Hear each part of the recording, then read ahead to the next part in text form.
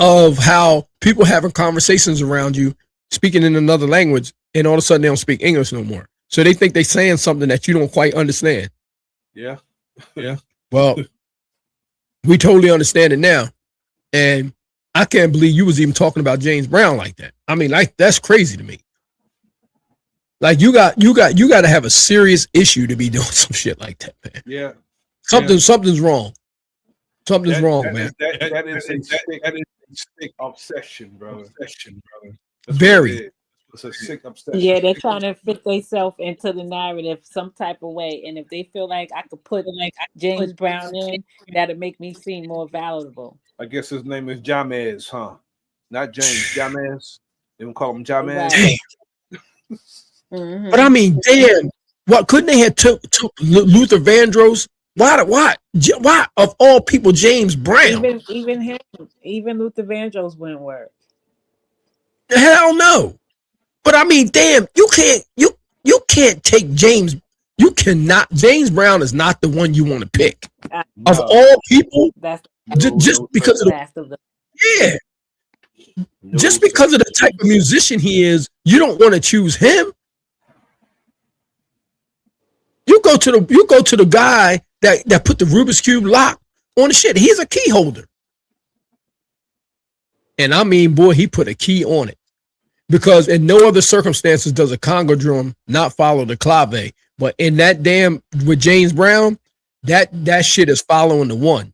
And I couldn't believe it. I was like, damn. Yeah. I was like, damn. That shit better find a pocket somewhere because it's all about the one here. And he's running around telling people that's Guan Guanco. A lot of times they'll play it faster, brother, but it was still in the pocket. Yep. You ever see them do it live and it's faster? They playing it faster and they switch up. I never on the one and it's still in the pocket. They used to drive me crazy when I hear it because it sounds good slower, but when he do it faster, and I just be waiting to see if he's gonna be in the pocket like that, but be right in the pocket, bro. Like, God damn. Amazing, man. Just amazing. Just wonderful stuff. Yes, sir. But I we to the point now where I was just thinking like, it's a lot of delirious arguments going on. And brother Steve Middleton is around, bro. I had to bring you out tonight, bro, because I saw it when you brung it up and I didn't understand why. And I didn't hear counterculture come out of your mouth one time, brother. I was hoping that it did. Brother, they are counterculture, bro. They're not hip hop. And it's making me think that a lot of our people are not into African American studies to understand what we're talking about. Yes, sir. Right. It is absolutely a Rubik's Cube lock on our culture. And if you don't know African American studies a little bit, then you're going to be lost. They're definitely lost. But imagine 2 more generations without African American studies in the school. But they're already strangers out there. They're lost in a way, but mostly, brother, they're disingenuous. Yep. They're doing a lot of damn lying, brother. Yep. Because a lot of these things, they know that they're lying about. Mm-hmm. They know what happens. They're trying to just, like the sister said, fit in where they don't get in, where they don't fit in. What happens? They're trying to force themselves on a culture that's not theirs and trying to make the culture theirs. That's what they're trying to do. They're being disingenuous. They're outright liars. Like the brother, like the sister said, like Royalty said, pathological liars, brother. No lie. So what happens when you get 2 generations down and their kids start to believe that? Brother, I was speaking to my brother about legacy earlier today before I got on with Phil. I said, this is little sidebar. I said, now, legacy is very important. I said, now, when you think of the legacy of Michael Jackson and today's representation, it looks nothing like him. At all. When you see those children saying, my dad looks nothing like him. Because of the children that's calling themselves Jacksons. Legacy is important. Very. So we got to preserve our legacy. Very. You come with the lies and the pseudo judo, I'm gonna hit you with a ridge hand of truth.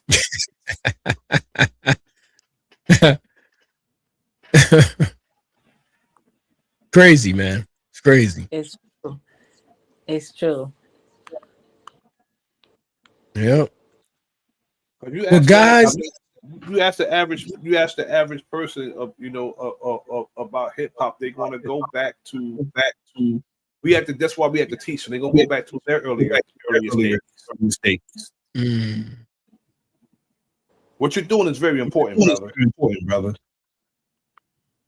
Preserving the legacy and the history is very important, brother. You've been steadfast since I met you. Been steadfast. I'm like, you on them again, brother. 2-piece, 3-piece. He getting into martial arts now. He don't let boxing. He AMA on him now. I hope so, bro. Because like I never seen brother steadfast. I hope so, bro. Because like I said, man, these lies are crazy, man. It is crazy to me. It's like something. I'm like, man, where did this shit come from? Yes, like, where did it come from? And what's the move, man? What's the move? What's the motive behind this shit? You know what I mean? It's crazy to me. Bro, we got Paul Roberts to the stage. Y'all know him as Paul Brawl. Hey, everybody. Hi. What up, bro? Everything's great. Enjoying the show. Ref, Nasir, Real Radio. Cheers. Yeah. I recommend anyone to check out Nasir's channel because he says a lot of deep stuff over there. You were just saying something before about when the prisons got privatized and met with the record labels because they're all in the same stockholders, and yeah, that part. Exactly. Follow the money, they say. I wrote a little thing down to say because you had asked a couple questions, so this way I could just shoot it out. All right.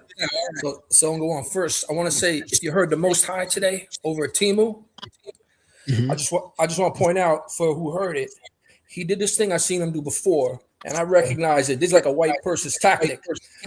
He started to tell the Most High, "Oh no, it's not. No, it doesn't. And then the Most High turned up and got a little passionate. Like, yep. Like, what are you talking about? No, it isn't. And all of a sudden, he flipped it. He said, "Oh, you getting aggressive with me? Whoa, calm down. You're getting aggressive with me. Oh, you're getting aggressive." He wasn't getting aggressive. He just was talking passionately because the guy kept saying nonsense. I saw him do the same thing to Mighty Hebrew. Oh, are you threatening me? Are you threatening me? Just because the guy is getting animated and passionate when he's speaking. And I saw him do the same thing to Green-Eyed Stan. You know? So that's his playbook. Oh, you threatening me? I found police reports. So if you're known, you're known. But that's another good reason to stay away from this guy because I almost took the bait with his lies. Yeah, I don't know if you noticed that part. He tried to flip it to on Most High. Well, Carl, you getting aggressive? Calm, this that. He does that. All right. Second thing, I heard you ask people, were they looking outside of Black American culture for music? And I got outsider's perspective on this. I'm gonna tell my little story. So, I remember being a little kid in school. We used to have portable record players, so we play the singles all the time at recess and everything. So here comes me one day with my little Beatles record. The neighbor gave me. I said, they're gonna love this. They're gonna love this. It only lasted about 7 seconds on that turntable. And that's in English, right? And like when you really think about it, I just Googled here. These are the songs that came out around that time within a 2-year period, within less than a 2-year period. What's Going On by Marvin Gaye. Just My Imagination by The Temptations. Family affair, find a family store. Never can stay there. Jackson 5. Team from Shaft. Let's Stay Together by Al Green. Backstabbers by the OJs. Me and Mrs. Jones, Billy Paul. Papa Was a Rolling Stone, The Temptations. Midnight Train to Georgia. You Are the Sunshine of My Life. Stevie Wonder was putting out like 2 Grammy-winning albums a year in the early. So it's like, look outside for what? And because it was the early 70s, these artists were on TV performing. You know, you watch the old Jackson 5's videos. Come on, Merv Griffin, the Carol Burnett show, Honey and Cher and stuff. You know, That's a great point. People were nice, but they took that Beatles off. They got back. They got back to some Jackson 5.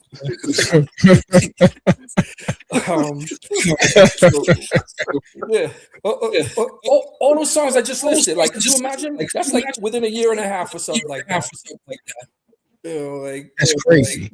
That's crazy. That's a lot of talent going on. Oh yeah, brother. I mean, all the talent that he mentioned, brother, was like all powerhouses. Can you imagine, bro? Way back in 1960. Yo, I really can't. That's a lot, man. That's a lot of talent. Stevie Wonder wrote songs in the key of life when he was 24. Wow.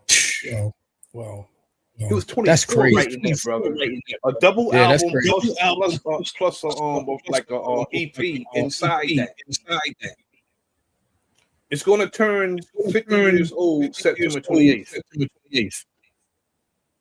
Hey, Songs in the Key of Life. That he wrote that masterpiece. That's 24. Best album of all time. I'll put that up against any music, any genre of music, anything. I'll put that up against anything. Agree. Because if you look at that album, so many hip hop songs came out of that album too. You know, Coolio, Gangsta Paradise, Will Smith used it. And so many people use different parts of that. Even Jay-Z used songs out of that. You know, if you just listen to that album, I even use it recently on somebody stuff that I'm doing.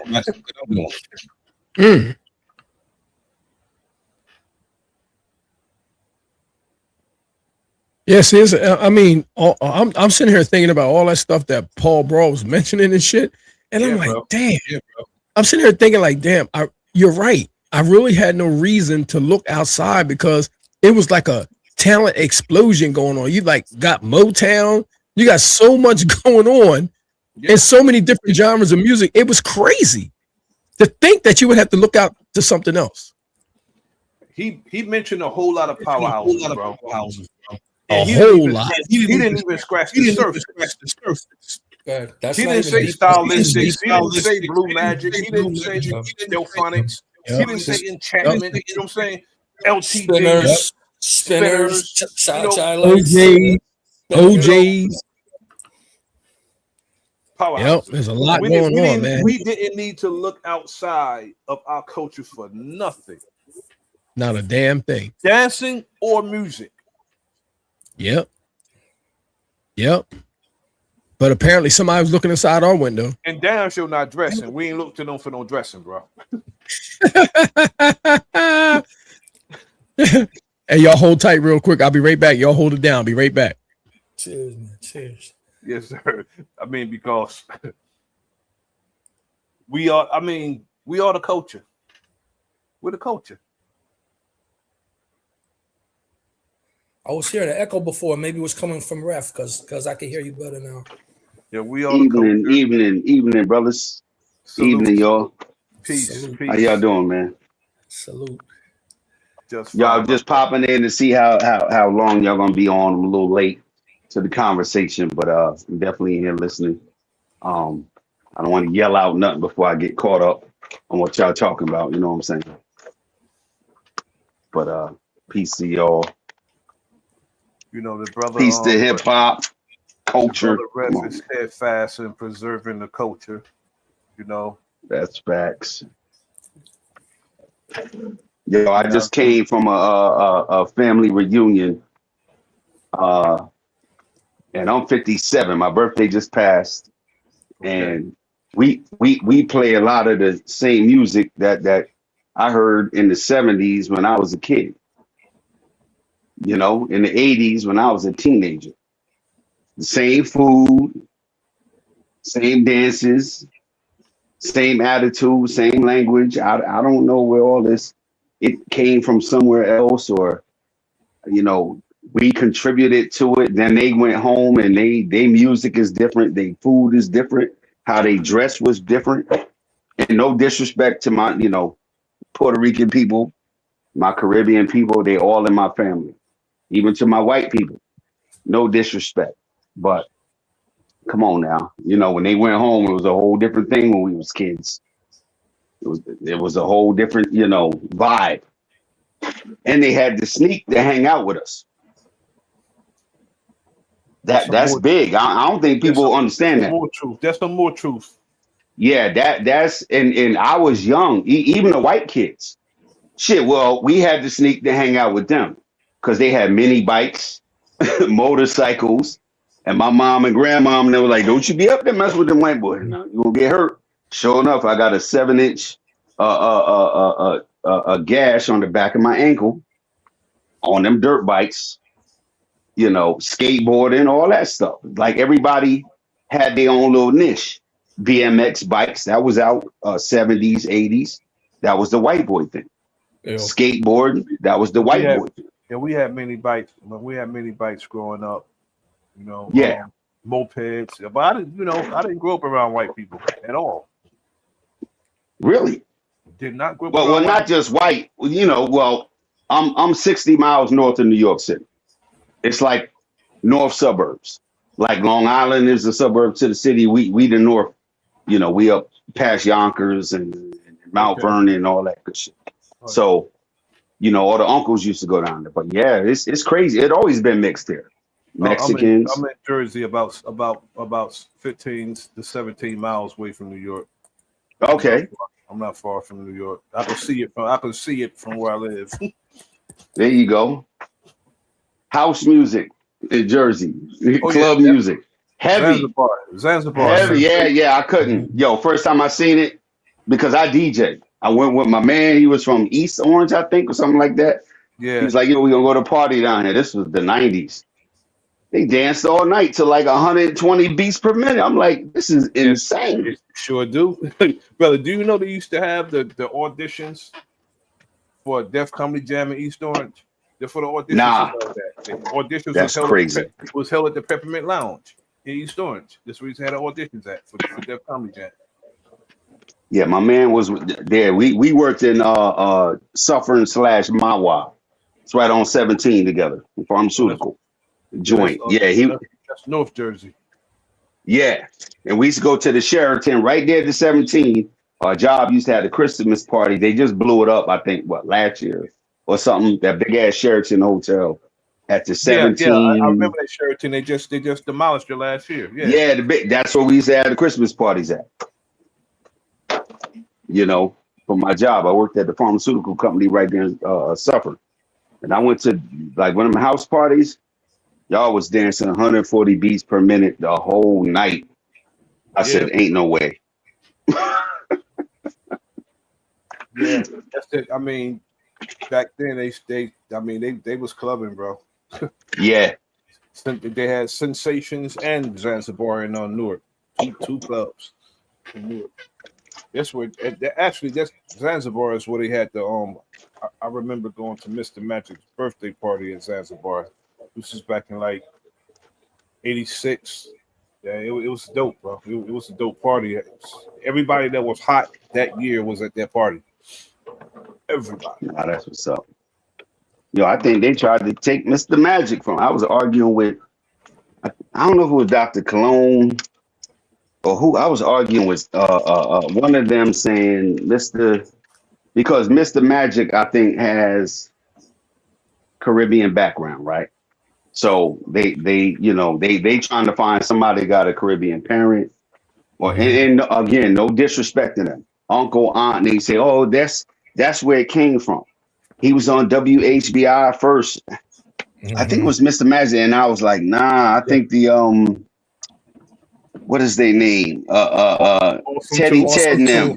The Awesome Two, and the Awesome Two was on, I think, later, like that night. Like I think Mr. Magic was maybe 10, 11, but the Awesome Two is the one that played the hip hop, caught the beat, was scratching it. I think Mr. Magic was just playing music. Yeah, he just played. He was just. Yeah, I don't know if I'm mixing him up with Marley because I got all food he from brought my face. Marley in. That's when the DJ started. The DJ started mixing and everything when he brought Marley Marl in. Facts. Yeah, I think I was arguing with Dr. Clone, or one of them. They was like, "Nah, he can't even." And he was the first one that brought it to the radio. I'm like, "Nah, the Awesome Two was there, and they was doing all the aspects of what people call hip hop."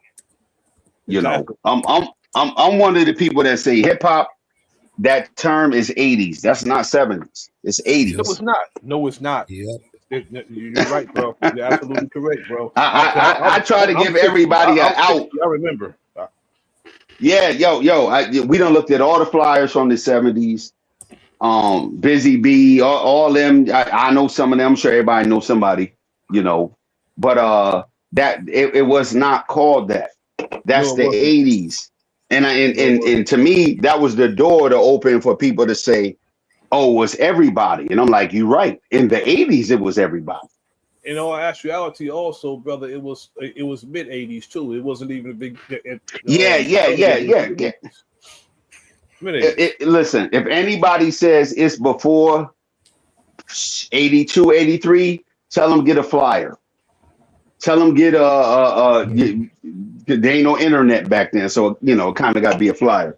Tell them get something that says that it's hip hop. This is a hip hop party. Nope. It's a hip hop showcase. It's a hip hop battle. You not gonna find it. You won't find it. You will not find it. That's later on. That's later on. And I respect the OGs for trying to push it back to the 70s because they talking about the roots of it. But the actual term when it got commercialized, turned into pop culture, that's the 80s. That's Africa Bambaataa and them. Oh, we're gonna say it's this, and that. Oh, really? So I gotta dance this way, I gotta talk this way, I gotta dress this way, I gotta, play records this way. After they planted him in the culture. Yeah, well, we don't do none of that, man. We show up, we have a good time.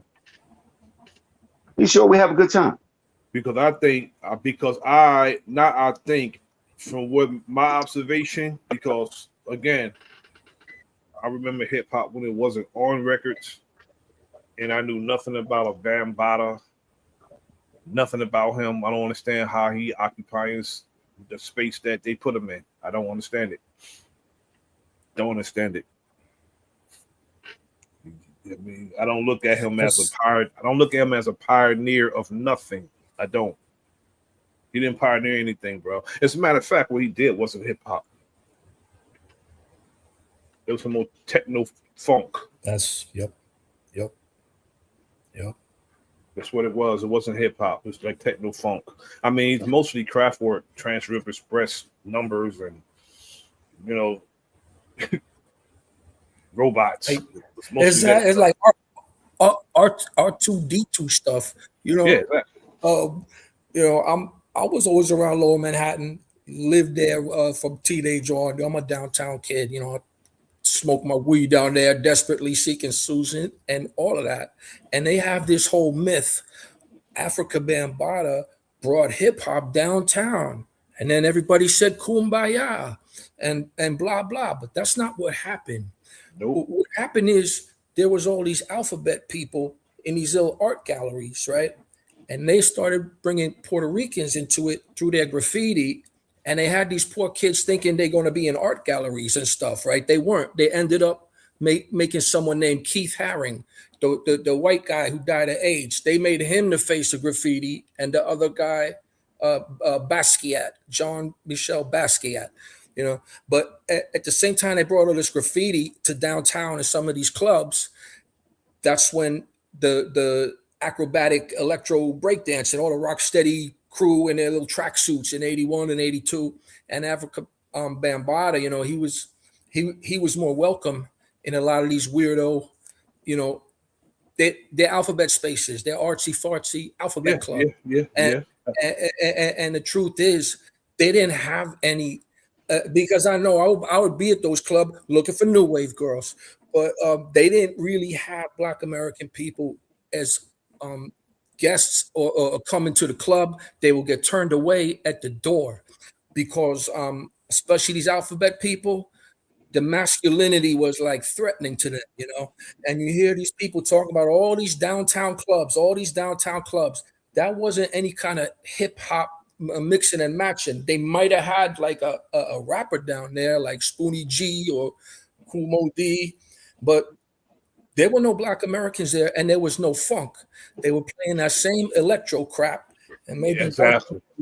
Here comes Africa Bambaataa dressed up like a Mr. T and the Village People, and he's got all these 15 and 16-year-old kids with him up in his club full of, you know, quasi-sexual weirdos, you know. I never, brother, I never had the desire to dance to Sylvester.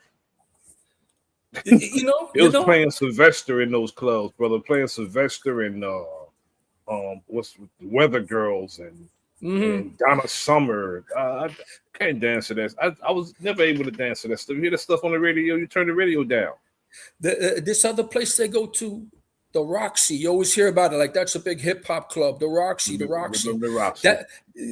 was full of alphabet people doing the Vogue, you know, and Puerto Rican people. They got some places downtown, like in Chelsea. They got a projects on Lower East Side, and they were blending in with them, doing their little robot dances and stuff to electro and techno.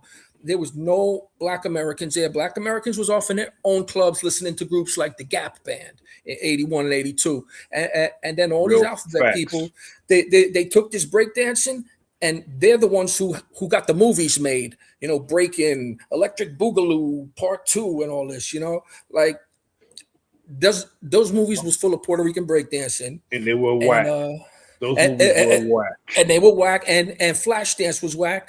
And within 2 years, you would see this breakdancing. Rapping was whack too. They had a movie called Rapping. It was that was double whack. Yup. It was like it was like a Lionel Richie video or something. And before long, it was a gimmick. They almost ruined hip hop and turned it into a gimmick, because even the comedians were jumping on it like a fad. Like Rodney Dangerfield, Rapping Rodney, and Mel Brooks came out with "It's Great to Be the King." For me, remember that. I remember that. I was in high school. Yeah, they were trying to turn it into a joke, and for me, Run DMC and the movie Crush Groove got it back on track. They thought it was going to be. You know, like KRS One said, a passing hope or phase with a rope. They thought it's going to be a fad, but you can barely hear music now in any genre without our influences in it. Barely. Now or then or ever. You know, but like there's this thing where white people are less threatened by West Indians and Caribbean people than they are by Black Americans. So when they see someone like Africa Bambaataa or Kool Herc, it's like, oh, he's so exotic, you know. Like I always use the example, Sidney Poitier was a leading man in Hollywood in the 1950s, right? He was in a romantic movie with a white girl, a romance story, and he was the leading man in Hollywood in the 1950s. Sidney Poitier. Remember that? You know, there is no Black American who was dealt with in Hollywood like that till now. They're going back to that, because if you look at, you know, who they picked to play these parts, they even picked them to play. They even picked them to play us. Yeah, British people all the time. They pick British people to play us, you know, to play Harriet Tubman and Martin Luther King and Malcolm X. You know, I mean, they pick you know, them to play us.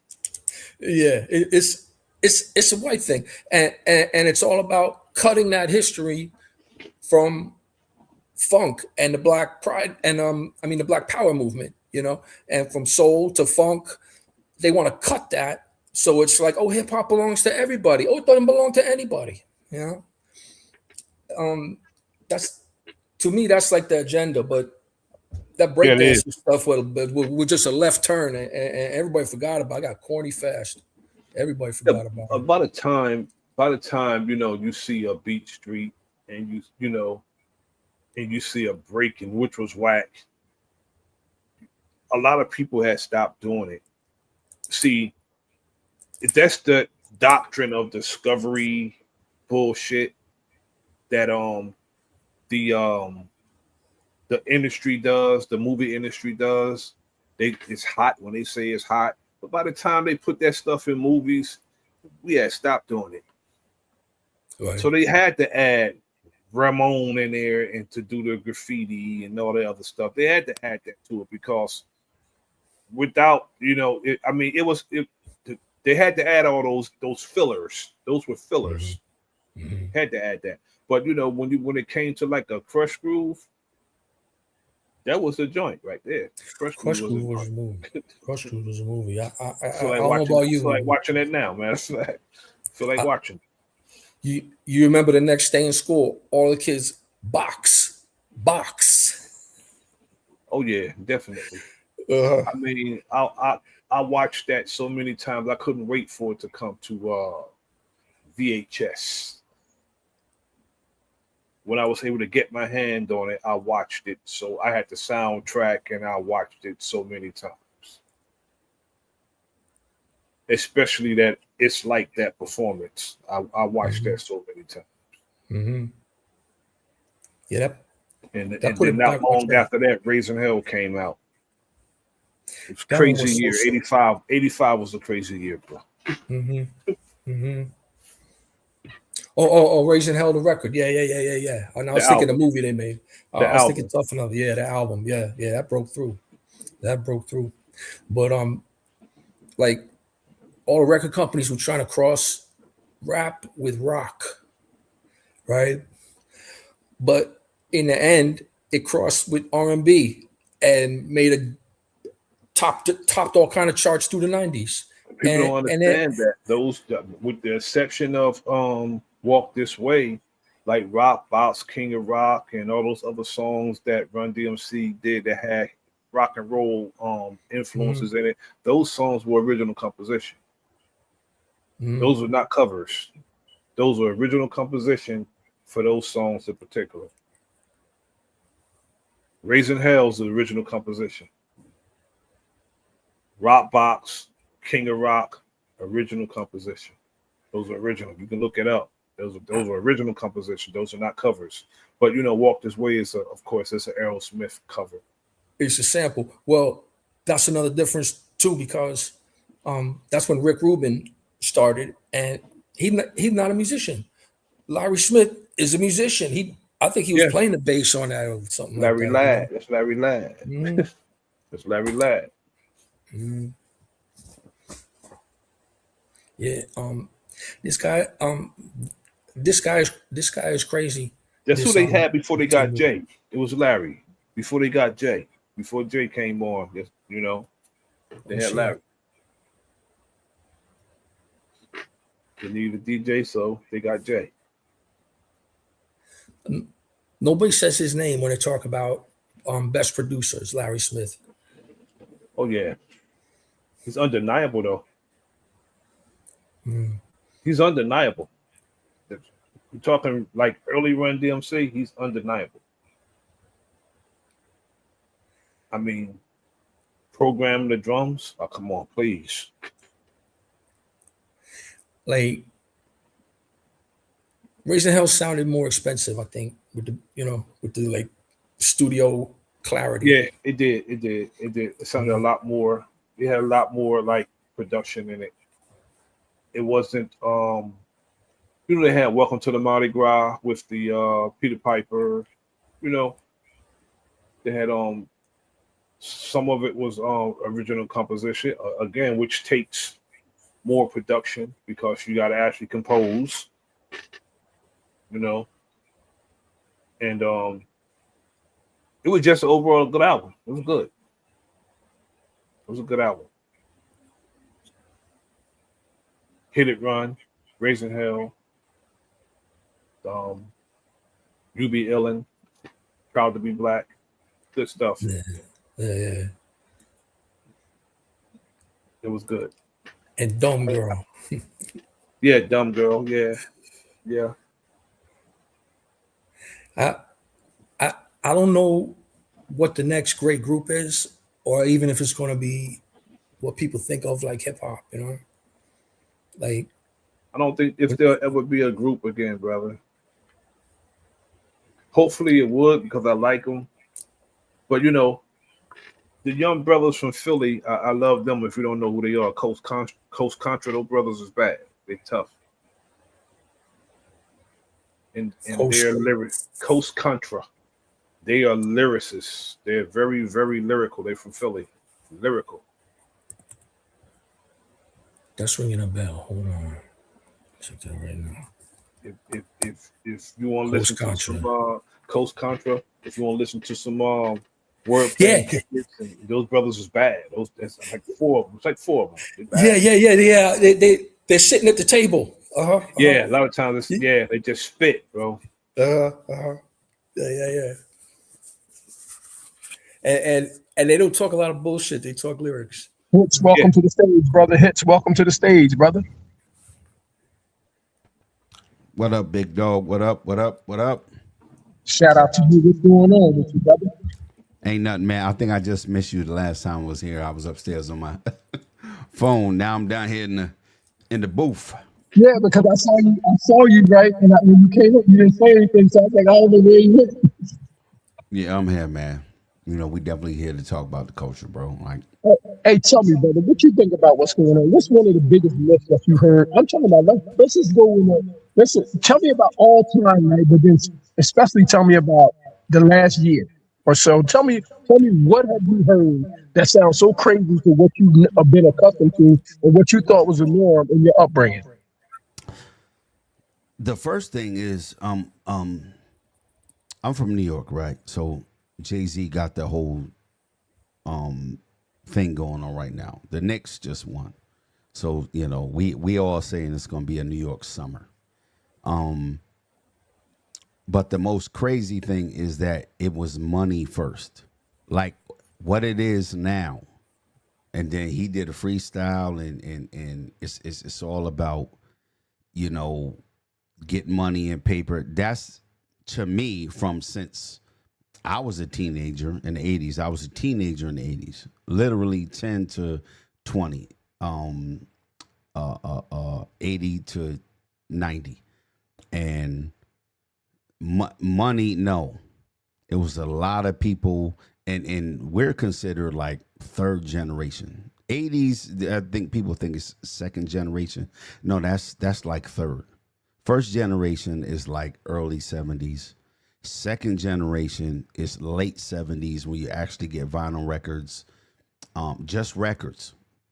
Third generation is when it's on the radio for like 2 hours. That's a big difference. So to hear it's all money and I'm a Nas person. I ain't a Jay-Z. If you was in New York when Nas and Jay-Z was going at it, you had to pick a side. All right, so you're all about the ether. Yeah, you had to pick a side. But no disrespect to Jay-Z. But then you had to pick a side. But now I think that's the biggest misconception is that this is what it is. It's money. It's the money phone with the money going on up your arm. And it's this. It's you got to have cars and labels and diamonds. And no. When I was a teenager, I had to pick something to do in the 80s with hip hop. Everybody was like, what the hell does that mean? Well, if you had 3 or 4 friends, one of y'all got to rap. One of y'all got to break dance. One of y'all got to DJ. One of y'all got to beatbox. Like if that's your little crew. And unfortunately, I chose the most expensive one, the DJ. Because everybody else could do what they could do for free. The DJ, you got to buy all type of equipment. But I think that's the, like, this is, like right now, what it is, no. And I know teen minds, and there's teen minds right now that are ingesting this music and what they call quote unquote culture, hip hop. whatever. I ain't gonna say it's garbage. It's just what they ingesting. Instagram could be garbage. Garbage. Snapchat could be garbage. It ain't just hip hop. But yeah, I think it's super switched, and it went everywhere. You got little girls that can DJ, no problem with that. Everybody know that.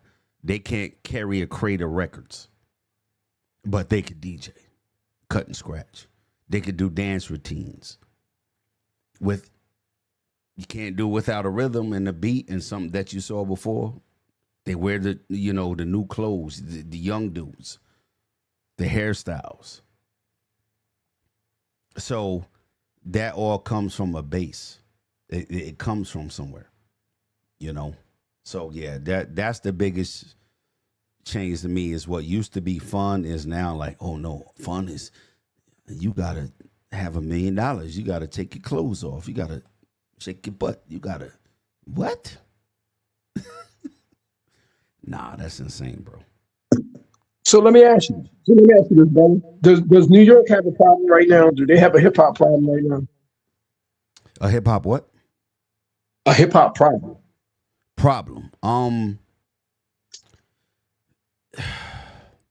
I think any city, when hip hop spread, say 80s, 90s, 2000s, right? Even New York got a pop culture problem. It's not a hip hop problem. It's New York, created it. They had their rise, then it went down. Then say went to the West Coast, they had their rise, then it went down. They demonized the West Coast. Well, actually, before the West Coast, it went to Florida with Luke and them. With the the girls, with the bikinis and all that. Oh, that was X-rated. You can't do that. I remember the whole 2 Live Crew movement. Yeah, the 2 Live. Yeah, that was before. Like they was like, oh no, y'all wilding. Like you can't have. They live in Florida.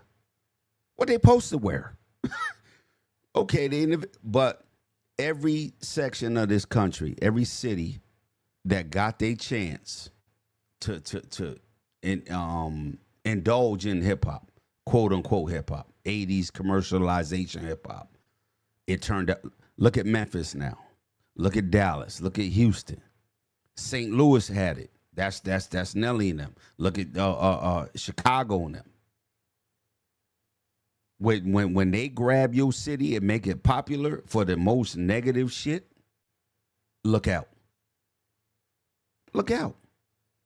So New York is now, we just had the 50th anniversary, 3 years ago.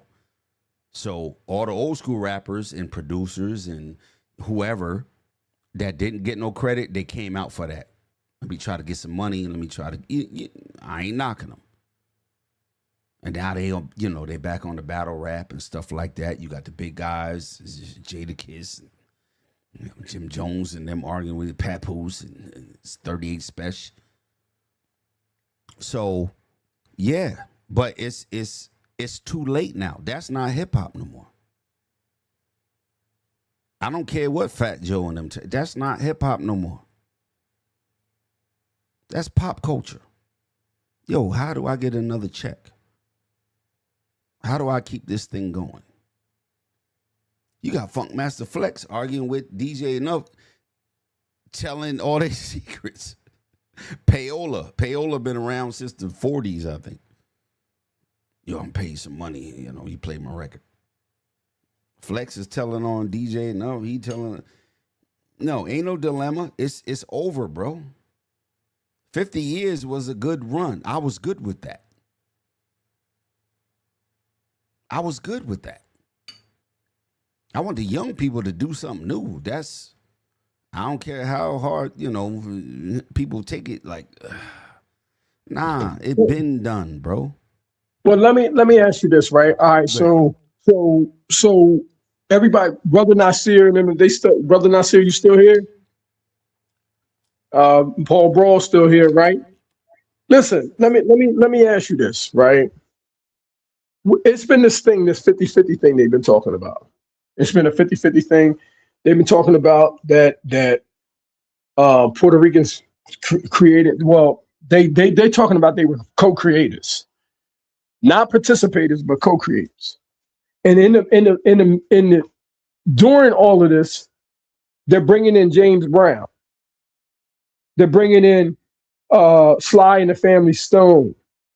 They're bringing in Cab Calloway. And through this hip hop door, they're not talking about just the hip hop genre. They're now talking about our entire history as foundational Black Americans, and watching our Motowns and watching our Chitlin circuits and watching Diana Ross and Aretha Franklin and all of them, right? These people are now talking about, these people was influenced by others, all the way to the point now where they're talking about Jamaicans.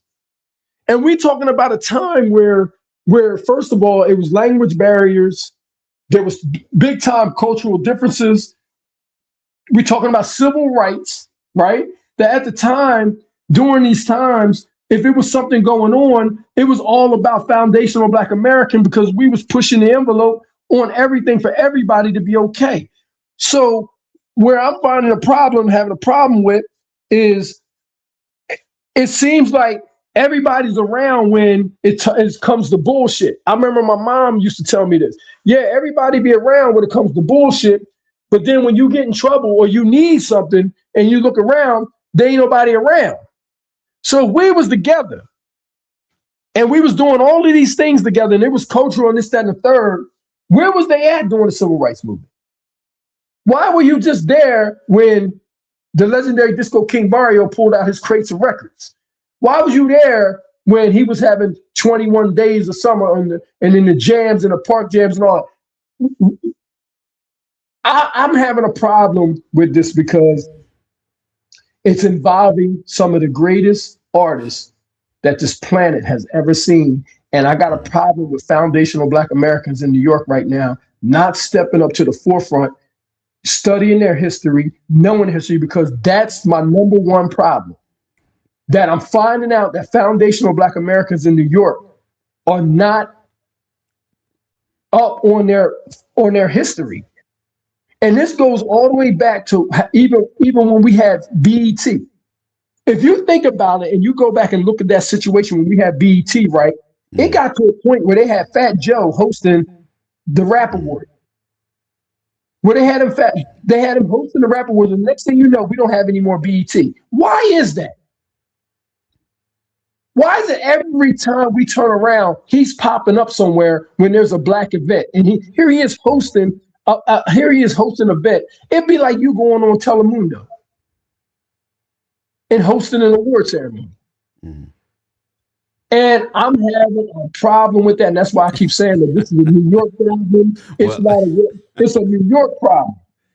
Listen, I can't speak for like New York as a state, which I think because of people like 38 Special M and Griselda are starting to find out, New York is a big ass state. It's mostly farmland. But from Buffalo to Rochester to New York City and every place in between, right? Any city has this dilemma, right? And I'm just start off with a broad paintbrush and then I will narrow it down, right? Like, I'm from the Northeast. When I hear New Orleans, I think of the street where they throw beads and, eat seafood and everybody gets buried above ground. But the people that live there, or if I hear about Houston or Miami, it's only these set popular things that you hear about. That's why I said before, pop culture. When something becomes pop culture, it's out of everybody's hands who got something to do with it. It's out of your hands. New York always been super diverse. Always. Polish people, German people, Puerto Ricans, Irish people. It's always been super diverse. Italian. You name it. And not diverse and I just named people that lived on my street. There's whole parts of a city, Chinatown, things like that have their language, they have their food, they have their clothing, they have their everything everywhere they can go. So that's always been the case with New York, right? But the commercialization of hip hop in the 80s brings everybody in. And I think somebody talked about it earlier when they mentioned somebody going like Lower East Side or downtown with, trying to mix rap with rock. It was punk rock. It wasn't rock. Rock is like 70s. Grandmaster Flash and them used to wear them clothes trying to be rock stars. But punk rock that's the anti-rock against rock. Like hip hop. Hey, hold on, bro. Slow down there, because now you're going right into our study. Okay. Because you're going right into our study now, because we believe that there's a lot of counterculture movements that is mixed into with our hip hop. James Brown put this thing on the one. He didn't put it on the no. They came in like, see again. No. Hold on. No, you got it. Go ahead. Hear me out. I don't care where they came in at. I'm being honest. At this point, it don't matter where they came in at. I'm going back to our beginnings. I'm going back to where this thing got started from. I'm not talking about anything where they got involved in. All genres of music we started. All genres of music, because technically we started rock and roll. But that's not neither here or there. The point is that when it came to this thing that they call hip hop, there's rules. What's the rule? Facts. The rule is that the most sampled man in the rap history is James Brown, who invented something called the one. That invention is big. It means that any instrument that comes in there and try to perform with it, it doesn't matter what it is or where it comes from. It acts as a clave in funk music. The one, it's the dictator. And so that means everybody that comes and participates in it has to follow the rules. Mm-hmm. So who didn't follow the rules? Let's see who's not around. Let's see who's not around anymore. Up rocking. Not around anymore. Break dancing, not around anymore. Graffiti, not around anymore. It got expelled from school. It got sent down to the front office and they called your parents and said, come get them. It's not there anymore. So what I'm saying is that these people acting like they don't understand why these things are not around is bugging me out. As soon as anybody gets away from that one, everything else continues. We just got them talking about it earlier. Our dances, the bump, the chicken noodle soup, the Harlem Shake, the Dougie, the Stanky Leg, the Cabbage Patch, the WAP. You can go forever. Like the feline, the Running Man. See, man, we can sit here and we can go. We can right? Because the evolution still goes on, and it's with the baby. And then if they even got something they doing now, I can't even do it. I see them doing, I can't even do it. Definitely not doing none of that Memphis stuff they doing. Yeah, I'd tear my ankles up. Definitely. Yeah. But the crazy part is that the evolution is there, right? The evolution is there, but they didn't evolve with it. They still trying to break dance. Now, here's what is so strange. Here's what's so strange. They running all around the world, right? They running all around the world, trying to claim James Brown now, right?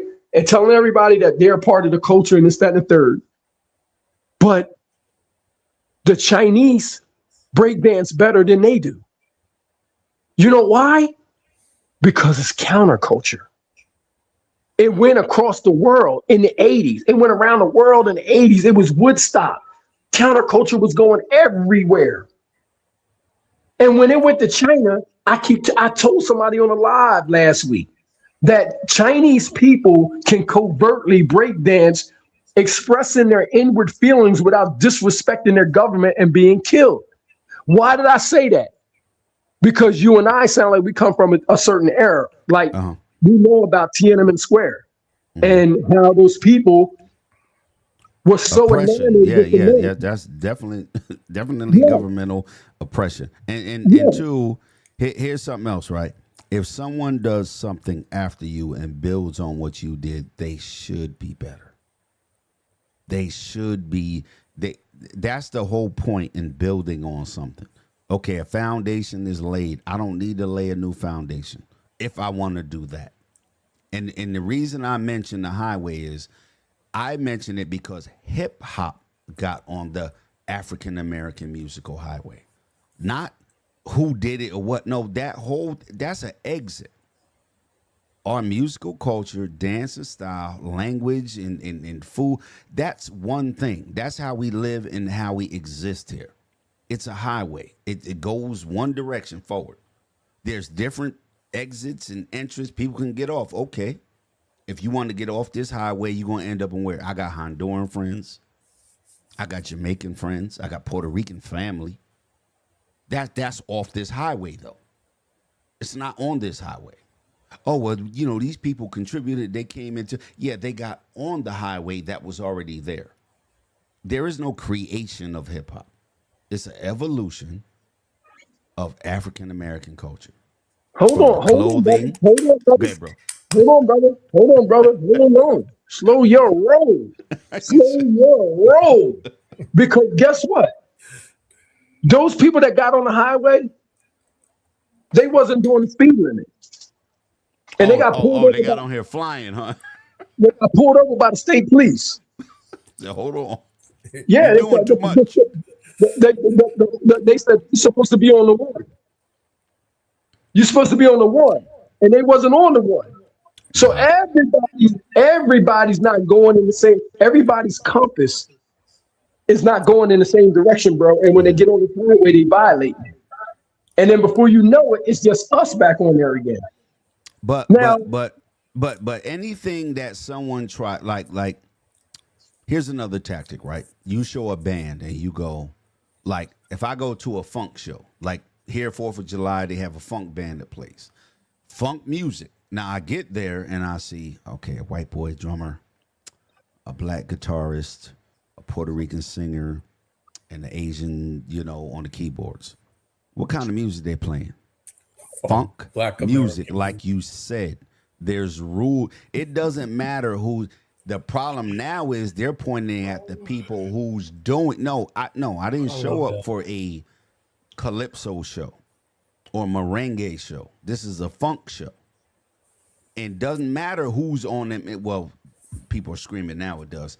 But as long as they play funk music by the rules that you talking about, that were created, that keeps your culture centered to what it is. Soul, jazz music has its own rules.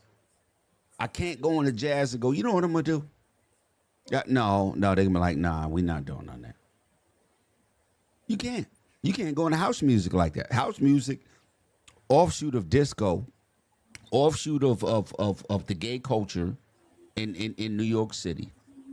But hold on, bro. I gotta get you back on the highway, bro. Go ahead. It's a wide highway. It's like 5 lanes. We got 5 lanes, bro. But I don't want you to take the wrong exit off, bro. No, I'm with you. Go ahead, bro. A lot of people get caught in the divider, bro, and they can't get back over, and they end up having to go over, around the turn roundabout. Now you got it. We got to do the U-turn. Check it out. There's people talking about that James Brown had Guan Guan Co inside of his music. There's people out here talking about Jelly Roll Morton put the Latin tinge in our music, or ragtime, or blues, or gospel. It's people that's trying to take over and it takes away the creation of anything. So forget before you even get to evolution. Now I disagree with you on creation. Because I believe that if it's not for James Brown inventing the one, you don't have this thing that you so-called. No. Trust me, we agree. I'm saying what they're saying is surface level. Yes. That's what I'm talking. They trying to say, oh no, if you play the bongo, that's Latin influence. If you play the violin, that's European influence. If you had thick wooden shoes on, that's Irish influence. That's surface level bullshit. I ain't gonna cuss on you. Surface level BS. Where you try to paste, copy and paste, and cut and paste and make this something. No. James Brown I think he was born in like South Carolina or something. Yes, he was. Right. Super poor. Little Richard saying like stop playing with people, and that's what I'm saying. The highway is not just our music and our how we talk and dress. It's what the hell we went through. So No, now, yeah, they can't get on that highway. You can't go to South Carolina, Mississippi. now we talking, brother. Yeah, no, you can't do that, man. You can't be the first thing up the river to Cleveland and Chicago. No, Right. you don't know none of that. No, because James Brown was a part of our civil rights movement, and that's why I keep telling people he wasn't just an artist. He was also say it loud. I'm black and I'm proud. So they got to understand something of who he was and where he comes from and what his makeup is, what his DNA is. So what I'm saying is this, right? I need my New Yorkers, right? I need my New Yorkers that they really, really got to get away from this. I don't have any relatives down south stuff, or you're not called New York Yankees for no reason at all, or carpetbaggers. I need y'all to understand something. Like, the name of the baseball team is called the Yankees. hey, All right. slow down. Ain't no y'all. Okay. Well, But no. now hold on. My dad is from Pittsburgh, and my mom and her grandma was from Goshen down the road. But my greats is from South Carolina and all that. So yeah. Bro, listen. Don't think we up here acting like that. You got family down south. Okay? You got family down south. I'm sure of it. I'm 1000% sure of it. Okay? So to say Fort Lauderdale, Las Vegas. I bet you do. It wouldn't be no surprise for me because that's the migration. That's how it was. But if you happen to be in Pittsburgh, if your whole entire history happens to be in Pittsburgh, it's an anomaly. It's something that's that's rare. I'm not saying No. My dad is from there. His father is not from. Yeah, coal mine. That's what I'm saying. So one generation is from his father. They all moved north. Shit, after Reconstruction, they got the hell up like a lot of people. What I'm saying is, it seems like my fellow New Yorkers, it seems like they being held hostage right now from that. Nah, that's pop culture, bro. I don't do that. I don't do pop culture. I don't do shit on TV. No. I'm just telling you what's going on. The narrative in this thing. We can't act like we don't know what's going on out here. We can't act like we don't see it. We can act like we don't hear it.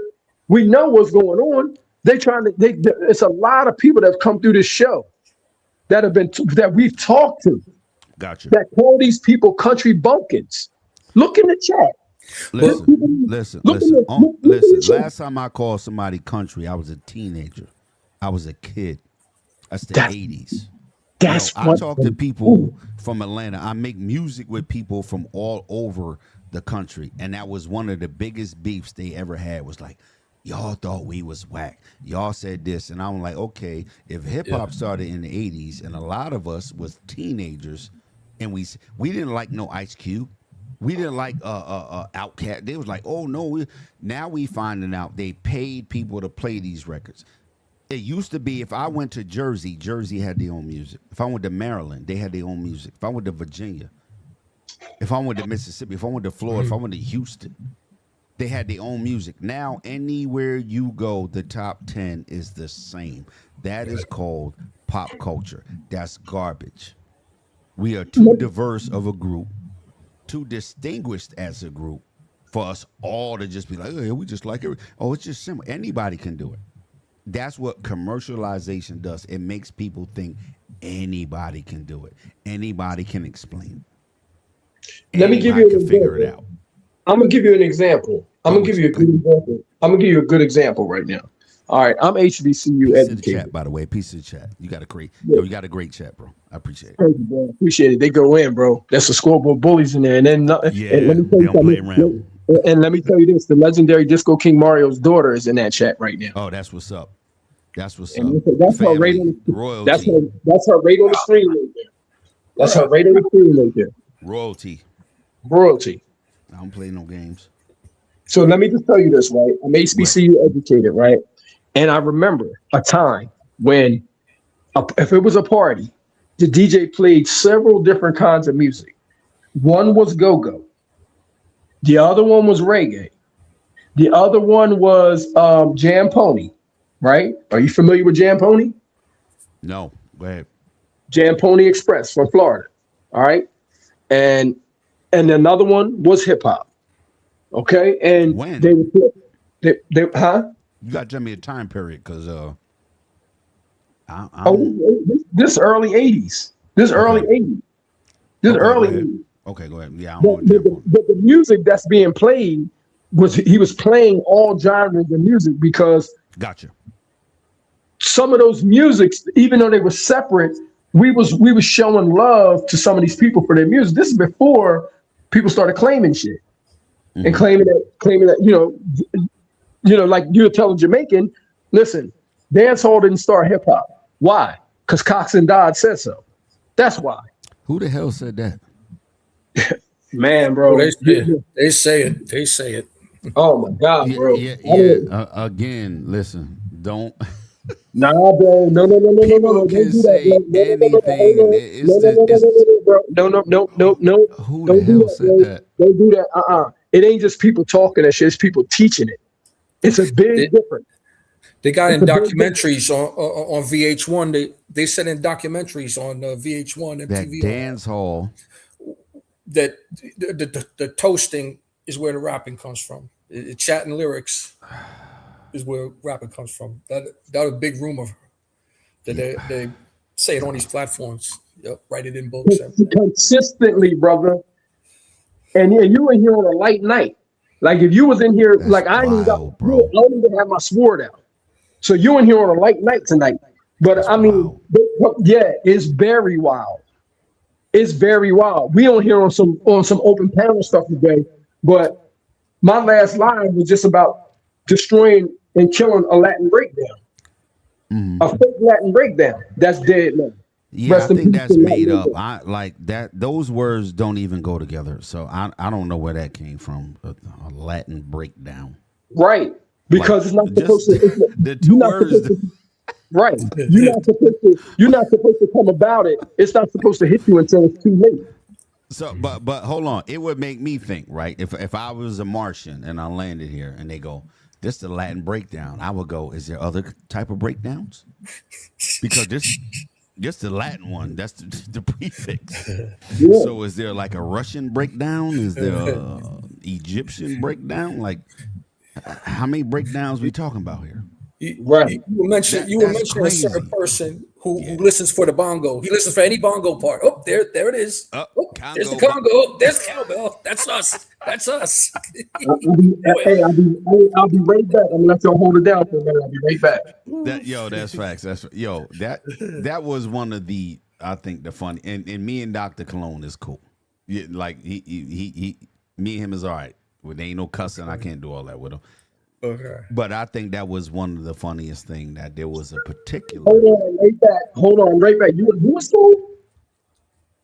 Huh? You cool with that Joker? I don't even personally. I don't know. I'm just saying, on the internet, we ain't never had a.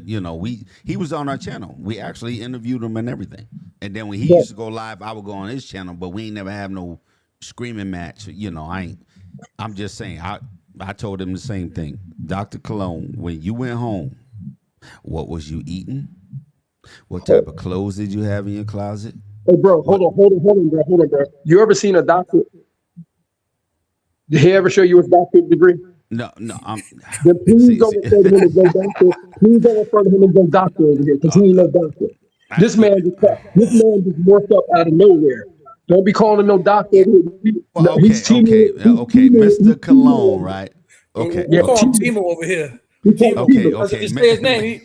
He's trying to take this channel down. Hits. Oh, that's why he does. He does. Yeah, I don't do all that. Like that. Yeah, he does all that. Yeah, you see, now that's cutthroat. But when me and him talked, and he said, because I got turntables right behind me, I can turn my camera on. You see turntables right behind me. I was always a DJ since a teenager in the 80s. And he said he used to break dance, do this. Okay, you want to battle? want to break dance? You want to rap? You want to DJ? What you want to do? If you was there, and you was in it, let's just some of it. He can't. But that was always the funniest part of the conversation was, like y'all said, if you hear a bongo, a clock. I got Puerto Rican friends that got whole bongo sets in their crib, bro. In 2020, that's what they play. I got turntables in my house, right? They got bongos in their house. It's not the same thing. They got the shakers, the little, you know, the metal thing and all that. They just, that's what they do. I gotta slow you down, bro. I gotta slow you down. Now, And you that's know, 2026. hold on, bro. If you know anything about this channel, Talk to me. we don't do the Ronnie, Bobby, Ricky, and Mike thing did back in 1926 and all that.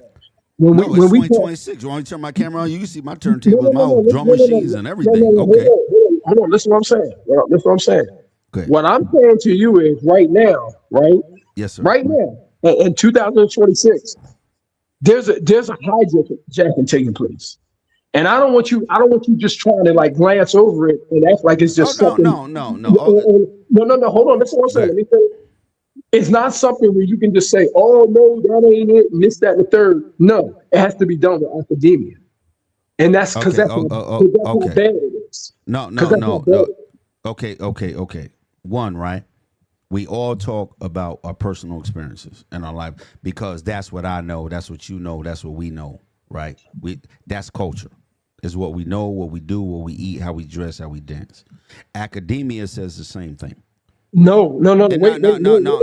Hold on. See, no, you pulled me over there. Now, just let me finish one statement.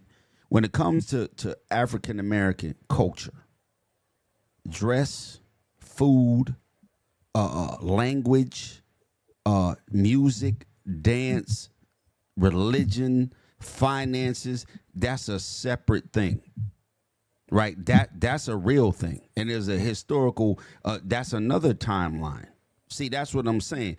People make hip hop like it's all we do. All we do is dance. All we do is rap. All we do is sing. No, that's a part of this highway that's us. That's been here and it's continual. So nobody gets to drop hip hop on us or jazz. Oh, this is all y'all. Nah, we more than that. Those are iterations of what we've done up until today. That's the mainstream. We are the mainstream. Go ahead, bro. Hold on, bro. I'm trying to catch where you're coming from. I haven't quite caught where you're coming from yet because you've been bouncing around a little bit. So I haven't caught. Give me one sentence, and then I'll give you one sentence because I think we're talking too long. Go ahead. Okay. Well, let me just say this first of all, over here we on total offense right now, protecting our culture musically with academia, totally. Not no. Just that if you was to tell me something tonight, I'm going into my research. I'm going into the lab, and I'll see you tomorrow. All right, hold on. So I'm saying as far as what you're telling me right now, I mean, yeah, it all sounds good when we're just talking from our mouths, but our elders did that in the past, and it got us to where we are now. So when you're talking about clothing and all that kind of stuff and all this and the third, I think that it has elevated way past that right now as far as the egregious things that are taking place right now. I don't think fashion is something that we're concerned about right now, to be honest with you. It's more about our genres of music. Once that's taken away from you, you don't have a leg to stand with. Fashion is a part of culture. Your diet is a part of your culture, right? All of this falls on a attack on our culture. What I'm saying is if you go, it's just an attack on our music, you're missing the mark. Hold on. You're playing the low game. The big game is attack on our culture. Not just our music. Anybody could pick off one segment of you. That's like shooting a car tire out. Your gun might shoot a car tire out. Is it going to kill the whole car? Probably not. I'm talking about the culture. So if you want me to narrow it down to, I mentioned the different parts of our culture. If you want me to narrow down the music or particular people or their ideas against, okay, our music, that's easily disprovable. We was on radio stations. We could beat. That's what I'm saying. We fighting them on shit. We could beat them on. So let me say something to you. First of all, over here, the saying is culture is king. So if you've been watching that show, yeah, that's a lie. Nobody believe that. Go ahead. No. That's actually the truth. Culture around here on the Scoreboard Keepers is king. You know why it's king? Oh, no, my bad. I thought you said chimp. They said our culture was chimp. My bad. Because your mic is muffled, man. You got to move around a little bit. You a little muffled. Yeah, you a little muffled. Yeah. How about that? He cutting the grass. He watering the lawn. How about that? He washing the car. Nah, you still a little muffled. A little muffled. Yeah. You over there doing all type of stuff. I'm with you. You over there killing the man. I'm with you. Hold on 1 second. Yeah, no. I'm just saying that culturally, there's always been an attack on our culture. That's a fact. Don't let them narrow it down to music. Nah. Can you hear me now? It's got you got a Mustang on the racetrack? Okay, how about 305? Who know about 305 in the chat? Where y'all car enthusiasts? How about now? Can you hear me now? It's an echo. Somebody got it. How about now? Sound good. Yeah. Now you got the 4-barrel carburetor on there. So now we work. All right. Okay, so everybody can hear me now clearly, right? Yes, sir. I think your background is a little too loud. That's all. Okay, so let me explain something. Let me say this. Gotcha. Culture is king. And we cannot at this point in time, and this is what I'm saying and what I've been saying for over 6 months now, that we can't take this situation lightly, because if you're saying that there's always been an attack on our culture, yes, but guess what they've always had on the other side? They've always had an opposition. So for every action there's an equal and opposite reaction, and who's defending our culture right now? Who's doing it? Because all I've seen so far is a lot of our elders and people that we expect and we hope that we can depend on are being quiet about what's going on. Now we know that we like you're taking it seems like more nonchalant than I am when somebody's saying that their co-creators are 50-50 of this thing. Mm-hmm. We know that in order for this to take place, where we are now, a lot of things had to happen and involved a lot of things. So if they was 50-50 or co-creators, then it should have stopped there, but it didn't. It went all the way back to jazz. It went all the way back to ragtime. It went all the way back to R&B. It went all the way back to blues, to the point where you're sitting there saying to yourself, we don't have shit. And then out of that, here comes Africans. Mm-hmm. Here comes Chinese. Here comes Japanese. Here comes Jamaicans. Here comes everybody now saying, hey, no, we was co-creators in this as well, which I totally disagree with. I couldn't disagree more, because I know better. I know where it comes from. The difference out of everything that we're talking about right now is that it was a creation. That everything that we're doing now evolved from. It's called James Brown. He did something that the world followed, which was inventing the one. Everybody's taking that for granted. When James Brown put it on the one, funk followed, and so did everybody else. So what's hip hop? James Brown is the most sampled man in hip hop. So if you take James Brown away, what do you have? Take the one away and see what kind of music you're playing. Again, right? And this is not to disagree, right? Oh, I think my speaker's on. My bad. Hold on 1 second. Yeah, somebody got some feedback. Most high, hit that link. There we go. Nah, I'm still getting echo. I think it's on your end. It's definitely not mine. Somebody got it. Yo. Can you hear me?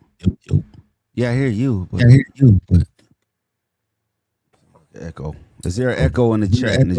Who's echoing? Me? Yeah.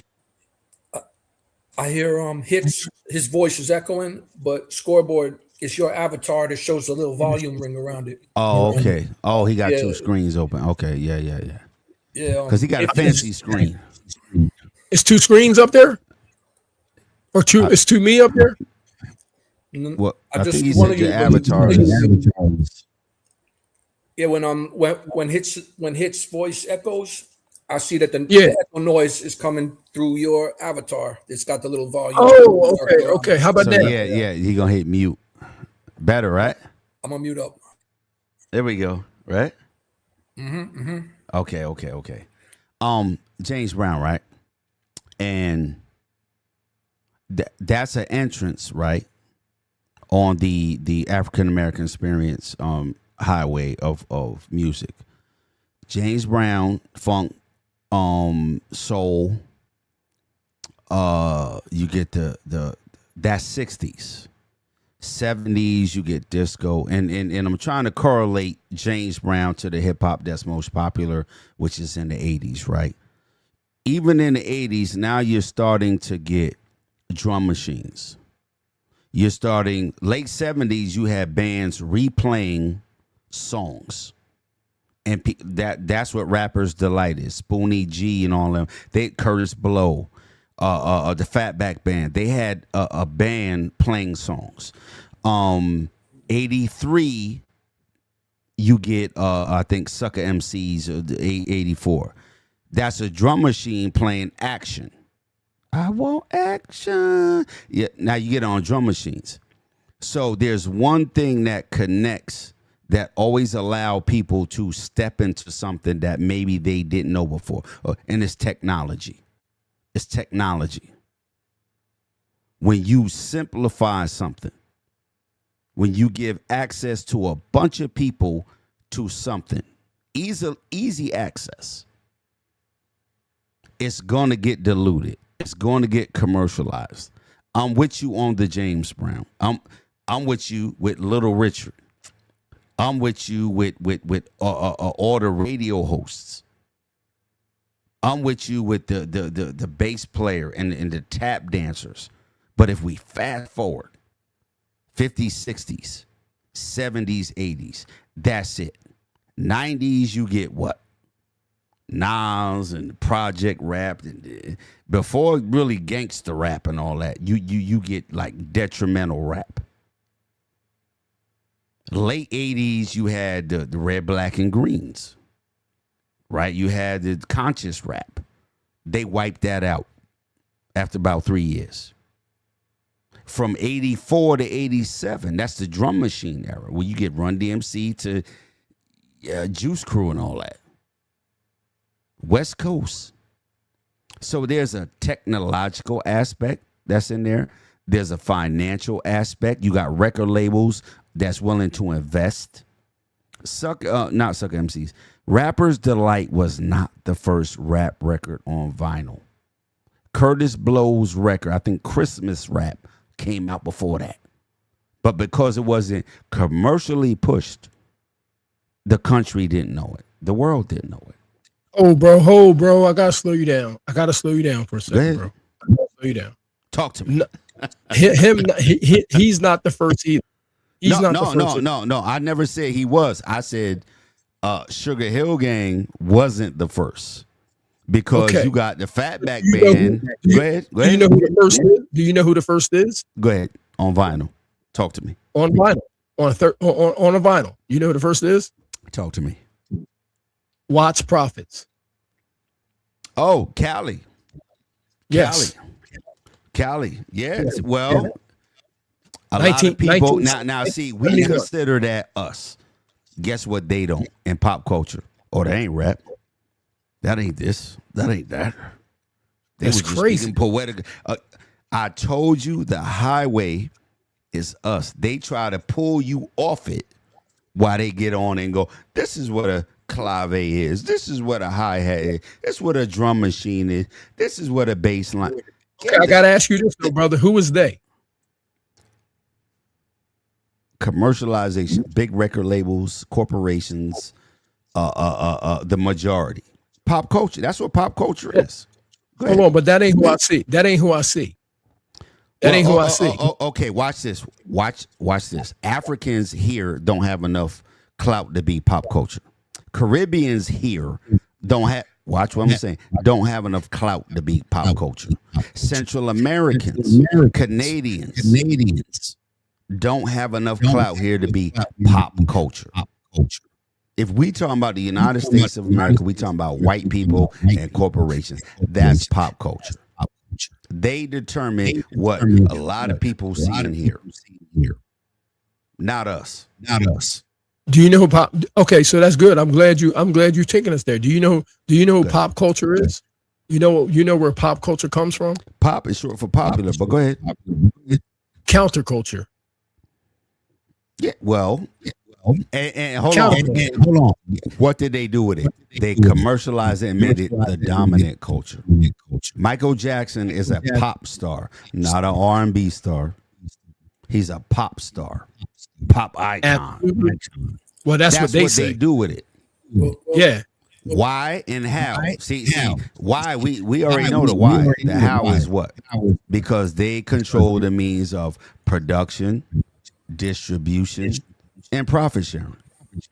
That's okay. So let's just say that is the play. Yes, sir. Let's just say that is the play to commercialize it, to monetize it. Let's just say that that's the play. It's a whole different ball of wax and a whole different ball game when you say you created it. Listen, before rap was really popular, there wasn't people monetizing it. But then after a while, when people caught on, they came in and monetized it without saying that they created it. Yo, I got one question for you. Watch this, right? Because you just made me think about it, right? Because I'm 57. I just turned 57, right? I never thought about who created like the stuff I did as a teenager. I had a BMX bike. I used to go roller skating. Had a skateboard. Like all that is before hip hop. Right. Like I used to wear Pumas, blankets, break and DJ. When did the Who create? Now hold on. This is a good question, bro. When did the Who created it shit start? I'm just gonna say my opinion. I think it started close to or around the damn 50th anniversary. And I need I need you to ask that question because that was never. That's new, bro. Do you guys? How many people in the chat agree with that? Put your answers up. I never heard that. I've been DJing for like 40 years. I never heard. Yo, who created breakbeats? Who? Yo, it was us. It was them. Never. Until ask your question one more time so the chat could hear you. Piece of the chat. My question is, when did the Who started what when it comes to hip hop? Start. When did that question? Like just give me a 3-year period. Was it during COVID and niggas was bored? When Donald Trump was the president, when Obama was in. When did the Who started that became so contentious? To me, it's fairly new. I'm gonna say the last 5 years. And maybe that's why. And you said a word like earlier. Well, a description. I seem nonchalant because it's like something late in the game to me. Okay, somebody says, who's that? Rio said, who started hip hop has been going on since the beginning, but it was silenced. Cologne started it, somebody wrote. Well, I think Cologne is recent. And whoever said that, who was that? Rio? But who was silenced and when? He got to help me out. I want Rio to help me out when he thinks it started, because let me go to bed. Yo, hold on one second. Most high, hold on. My bad. let me go to bat for Rio real quick because I totally agree with him. Because you've been following our scholarship and you've been following our investigation of this. We're finding out that this thing goes all the way back to the Young Lords. It goes all the way back to New York. It goes all the way back to Felipe Luciano. It goes all the way back to they've been studying us for a long time. But you saying names, you gotta tell me what they said. You gotta tell the audience. No, hold on. No. When he said that it was silence, is because what he's trying to say is basically that it's always been in play. It was just it was just about when to make the move. So just because you're just hearing it within the last 4 or 5 years, you got to know that a plan or to do something like that don't just take a year to do. You got to prepare for this type of thing. You got to have. But hold on. For you and Rio, now check this. I'm not an outsider. That's something that's different. Like I'm sitting on my porch reading my newspaper, having coffee, and I open it up, and it goes, "Oh, hip hop was created by Caribbeans and Puerto Ricans." No, I've been an active participant.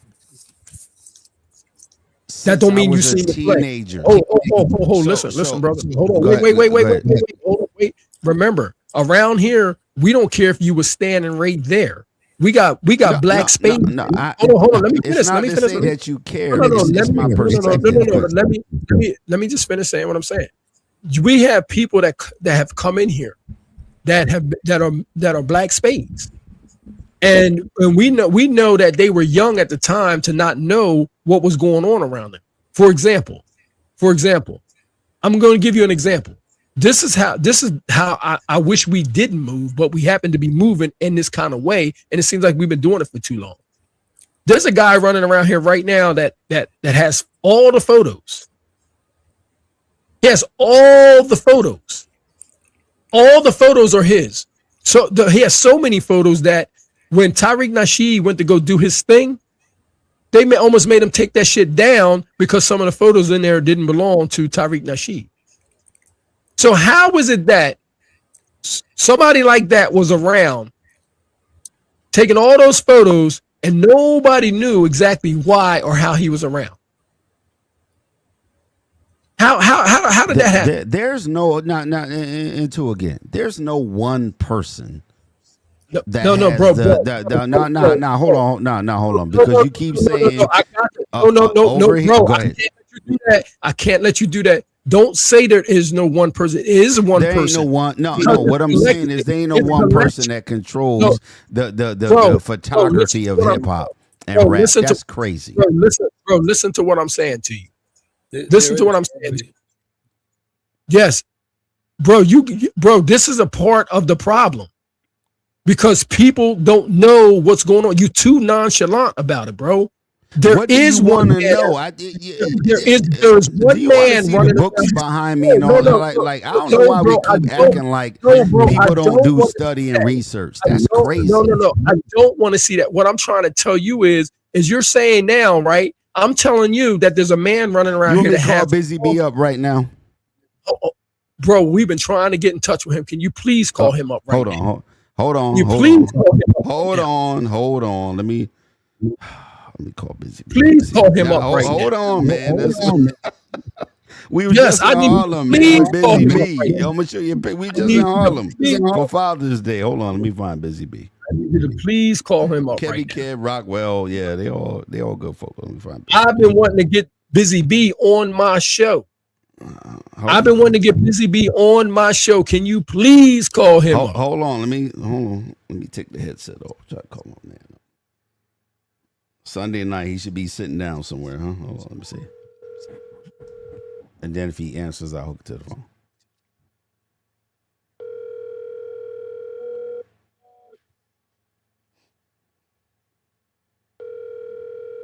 He better not call me Lenny either.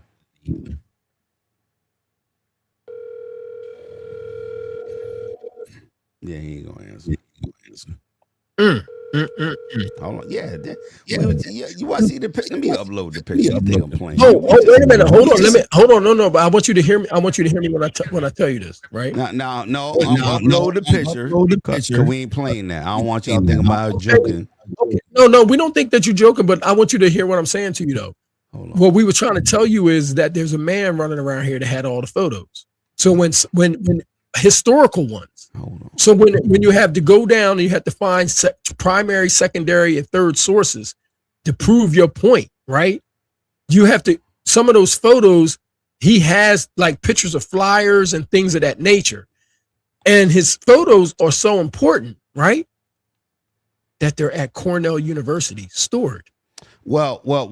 I think. Hold on. I think Cornell has the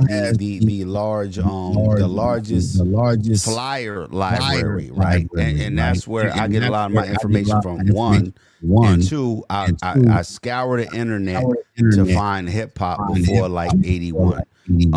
Where can I put a picture at, yo? I want. Oh, wait a minute. No. I need you to know where your source is coming from. Do you know where that's coming from? Yo, I got mad. You want me to share my screen? No, bro. Listen, I need you to understand. This is the no. Paul Ball. Yes, sir. Yeah. Do you see what I'm talking about? Listen, bro. Listen. If you're going to Cornell to get a part of that information, it's coming from us. It's coming from somebody. And we know who it is. Okay, look. Busy B is in the back chat. You can share that if you want. That's Father's Day. That's me and him. And y'all can look that up. Me, the voice of Harlem was there. Chicken noodle soup, all that. It was there. I hope y'all know which one is Busy B and which one is me. I'm joking. Bro, of course we know who Busy B is. Hey. Man. Man. Y'all crazy. Yeah. Y'all gonna be like, I know Busy B with light skin. You know, y'all playing. That's me and Busy B right there, man. That's Father's Day weekend. We know that the legendary Disco King Mario brought him in the game. Yeah, man. Yo, that's my people. He answered for Sunday now. I'm guessing everybody. Y'all Listen, brother, Busy being anything, yo.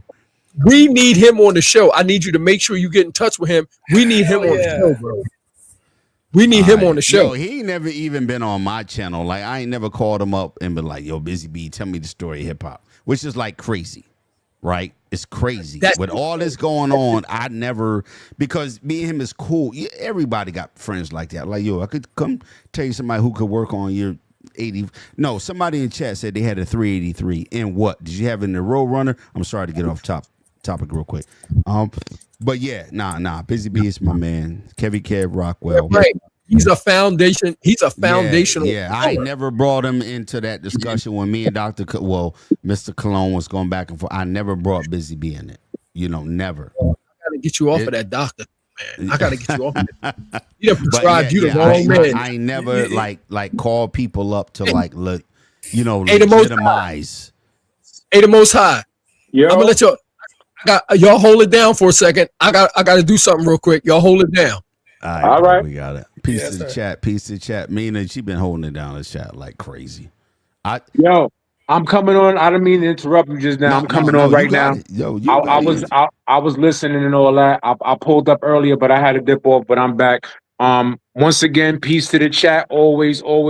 Everybody's in there. Mina, JG, Derek Folks, Rio, kind of Black, Akeem, peace to the guard. Paul Brawl, you already know. Who else is here? Pretty much everybody. Heru Apocalypse, I see you. Salute. I think First Class Citizen, you already know. Salute. Yeah. That's Suicide Busy Beat. My bad. I didn't mean to cut you. First Class. Nah, it's all good. So again, I left for a while. I was hearing you build and all that.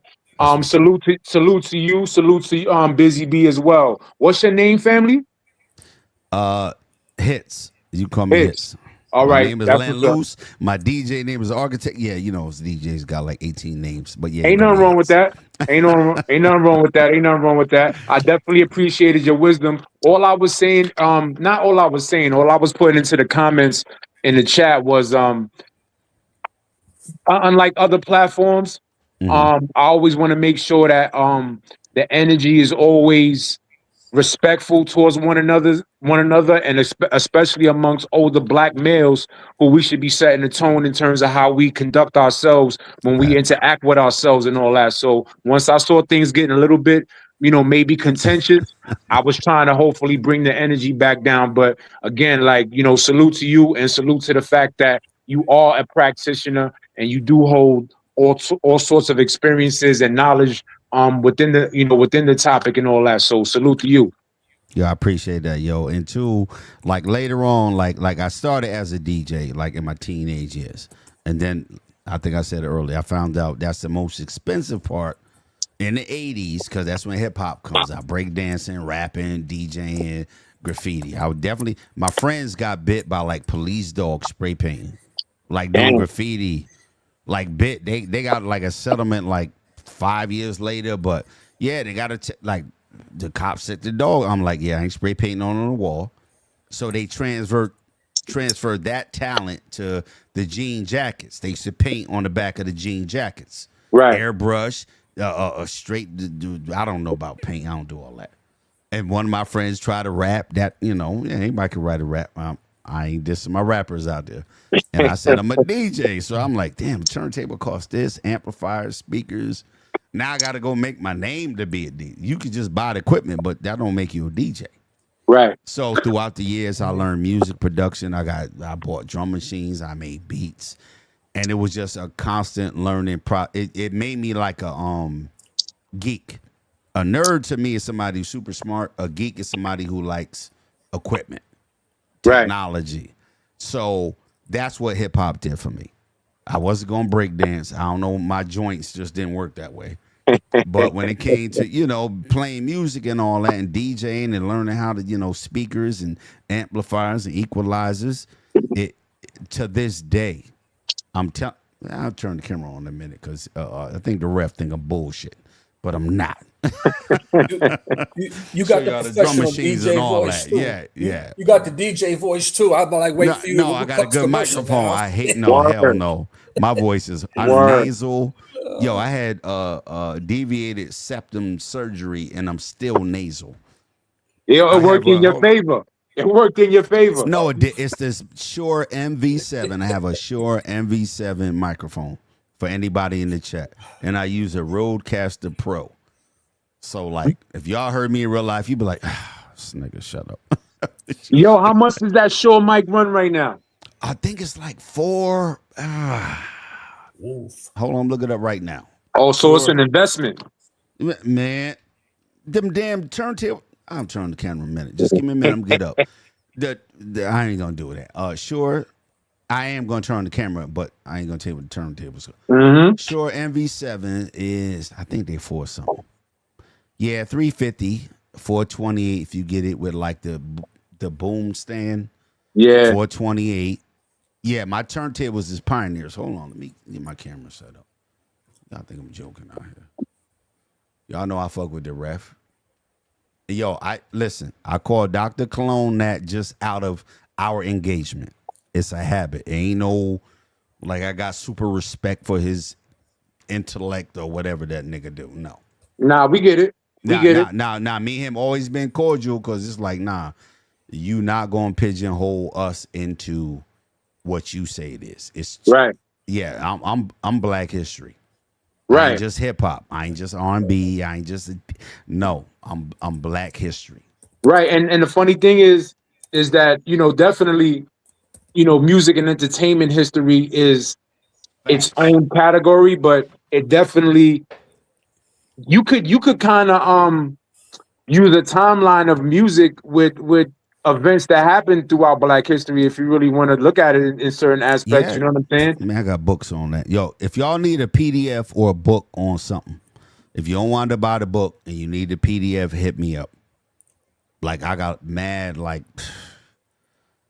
West African history books. I got African American history books and poems and writings and like on the Dogon and all that. Highway, bro. That's the highway. Like what's on the Dogon, West Africa and all that. Yeah, yo, you name a book or source, I'll go find it if I can on PDF and I email it to you. That's facts. Copy. But okay, you've written your own literature. Say again. You've written your own literature, No, your no, own hell book? no, I'm right. No, man, Oh, I'm a all right, DJ. all right. I play because, man, we play other people. And yo, here's the funny part, right? Mhm.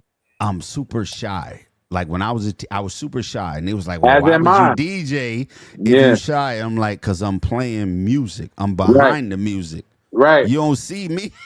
right. And Yeah. if anything, that the music that you play can be a representation of who you Yeah, are. like I'm not getting in front of y'all talking and no, hear this music. That was it. I'm like, okay, Clay that's the best place for me. Clay Aikens, pardon me, bro. Clay Aikens, we see you, man. Salute, salute, salute. Um, I'm just trying to acknowledge everybody that comes into the chat. That's what's up. Just to First pay, class is there. proper homage and all that. I'm trying to learn how to be a good host.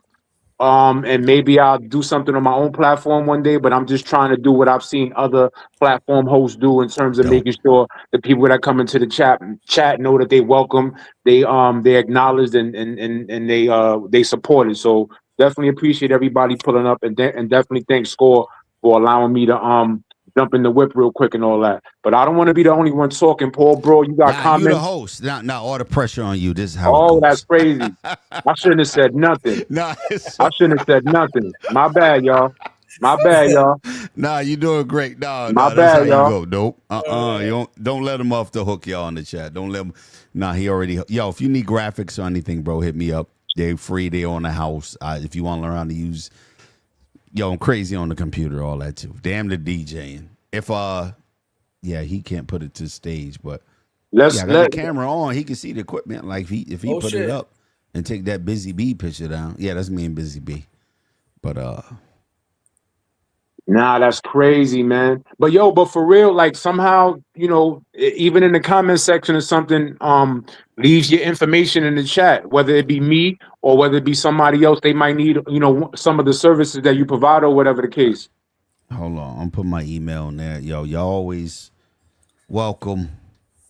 Yo, JG, what's that you just put in the chat? Oh wow, look at JG. Yo, JG, salute. Wow. Yo, JG, salute, bro. Salute, salute, salute. I appreciate that, man. Listen, the mere fact of why I did that, right? Is because again, like I'm a proponent for having conversations a certain way.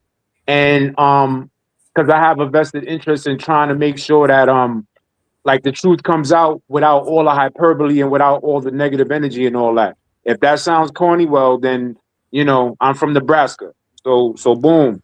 At the you feel me? So at the end of the day, right? When I got on Derek platform a couple times this week, I don't get on there to show him up.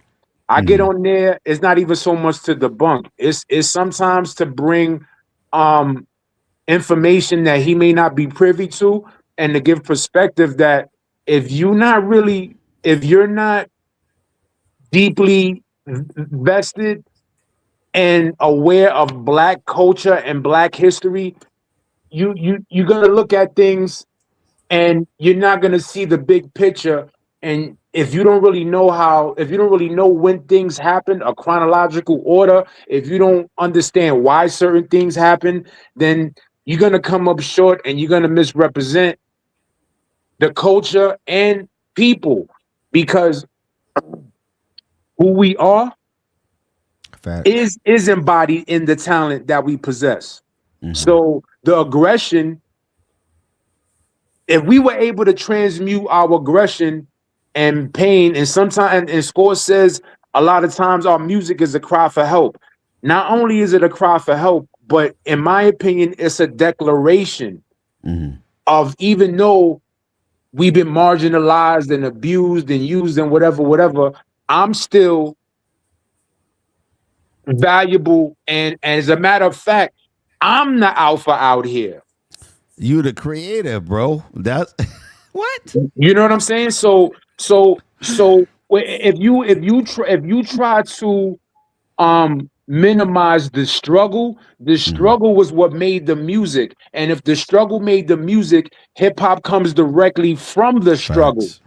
So you can't separate what we've went through as Black Americans, everybody, all sorts of nationalities and races have had their own struggles within America. They still do. Our story is unique to us. And what kind of makes us even more unique is because we still are the most oppressed. People are taught to hate us. We've been taught to hate ourselves. Yet and still, when we start to make when we've been able to make ourselves known in let's say the entertainment field or the entertainment industry as we know it for the last century or whatever the case, we've been the staple. We've been the feature. People have gravitated towards our creations. It doesn't mean people can interpret it the way they want to. It doesn't mean that we're saying that we're better. I think what we can say is look at the evidence. People from all other cultures, even cultures that have been taught to hate us, even in America, they gravitate towards our music. I don't want to break your build. But I just want to say, first and foremost, I want to welcome Hits to the family. Okay, when you come over here, it's a little bit of tough love in the very beginning. Come on, man. Hold on, Hits. Hold on. I was going to tell the Most High, because eventually, when he get his own platform, he's going to learn that, right? But when you study your opponent, right, and you realize what they're about, when you go over there, you got to grill them. It ain't about the energy anymore. It's about getting to the truth now. And I want to welcome you, Hits, to the family. Okay, all right, you hear now, Hits, right? And I know you got a wealth of knowledge, bro. We believe you and everything that you're saying. And trust me, we need our elders around. But right now, it's wartime. You don't came in the middle of a war. and right now, we gotta make sure Paul Ball, right now we gotta make sure Hits didn't get caught with a stray. Put my camera on the screen so they can see these turntables. Stop playing around, man.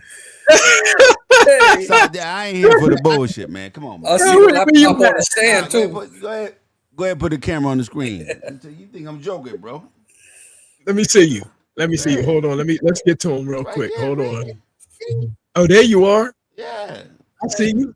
Hold on, you put on the screen. Hold on. Hold on 1 second. Let me get right to it. Hold on 1 second. Get right to it. The 12s, the drum machines, the heart, man. Come on, man. Yo, Ref, I like how you just did that. Yeah, I go upstairs to get a name belt. Who old enough to know about a name belt? Y'all don't know about no name belt. Y'all too young. Look. There you go. Oh. Those cross 12s. Baby. See, yo, your crib look like WBLS Studio, you heard? You got the championship belt. I see you. You got the championship belt. I see you. Oh, you got a bibliothèque. Oh, you got your bibliothèque. I see you. You got your bibliothèque and your discotheque in the same room. Oh, salute. Yeah, he got his bibliothèque. Yeah. Look at that. He got the mini MPC and all that. He said a mini. What you mean mini? I got that's a 3 right there. No, I see the one behind it though. Oh, the plus. Yeah, that's a plus. That's a force. Damn. That's a keyboard, whatever. The laptop to work all that. Y'all got to get one of these. Whoever ain't got a Rodecaster Pro, y'all need that. Get one. It was all a dream. Yo, they had pain in the ass to set up. And if y'all make beats, y'all know what those is. Those Yamahas over there, right? The white cone is a Yamaha. Yo, Hits. At my age, I still think I got bars, man. Well, I got beats. We could do it. Oh. You know that? No, it's serious. It's real serious. First things first, let's get this understood. Welcome on, man. JG said, I'm gonna let you hold it down.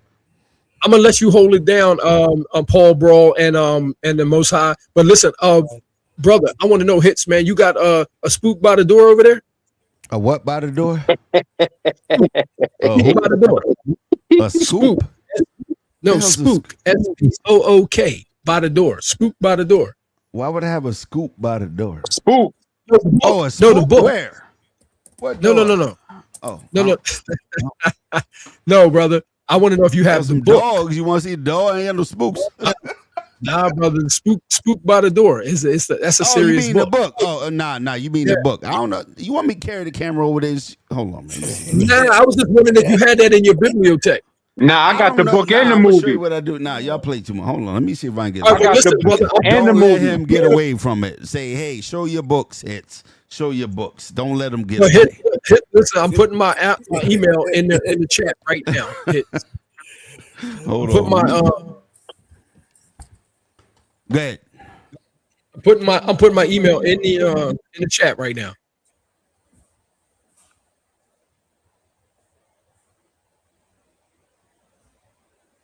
Hold on. That's wrong. The scoreboard, chalkboard. You heard? Sunday school. You know it. Mm-hmm. I see you, man. You got some. I see you. Yeah. It's over there. I see it. It's you serious over there. Oh yeah. Oh. What? Oh wow. Wow.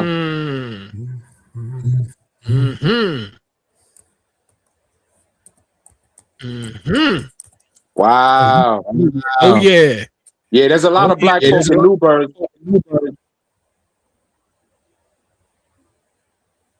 Oh yeah. Yeah, he not playing. Yeah.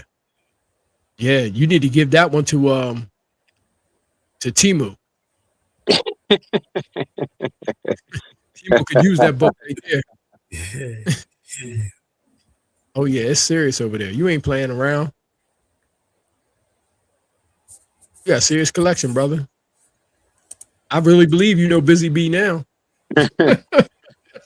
Yo, Score, you want to have a scoreboard keepers book challenge? Man, my bibliothèque serious too, bro. Listen, man. Each one teach one. No doubt. All right, I'm gonna let you all hold it down. Hey, Hits, man, my email is in the chat. We need your information, bro. So you need to be coming through here regularly.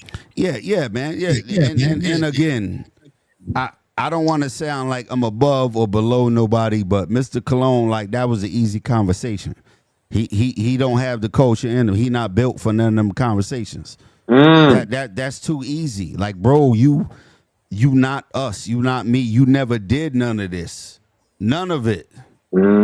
You don't. You want me to go share? Show you the cupboards and the refrigerator and the photo album. You not in none of that stuff we do. You don't dress like us, eat like us, talk like us, play music like this ain't even a conversation. I don't care if you from the Bronx, Brooklyn, Staten Island, Queens. No, you never was like us. They not like, and that's no disrespect. Everybody here know who's different. I know Mexican when I see one. He know African American when he see one. I know Honduran when I see one. I know El Salvadorian when I see one. Peruvians know we black. You go to New York City, say the Jamaicans is Jamaicans. They ain't trying to be like us. You're Caribbeans. No.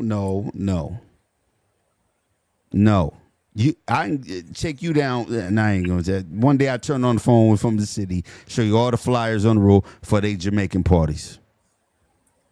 They lined up for like a mile. Vinyl flyers, not no paper, vinyl. Friday, Saturday, Sunday. Dance hall, this, that ain't us. Yo, you know what's crazy? Be out of place. Come on, man, stop that. Like, I know New York. You talking about New York rich people acting funny, not New York people, man. Don't do that, bro. The funny, Paul, my bad. I'm gonna say this real quick.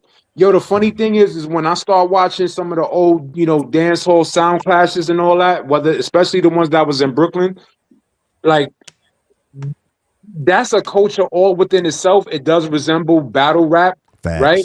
But their thing was so much their thing. If I was them, I wouldn't care what we was doing here. They looked like they was having a ball. And if you want me to be honest with you, I'll stay stuck watching that until the shit go off. Cause they going at it. They look, you know what I'm saying? They not playing. It's different, right? Yeah, their form exactly. Their form of confrontation is just as aggressive, and it gets just as personal. And you know, the crowd reacts how it reacts. So them having their own thing, that don't mean that what we do is better than what they do.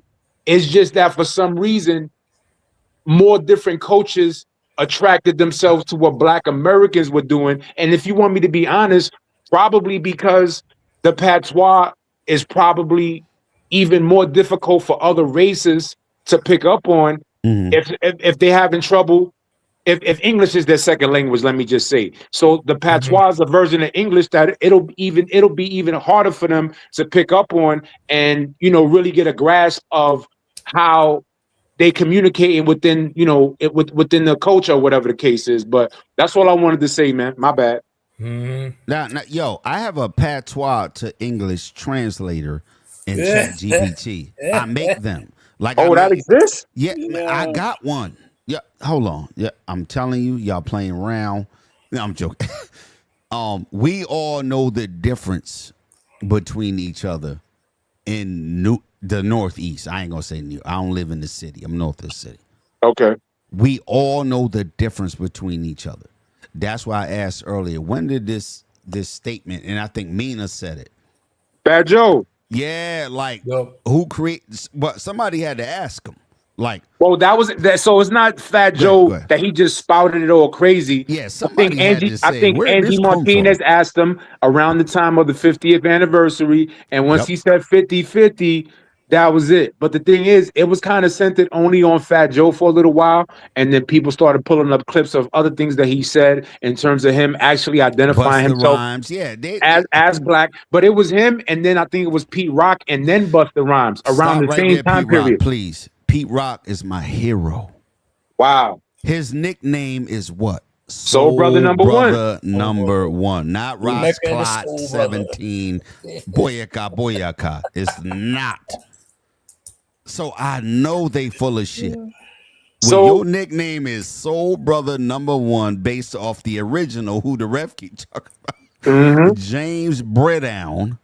Yeah. Who is the Soul Brother Number One. Yeah. And he's hip hop brother number one too. How you all of a sudden it come from the Caribbean, and I love Pete Rock. That's my '90s era. Yeah, man. Like how you do that and go it's and Busta Rhymes. Everybody love Busta Rhymes. Leaders of the new school, all that. He was the wild dude. Right. He had to fit in. He had to be crazy, super crazy, and they love him. All of a sudden now it's Caribbean. We ain't never heard their accent. We ain't never seen the picture of their parents. They ain't never rapped about where their parents come from. Hip hop, we do that all the time. That's a good point. I didn't realize that. What type of food mom made, how dad put the belt to ass. That's hip hop. What's going on outside the door? We don't hear about dirt roads. Yo, Mina, I see your comment. Salute. 4 years ago, he said, yeah, man. Yeah, man. Salute. She said he said it on his own. Goes to Fat Joe wanting to say the N-word comfortably. That was another push. She's right. The N-word. Who can say it? Who can't? What up? That's what's crazy. What they're fighting for. They're not fighting for land. They're not fighting for money. They're not fighting for political representation. They're fighting so they can they can say they're hip hop and wear their hat backwards and baggy jeans and say the N-word as a 70% Caucasian person. It's crazy. That's how powerful this music is. Yo, most hip hoppers didn't get paid or money, and now they think they're gonna come in on the end of it and claim. They don't get nothing for the claim. What? Some Instagram likes. Like the people who did this didn't get the money, so you just gonna come in? Oh, the Asians did it. The Caribbeans did it. Stop. It's like someone wins the lottery and all these cousins you never knew you have. All these cousins you never knew pop out the woodwork. Oh, you don't remember me? Yeah, we was together in the Bronx in 1971. Yo, and the 50th anniversary was like a double-edged sword, right? The people who never got recognition could, like Grandmaster Caz and them, the surviving members of like the Crash Crew, stuff like that. If they can get some money off that, okay. But everybody swooped in like, oh, we're gonna own it. We're gonna do this. We're gonna capitalize. We're gonna make a museum. We're gonna have flyers. We're gonna have concerts and tours and T-shirts, and we're gonna put it in the history books. Like we're gonna solidify. Like it was an event, but that's commercialization, and it happens all the time. If we look at R&B music, look at soul music. Like, again, that's that highway I'm talking about. All that's on the highway. You can get off on soul music and go, holy shit. Yeah. Like, what the heck? What? No, oh, we did that? We started that? They got it from there? Let me get back on the highway. Get off at funk music. Yep. Scat. Yep. Tap dance. Oh, dancing is a whole... Come on now. We ain't going to do the dancing thing. I know we don't dance like that's Central the craziest Americans, part of their story. South Americans, or we don't dance like nobody. That was the craziest part of their story. Like we got a new dance every 2 weeks. Stop. The kids, they still doing it. The only reason I said at 50 hip hop should have like just died is so the young people could do what they doing. It did die. Somebody need to shoot it because it's they just cloned it, right?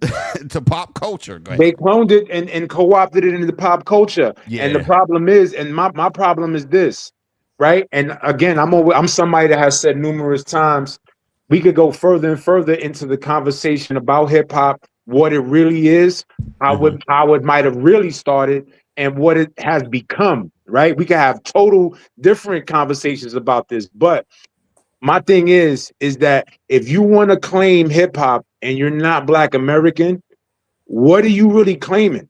Are you claiming the quote unquote success that it has? Because the only real success that hip hop really has at this point, what it pretty much has done, it has been weaponized against us. It's been weaponized against, the population, if you want to really say it, and is really being used to influence negativity and to sell things. Oh, they don't want that part. Hold on, they don't want that part. They want the $1 million DJ Khaled, Fat Joe, and Jay. They want the billionaire part of it. You got to take the pause. Oh, okay. You got to take the ditties. You know what I'm saying? You got to take all the failures within the culture, whether we want to take the failures or not, and even we all should be distancing ourselves from all that type of behavior that son got sent up for or what he's known for, right? But at the end of the day, whether we want to separate ourselves from him or not, we still are connected to him being the face of hip hop, being a Black American male specifically. So 90s, 2000s, yep. Unfortunately, whether we deserve it or not, we're the face of the negativity and the success and the influence, whether it be negative or not. And for the last 20 years, almost 30 years, it's been tilted more towards materialism and murder, death, kill. Facts. So, or degenerate behaviors. My bad, Paul. And no more love songs, because they used to have the hip hop with the R&B. But don't you start that. They don't know nothing. No more love my songs. bad. No, you're good. Hey, Hits, you said something earlier about what he just saying. I don't know if you could tell. I'm a white American. I got a couple years on. You're a little older than you. I'm third generation New Yorker. Go ahead. I heard you say, I saw the things at Newburgh. I used to go to Newburgh Mall with a girl from Spring Valley. Yeah. Spring Valley, cool south of here. Anybody who drives a truck or whatever, Newburgh is at 87 north and south, and 84 east and west. We right at the intersection. But go ahead, bro. That's the best. That's the best mall there is. So you were saying something about that every state got its turn because it's Black American culture, and you were saying, well, Florida got a turn with Uncle Luke. And you remember the ref was saying the people only come around when it's good. They don't want the problems. If you remember, I didn't hear anyone but Puerto Rican or claiming it when Uncle Luke was the one, they brought him to the Senate. And they was trying to put the stickers on the labels. You remember parental advisory? Yeah, they would always try to think the Supreme Court. Yep, go ahead. I didn't hear anybody stepping up. I didn't hear the Puerto Rican say, "That's us. That's us." Yeah. Listen, throughout any bump in the road, and it's not to hate on any other culture or nationality, right?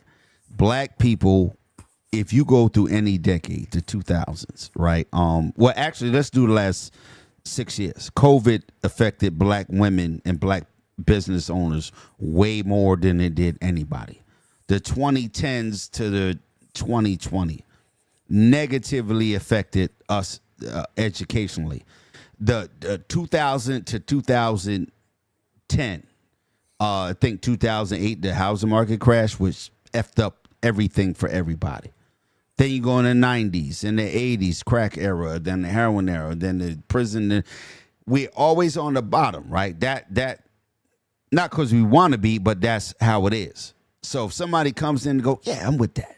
Yeah, I understand the struggle. We had blaxploitation movies in the early 70s where a lot of people sample record from us. A movie called The Mac. They actually had to deal with the Ward brothers in California who were actual pimps. And Frank you know D. they Ward. told Hollywood? They told Hollywood, look, we'll let you into our world. Like they let them into the cars they drive, to the prostitutes, to where they used to hang out, to the players convention. If you let us into yours, which was Hollywood.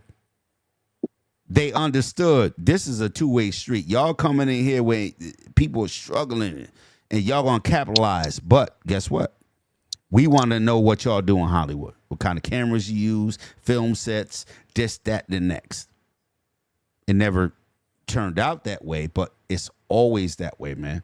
And it's just us because we're in America. If you go to Central America, right, or parts of Europe, you gonna have the Jews went through some stuff. Heavy. You can go where they was at, and they was like, nah, you can't come in. You got to go over there. We're going to build a... That's where the term ghetto comes from, where they put Jewish people.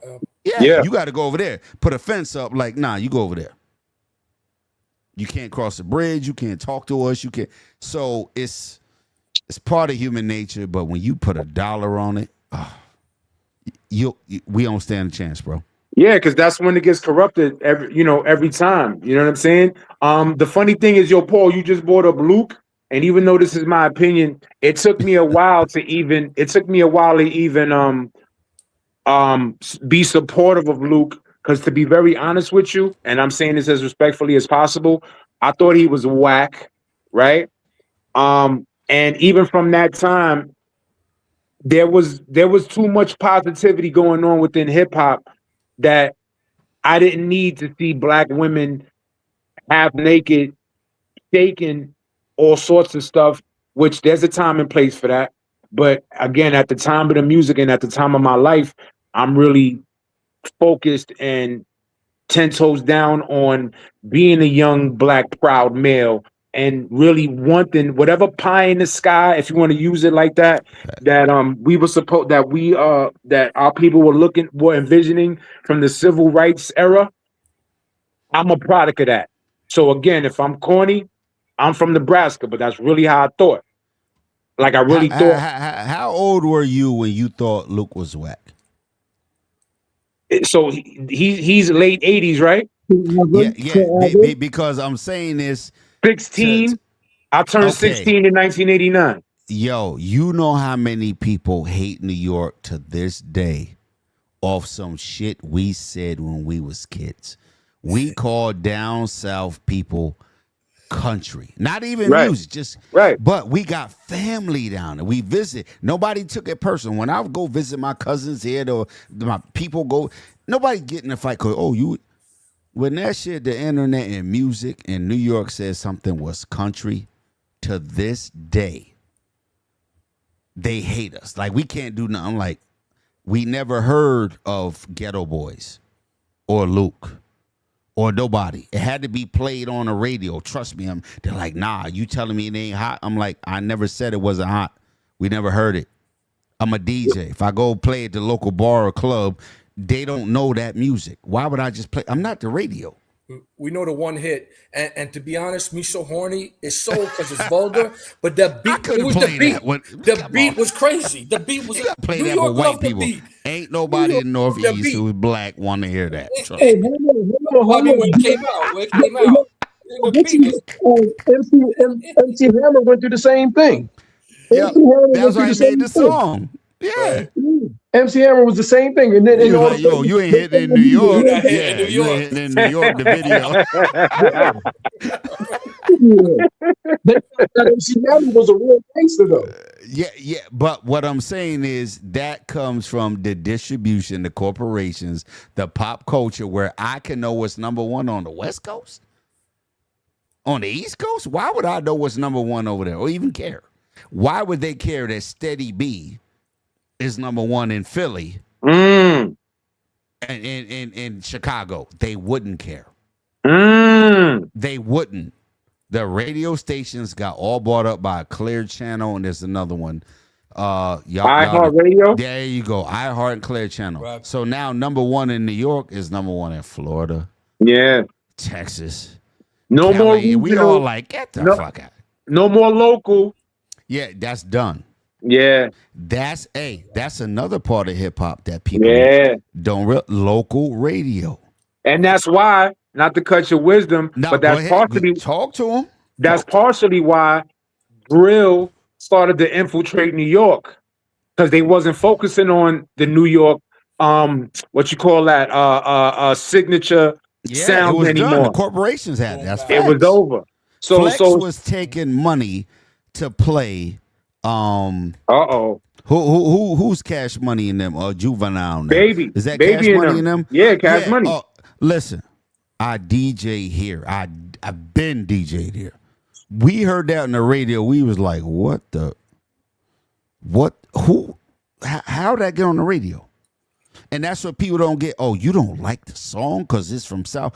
No. If people go out to party or to dance or turn on their radio, what do they want to hear? What they're used to.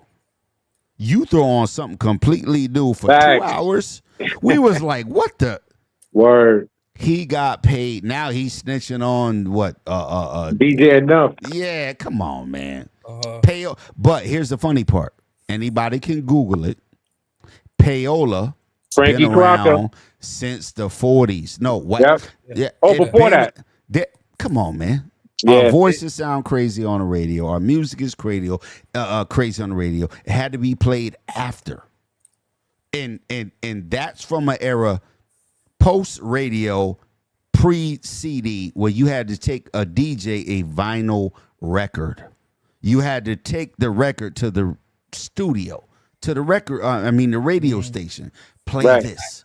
Probably a test press, right? Travel the country with vinyl records. 20 or 30 of them. You might have went with a test press straight from the factory, no? Yeah. They call it dub plates. Yeah, dub plate. My bad. Yeah, but that's what they used to do. Like, it wasn't, you could stream music or email it. No. If a radio station in Ohio wanted to hear what I made in Philly, I had to take them the record.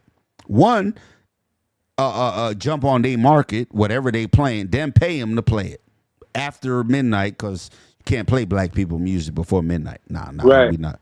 Yeah, nah. That's what that highway is super big. You can't get on it with just hip hop and go or break dancing. It's so funny that you're mentioning that, because that's the same thing that used to happen in the clubs and the discotheques when they used to take their records down there to get played, like Milton Gears was talking about. When physically. You had to physically take it down there. And remember Paradise was saying how they hated, he was saying how who was it? Who was the DJ up in there that time? It was Red Alert. Yeah, on Kiss. Red Alert hated Milk and Giz, Audio 2's top billing. Flavor Unit. Come on now. Talk to him. Mm-hmm. He hated that. And see, here's the other part, right? Watch this.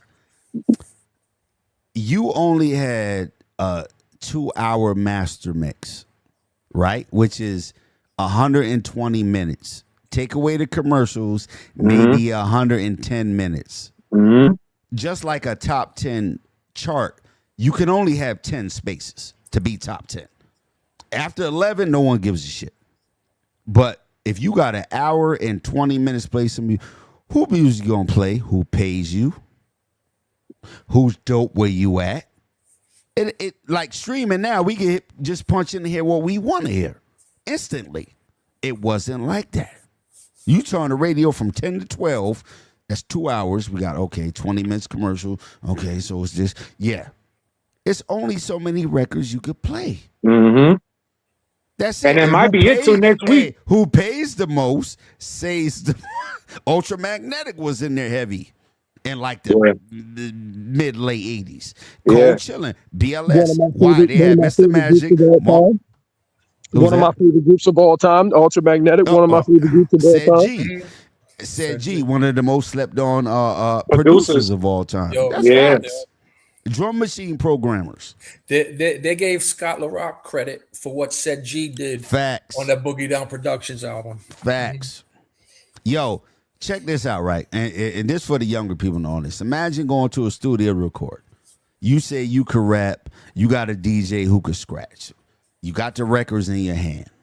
And you say, and then somebody calls you, we're going to take you to the studio. You go in the studio, it's a white dude.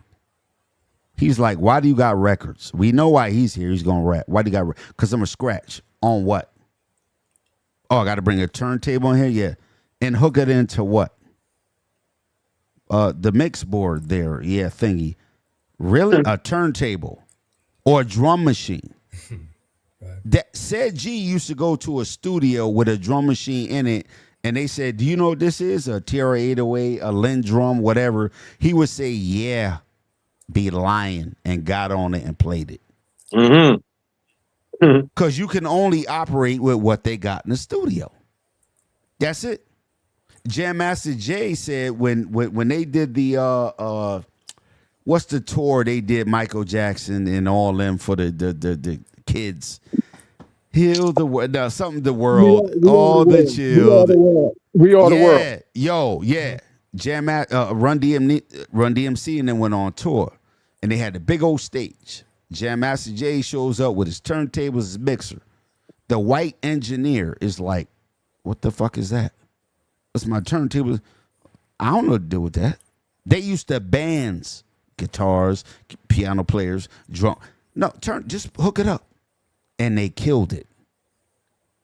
They didn't know what to do with it in the studio. People think hip hop and the rapping, when you hear it on records, just what they did. No, the engineers, the record labels, the distributors didn't know what to do with it.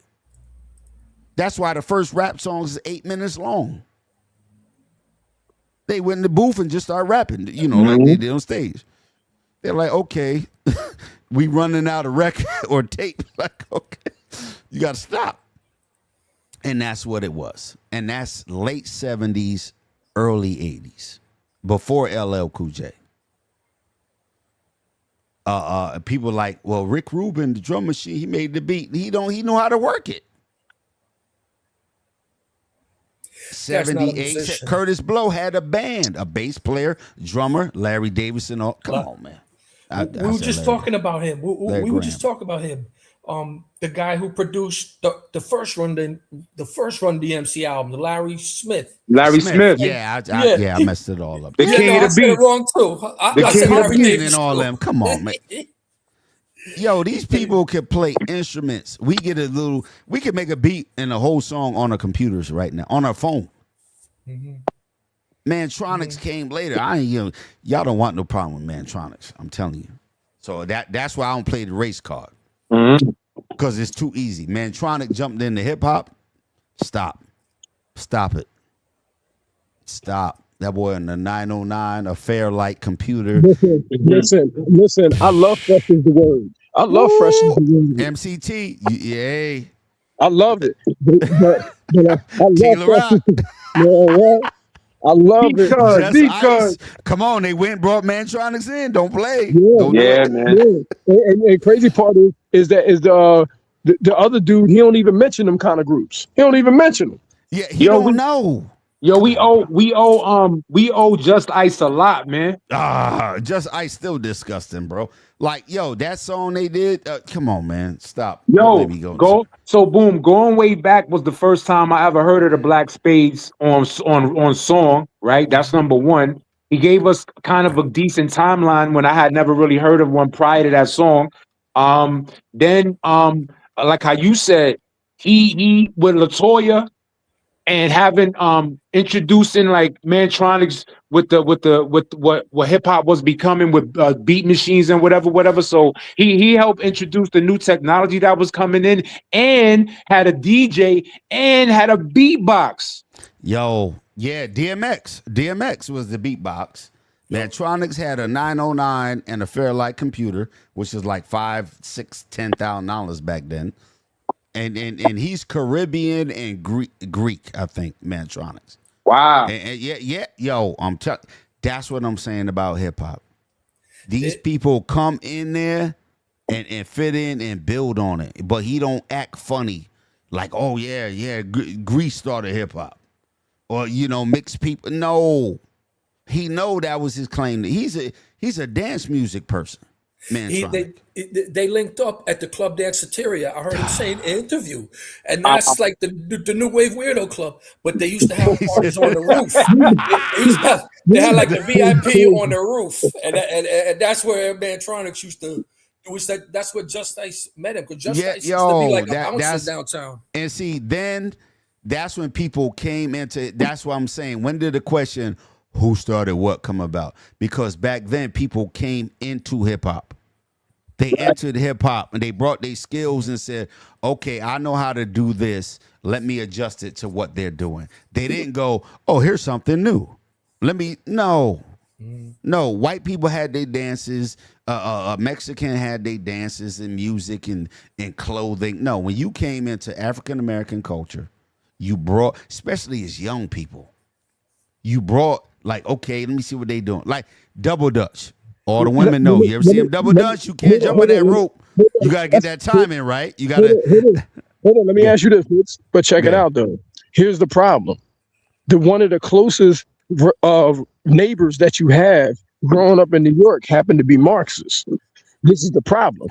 This is why you didn't have this problem back in the day, because it wasn't time for them to move yet. The problem is that the Puerto Ricans in New York are Marxists. They're a Marxist society, and they've been struggling for independence for a long time. If not for I can tell you how they think more than you know, right? Wait a minute, hold on. Let me finish my bill. If it wasn't for the United States of America, Puerto Rico would be like Cuba right now, because Cuba is all. They even still celebrate the revolution that happened in Cuba.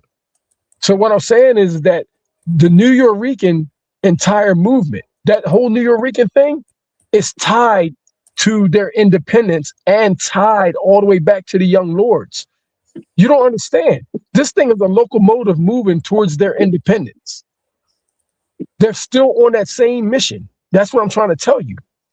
Culturally, their movement is still in full of physics. That's why the whole New Yorican thing is where it is. Because they're struggling for their independence financially and all other kind of ways. And they will do it at your expense because they're a Marxist society. They have Marxist ideology. Trust me when I tell you, that whole New Yorican thing is for them to separate from you, to take from whatever you have, and then to monetize it at your expense. Your expense. Let me do this real quick, Score. So I think that, and I can't speak for everybody, I think that certain people are invested in activism and certain people aren't. So without trying to speak for everybody, I don't know if, especially, I'm going to do this, right? Before the way they categorize anybody who considers themselves FBA nowadays to be a disciple of Tariq Nasheed, not knowing that the term originates from Dr. Claude Anderson, who was a scholar and an intellectual. When you start painting people with the same brush, that leaves people out with who don't really care. And I'm saying this as respectfully as possible. There's a lot of people that don't care about the young lords that's Puerto Rican. They don't go back that far into activism, into their history, whatever. They regular people. Whoever's cool, they get along with them, so on and so forth. I think what we deal with and what we see, especially in these comment sections and the other dude's platform and his devoted minions, is that cult of New Eurekan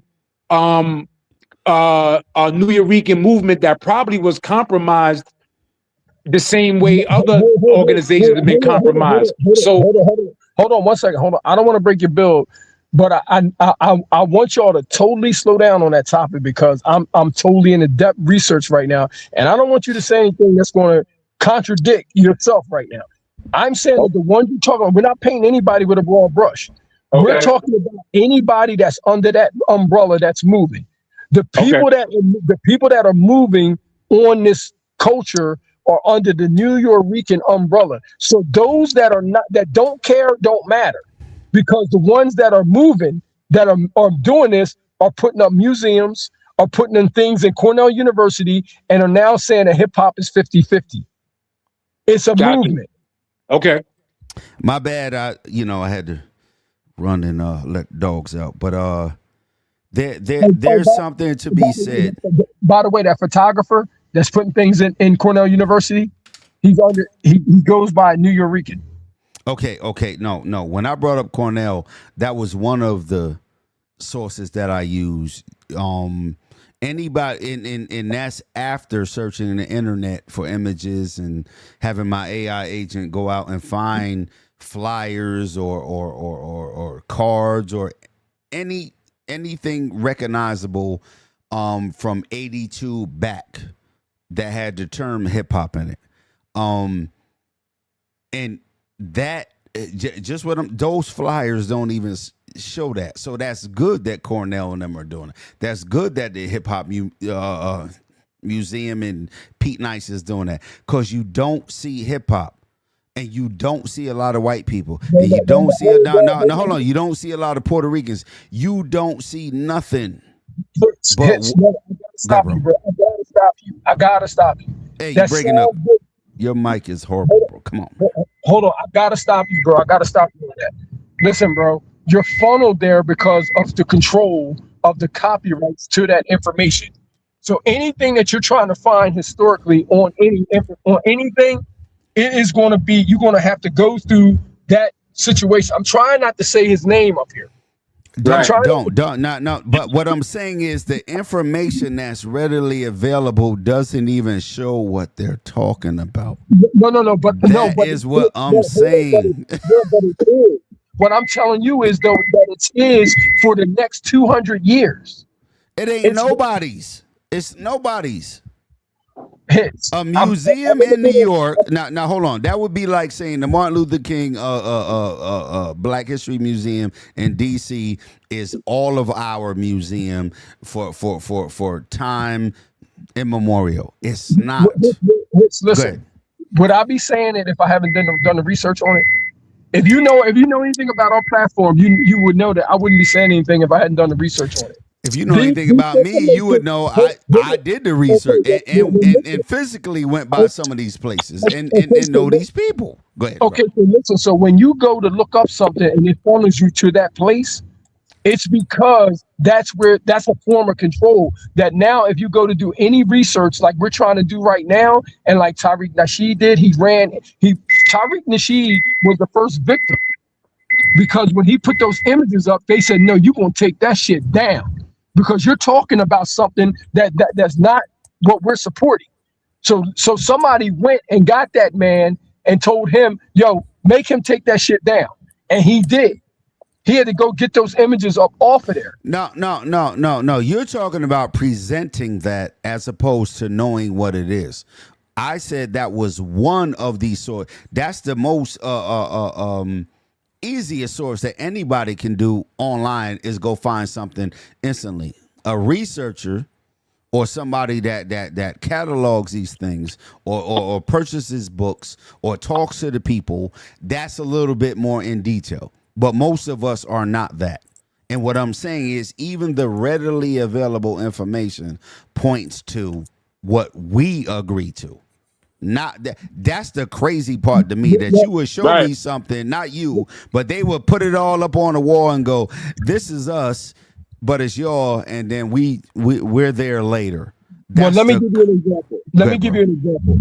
Let's just say 40 years from now, me and you are not here, and my son, your daughters, Most High's daughters, and everybody, we got a question about something, because we want to find out if what our elders was talking about was true. And we got to find the flyer from 1978. If we go to find this flyer by 1978, right, and we go look it up, and we try to get this information, and I'm talking 50 years from now. Let's just say 50 years from now. And they say, no, you can't have it because it's copyrighted. And the only person that was around was this New Yorican that was taking photos. I don't even know what that is, y'all. People keep saying that. Most of us don't even know what that is, yo. I do. Oh, Royalty's on the stage. Hey, Royalty, how you doing? Yo, the Puerto Ricans I know. Can I say something right quick? Hold on, Royalty, the floor is yours. Let's hear you. I want to say something because I was in that documentary and I was in Tariq's lives a lot around that time. So I know what happened. He was using photos of Kaz, and you know that Puerto Rican photographer was following them around a lot. Kaz was in the documentary as well. So he was using those photos to coincide with his time in the documentary. But because we were proving that they were not in the beginning, that photographer got pissed off and said, take my stuff out. Wow. Under Temu signaling to him, oh, they're talking about we wasn't there. They're doing a slam on us. And it wasn't all about that. Because number one, what they're not never gonna forget from my side is that y'all used my father and his friend Tex as a piggyback to say y'all were in the beginning. When my family came out and said he was not Puerto Rican, and I doubled down in the documentary, y'all got mad that every time y'all hear his name, y'all talk about him in a disparaging way because you cannot use him anymore. You better It's facts on the internet. They was calling him black and Puerto Rican, like Tito Puentes, multiple videos. Temu had put a video up of another person that was claiming he was Puerto Rican, that my sister, who was half Puerto Rican, was arguing with him. I happened to see it out of nowhere because it came up on my timeline, and I always go in the comments. It was an active argument going on, and I'm like, whoa. How you gonna tell her she's going against her nationality when she's half? And somebody said, what that got to do with anything? She's defending her father's memory. And you're telling her she shouldn't because she's half Puerto Rican. I said, what y'all not going to do is, he got mad. He told that photographer, oh, you shouldn't let them use your photos because they're trying to say we wasn't there. That is not true. We're not saying you wasn't there. We're saying you did not create it. And that is the problem. He keeps gaining followers by saying we're saying they wasn't there. No, that's not what nobody's saying. Now he done made it so that we have to go to the bare bottom bones of what instruments are being used just so they can say that they were there. I don't give a damn about no two wooden sticks. You didn't create hip hop, period. It's not James Arican Brown. No, it's not. Y'all cannot be doing that.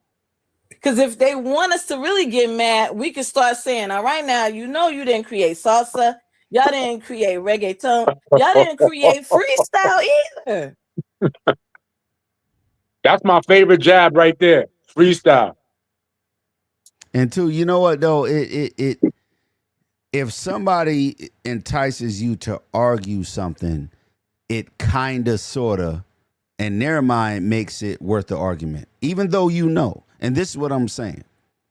Nobody misunderstood the differences of culture. And I'm just going to speak about my lifetime in the 70s, 80s, and 90s.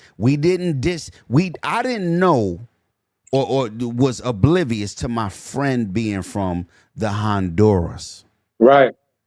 I was never, or his parents being like super dark and don't speak no damn English. When I knock on the door as a 13-year-old, they might be like, and then he come out the door. Or the white boys up the street with the dirt bikes. We knew who or the Italians on the corner who was cooking out.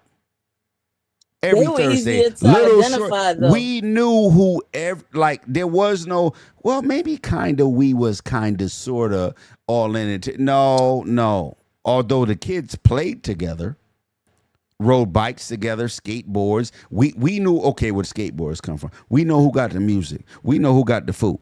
We know who wear the sneakers. We know who got the good hats. It's the same thing. This shit is pop culture now. They're hiding behind the melting pot theory. They're hiding behind that, but they know we were separated and segregated. That's like a lunchroom when the blacks are all on one table, the whites all on one table. Yo, I can tell you how on one table. Hold on, watch this. Yeah. When I was in elementary school, right? We used to have to. Now, if your class was good, I don't know where you're from, but when you was in like 3rd, 4th grade, your class had to be good. Like when they let us out for you see, y'all ain't old enough, y'all don't know. I am. I'm just right. If your class 52. was good, now hold on, Word. watch this. Now watch this. This is 70s, late 70s, mid 70s, right? If your class was good, you get to enter the playroom, which was the auditorium, the gym, the conference, all one room, to depend on that day. You get to go there first, right? Okay, why would you want to go there first? There's kickballs over there. There's a record player over there. Watch this. There's comic books over there. There's jump ropes over there. You get first access to it. And that's just general child culture. Where you going to run to? The kickball, the record player, the comic books. We ran to the record player, me and my little friends. They trying to pop lock. This the 70s. Hilarious. The girls ran towards the jump rope. So you could see the distinctions. And that's what I'm saying. Don't ever let these people say hip hop, breakdancing, DJing, graffiti, dressing, talking is something outside of something. Hell no, it ain't. It's on the fucking highway that is African American culture. Yeah. If you go to Cuba, they got their own highway. Shit, we got our own highways as black people. Go to Texas, black people, different than Alabama, South Carolina. Y'all funny style. Yeah. They just don't want to admit it. Nah, don't argue with them. Never argue with them.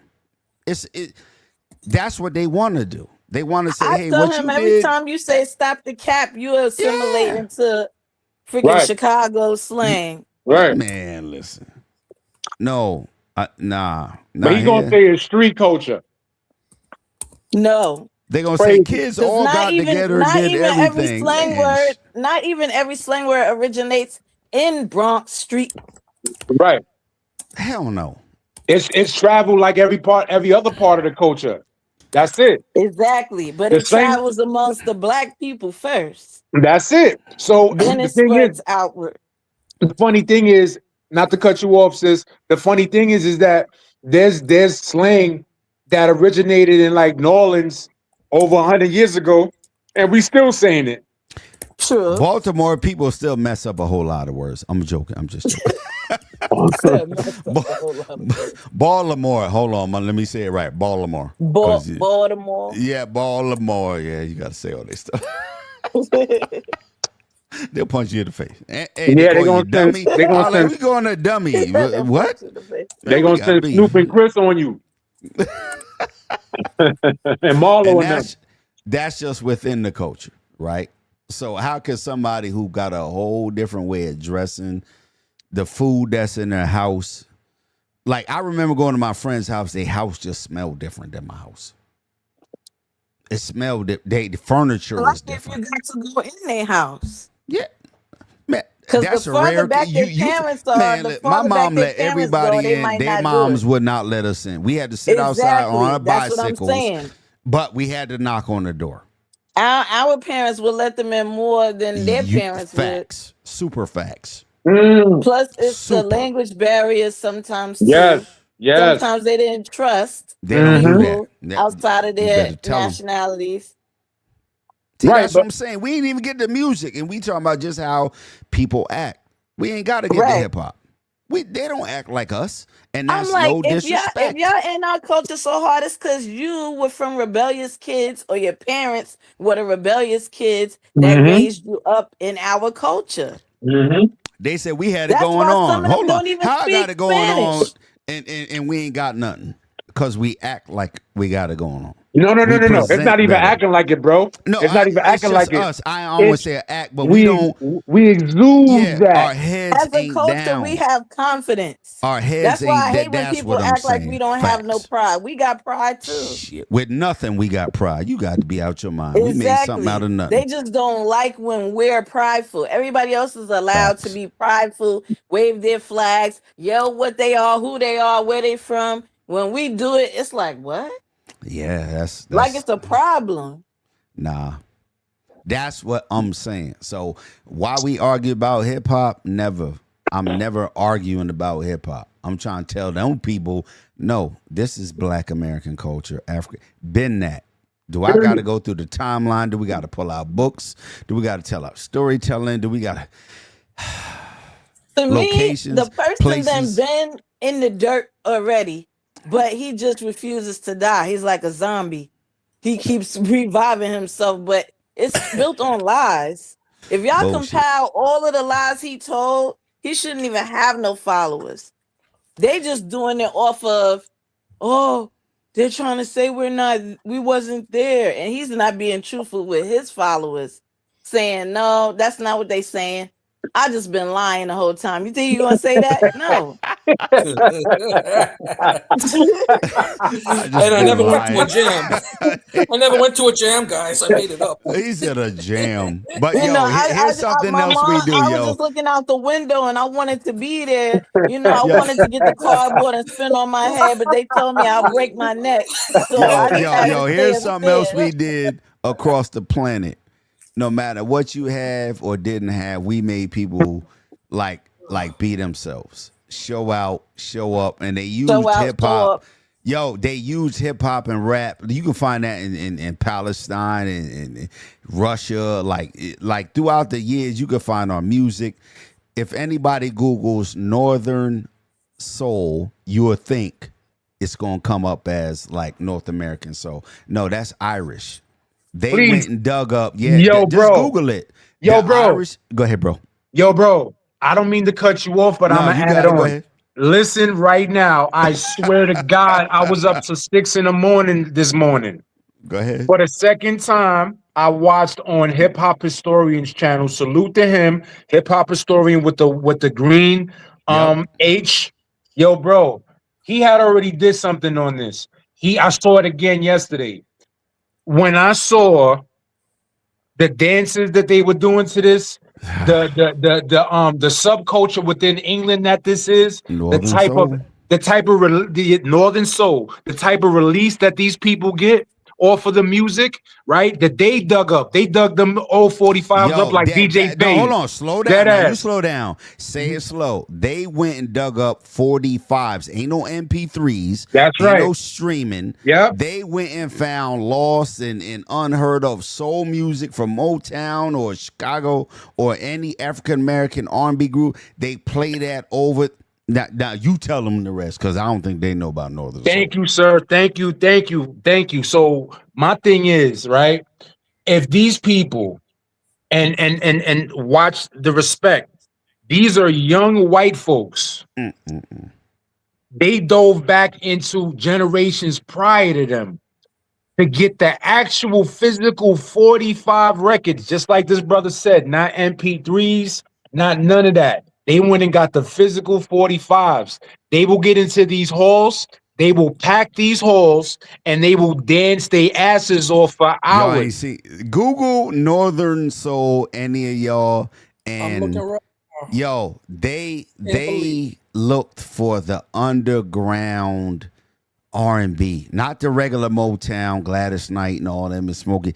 No, they went and got the gutter R&B on records. Chitlin Circuit, very underground. I never heard of that. Independent labels. It's a profession over there, yo. Listen, so that lends credence again to what we are all saying in different ways, and we in agreement at the end. We in agreement at the end of the day. Whatever we do, if we didn't invent it, we reinvented it and repackaged it, right? So my thing is that the evidence, not us, not braggadocio, not narcissism, none of that. Evidence shows that what we create or what we assimilate into eventually becomes the majority's choice. It's that popular stuff, man. So, well, no matter, again, my position is we even make negativity, quote unquote, cool. We even make dumb shit cool for ourselves and the masses. So we'll have like an influencer nowadays and he'll do some childish pranks or something like that or act childish or whatever, but they'll go viral and all of a sudden that person will be the symbol of Black culture now. An influencer who does coonery or is vulgar or immature, whatever the case. And I'm not naming anybody, but a lot of these people seem to be possessing the same traits, and they're the ones that get pushed into the algorithms, and they get promoted or whatever. So I'm saying all that to say that no matter what, especially in the music genres, between entertainment business and sports, our athletes, our entertainers seem to be the unanimous choices or the majority's choices in terms of who they emulate and who they exalt within any particular profession or whatever the case is. That's not us. We just being us. Exalt, super word, bro. Whoa. That's who they push forward. And somebody in the chat, Derek Folk said African American is the term African American is problematic. That term, along with being Black in the United States, right, is equivalent to being 65 to 70% African descent, 35 to or 30 to 25% European. That is a distinct group of people. And that's not to take away from the Caribbeans, or no one goes to down to Brazil and say, oh, y'all like 80% African heritage and 20% Spain and Portuguese. And no, that's a term for us that we've always, not just that term, but we always had to deal with, and we didn't want to. Exactly. Since we didn't want to be slaves.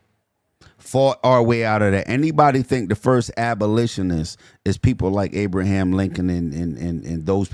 No, the first abolitionist was the person who was captive and said, "Nah, I'm not doing it."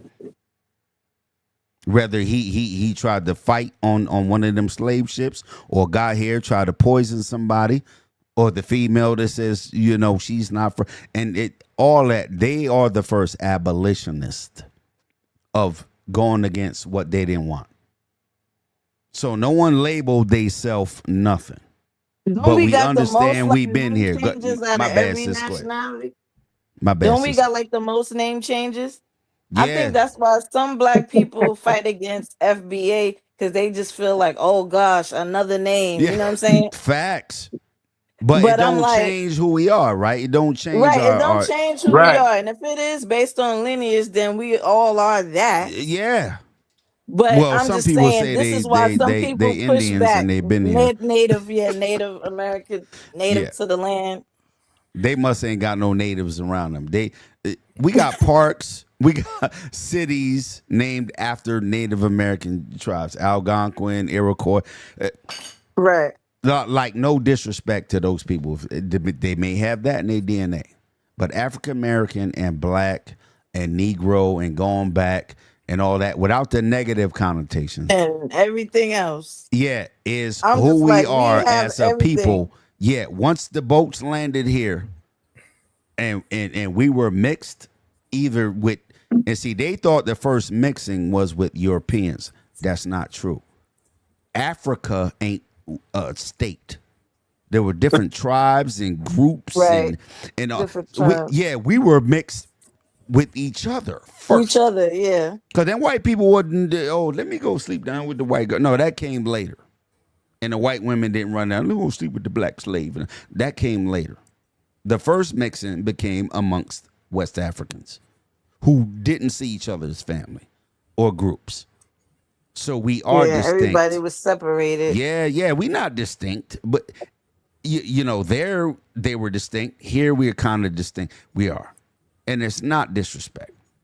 Yo, you know what's crazy? One of my go-tos is that the humans in general Facts are imperfect beings, right? No matter if we black or not. So there's gonna be not all tribes on the continent of Africa got along.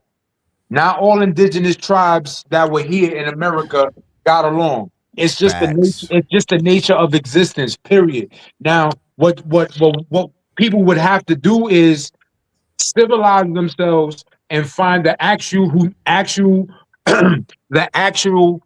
humanity. I don't know why I can't say that word. The actual humanity within one another, and come to some compromises or whatever. Because at its base level, at our base level, human beings are animals, and if we succumb to our animalistic self and we don't start using our brains and whatever spiritual content we have within, then there's always going to be conflict, and we're going to resort to animal ways of behavior and not rationalize and things of that nature. So I think that, not to be long-winded, at the end of the day, human beings are imperfect no matter what. And that also leads to, you're not going to have everybody agreeing on the same thing all the time. It would take a special group of people or some type of special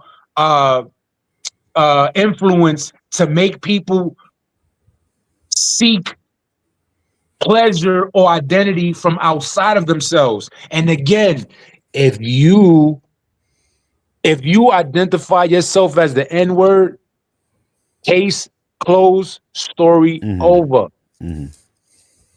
Period. Especially if you're non-black. Because essentially what you're saying subconsciously is that you're black. So whether it's a slur or not, which it is, but if any culture outside of black, or any race outside of black Americans describe themselves or identify themselves as the N-word, then whose culture are you assimilating into? You already know what you assimilating into. You copying us. We're so creative, and we can transmute energy almost to our detriment so much that we turned something that was definitely used against us, and we turned it into a term of endearment so much that everybody else called themselves that. Yo, no, slow down. You said it was turned into a term of endearment. Whoever don't know what a term of endearment means, it means what you call your friend, your wife, your husband, your kid, son. Like, boy, come here, boy. Yeah, like to somebody, like, don't call me a boy, but you call your son. Come here, boy. Yeah. Man, listen. Yeah. That's when the word means something different. Yeah. And Clay's in the chat. He said you still can't say that either because we were here before. Okay, if you were here before, yeah, but I don't think everybody was here before.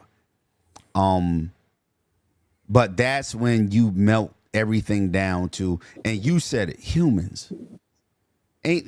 Race wasn't created until like 1600s.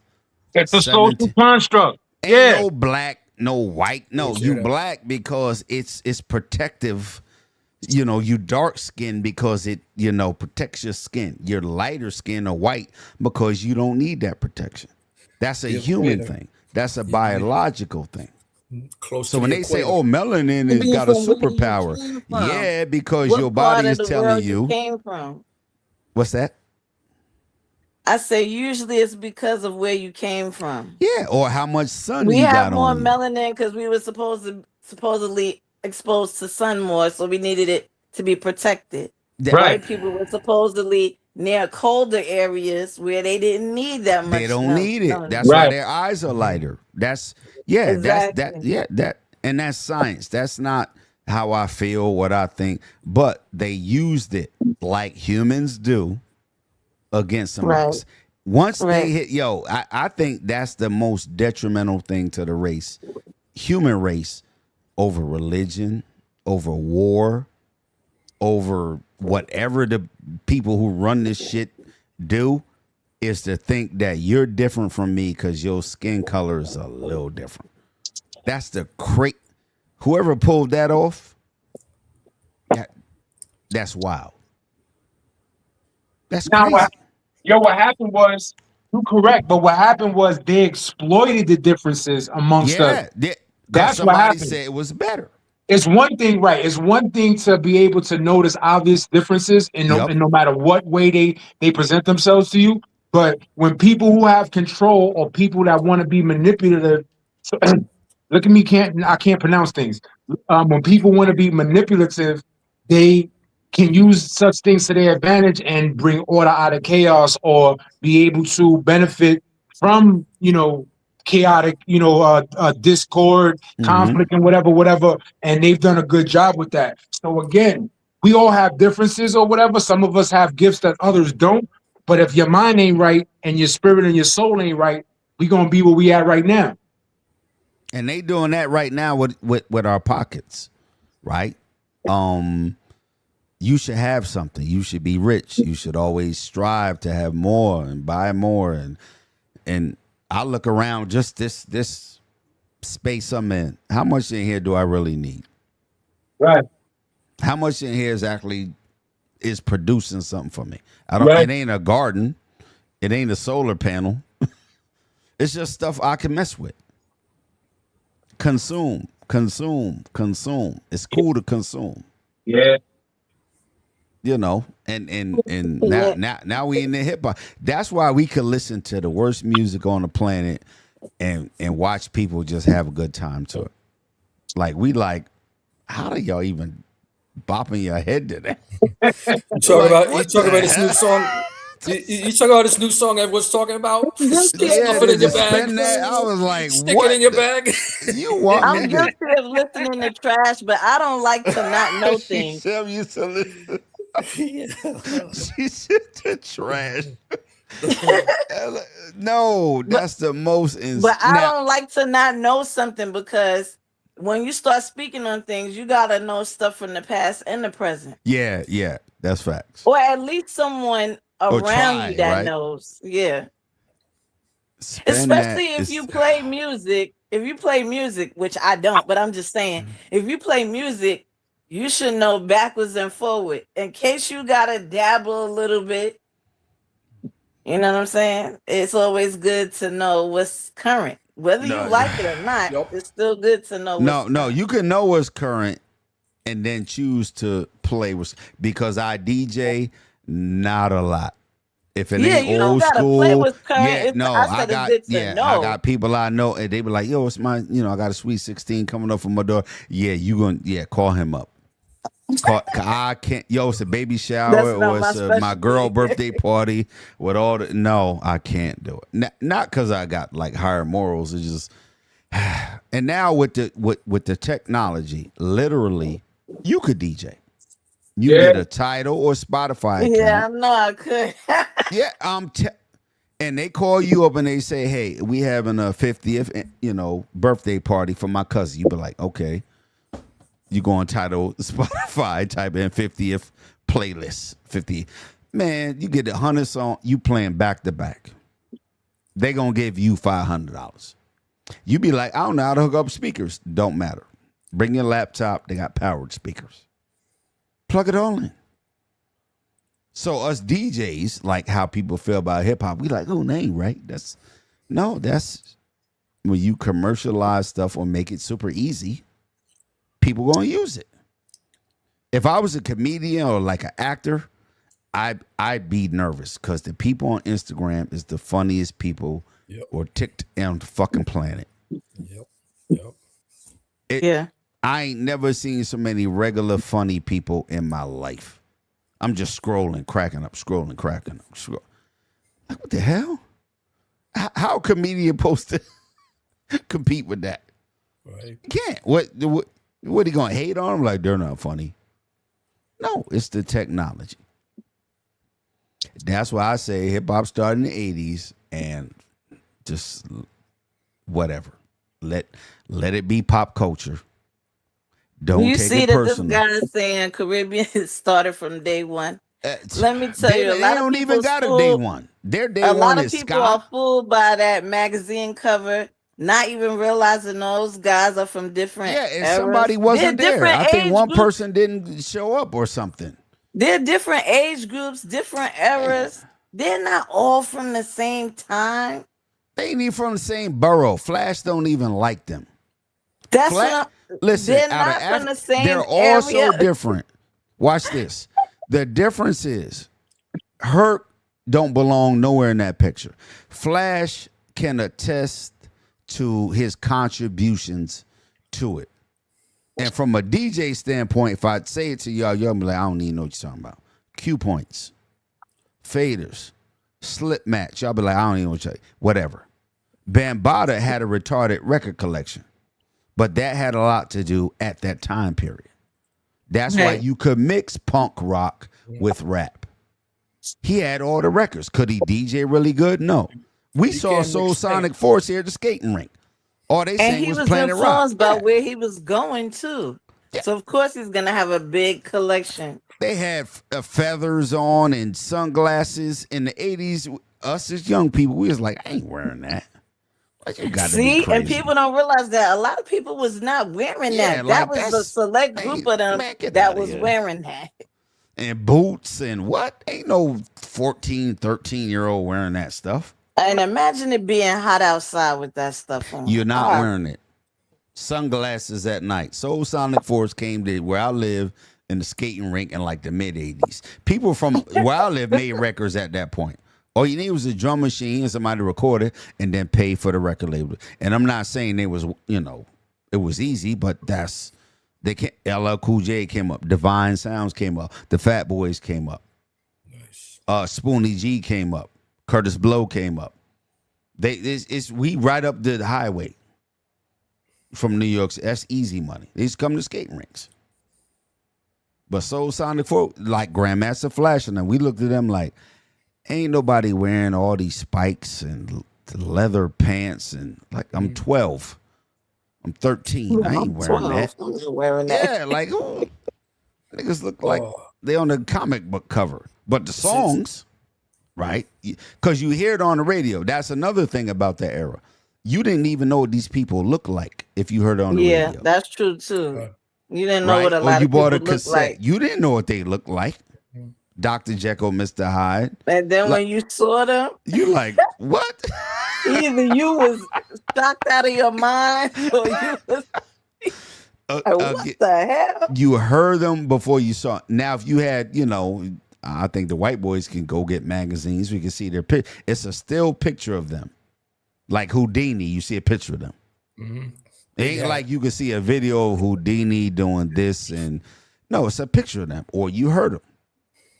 It's a whole different mindset. So, those people came around in the 80s. They popularized hip hop in the 80s. Not when they was rapping on the mic and the Puerto Ricans was going to hang with the black kids to break dance or, Charlie Chase. They all in the interviews telling you, whip a whip. Not whip a whip. Ruby D. In their interviews, they tell you we went to hang with the black kids. Yeah, multiple times they've said it. Yeah, I like know they Crazy tired of Legs. saying Like it. that's the like. What else you want them to say? Unless you throw money at them towards the 50th anniversary and say, "Don't disrespect your culture," and they're like, That "Yeah, I man had understand." went on Drink Champs and said my father was Puerto Rican. I was like, what the hell? Listen, Cool. Flash. Yeah, and I'm a DJ, so everything Flash said, I was like dialed in. I got his book. In his book, in the first like 20 pages, he got sent up here, like to a boys' home. He called it the country because we got trees. Fuck you, Bronx, whatever. But they got. So I was happy. I'm like, oh, he said Newburgh in there. Yo, buy a Flash book. You'll see Newburgh in there, or get the PDF. But yeah, that's no. Yo, Mina, Yeah, yo, Flash yo. was showing the quick mix theory on. I but think Drink Champ. Everything he said, I can legitimize because Hurt never explained shit. Bambaataa never explained shit. Theodore, I could tell you how Theodore came up with the scratch. Flash said he been moving the record back and forth, right? The difference is y'all can't hear it. Yeah, Theodore he was hearing it in moved his the fader headphones. over, so when you get in the next record ready to come in, you go dufa dufa dufa. Now, normally I would be able to hear that in the headphones. You wouldn't be able to hear that. Flash said it on Drink Champs, like Theodore ain't invent no scratch, and nobody invented it. It's called a rub. You hold the record, get it ready for the, you playing the song. The next record, get ready, come in. 1, 2, 3, 4, boom. That's it. Man, It's like when you swing your arm back and forth before you throw something. Yep. Look how simple that is. I never knew that. I swear. I'm gonna tell you, it's like jump rope. You gotta say, well, who let it be heard out loud? It's no, Theodore, that means a lot of people was hearing it in their headphones. Yeah, Theodore is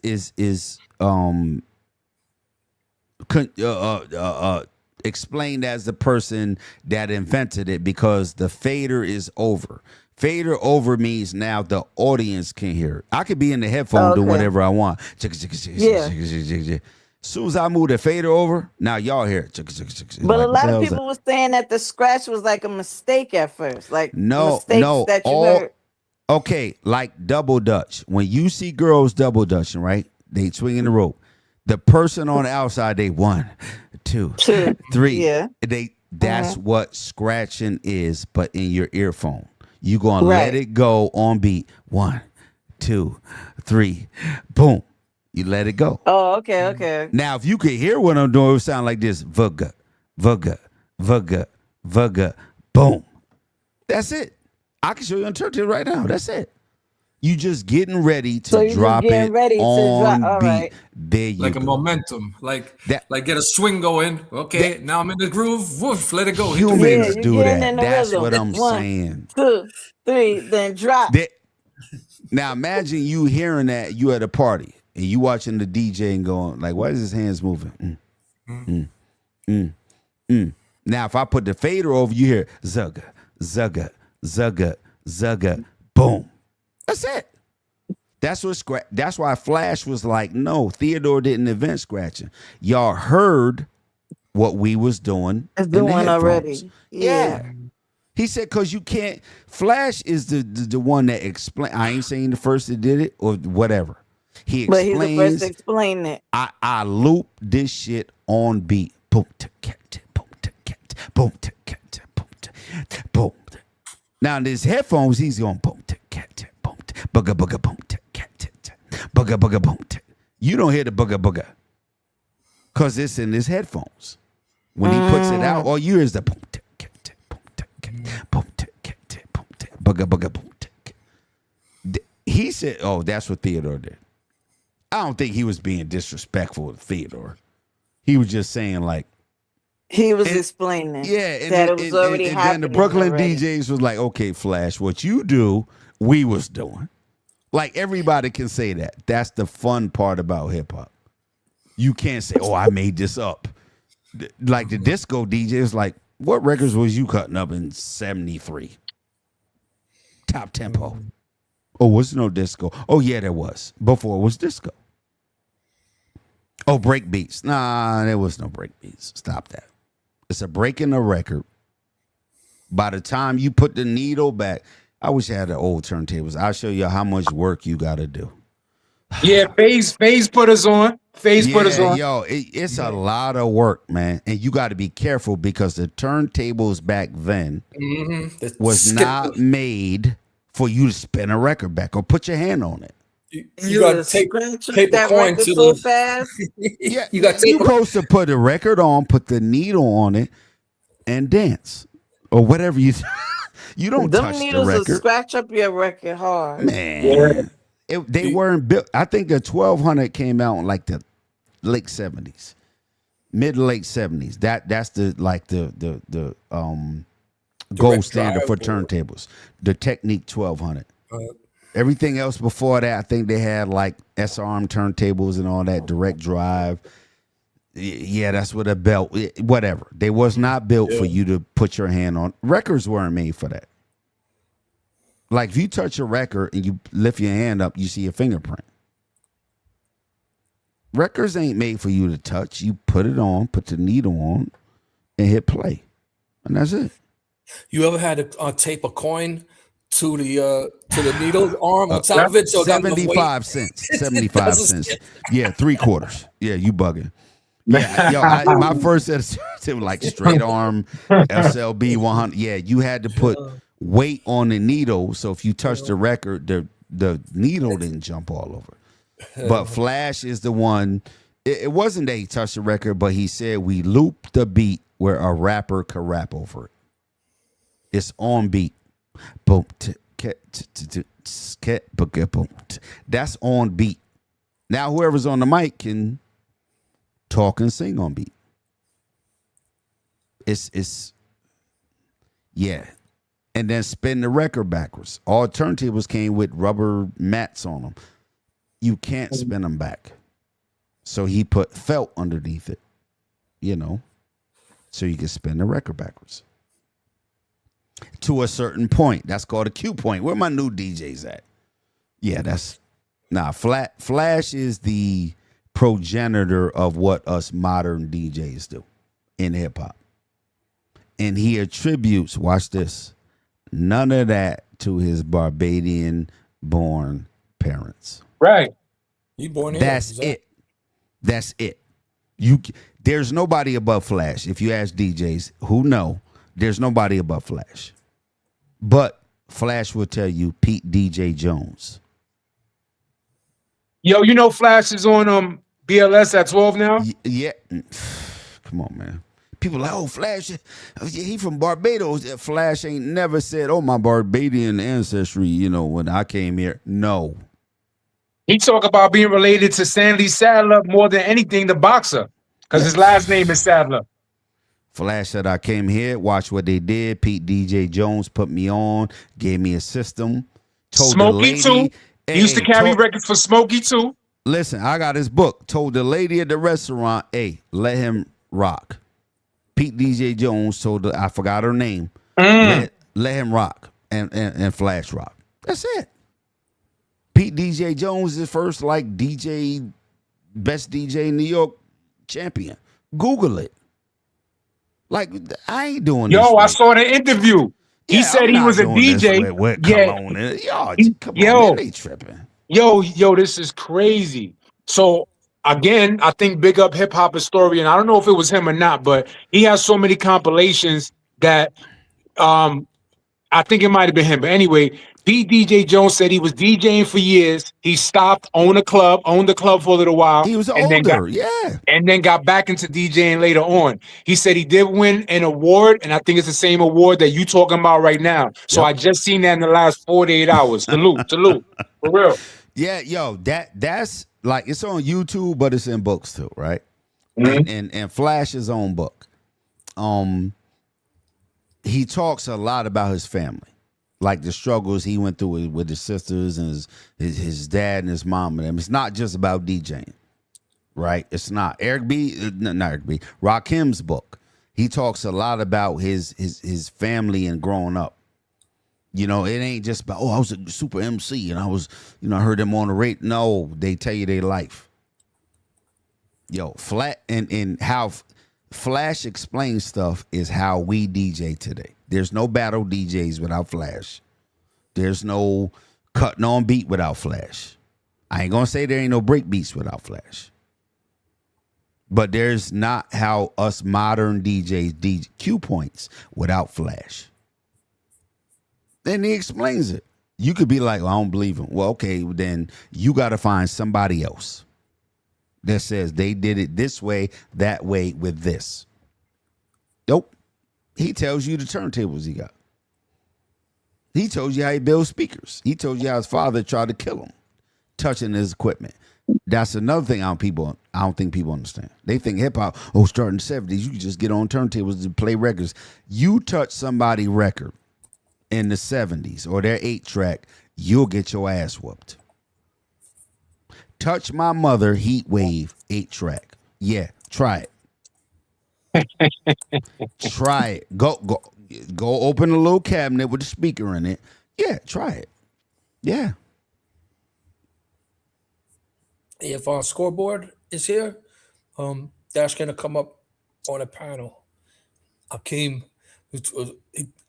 could talk that DJ stuff with you. Let me ask you something, Hits. Yes, sir. Like, so, because I also have the belief that I was reading that they started in the late 60s, more and more, they started changing the technology of how they cut the grooves in the record with I think it said a lathe, right? Like, it's not something I know about. Lathe, yeah.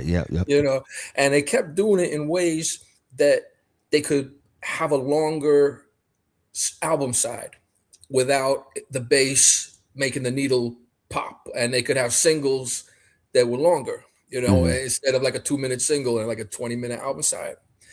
And like at the same time, like I would say so-called soul music, funk music, it went from Motown used to have 2-minute songs to be a single on the radio, like formatted for the radio. And when it started turning into albums, people like the Commodores, they had instrumental songs that would get into like a psychedelic breakdown for 15 minutes. I think Curtis Mayfield had like a whole album side, his one song.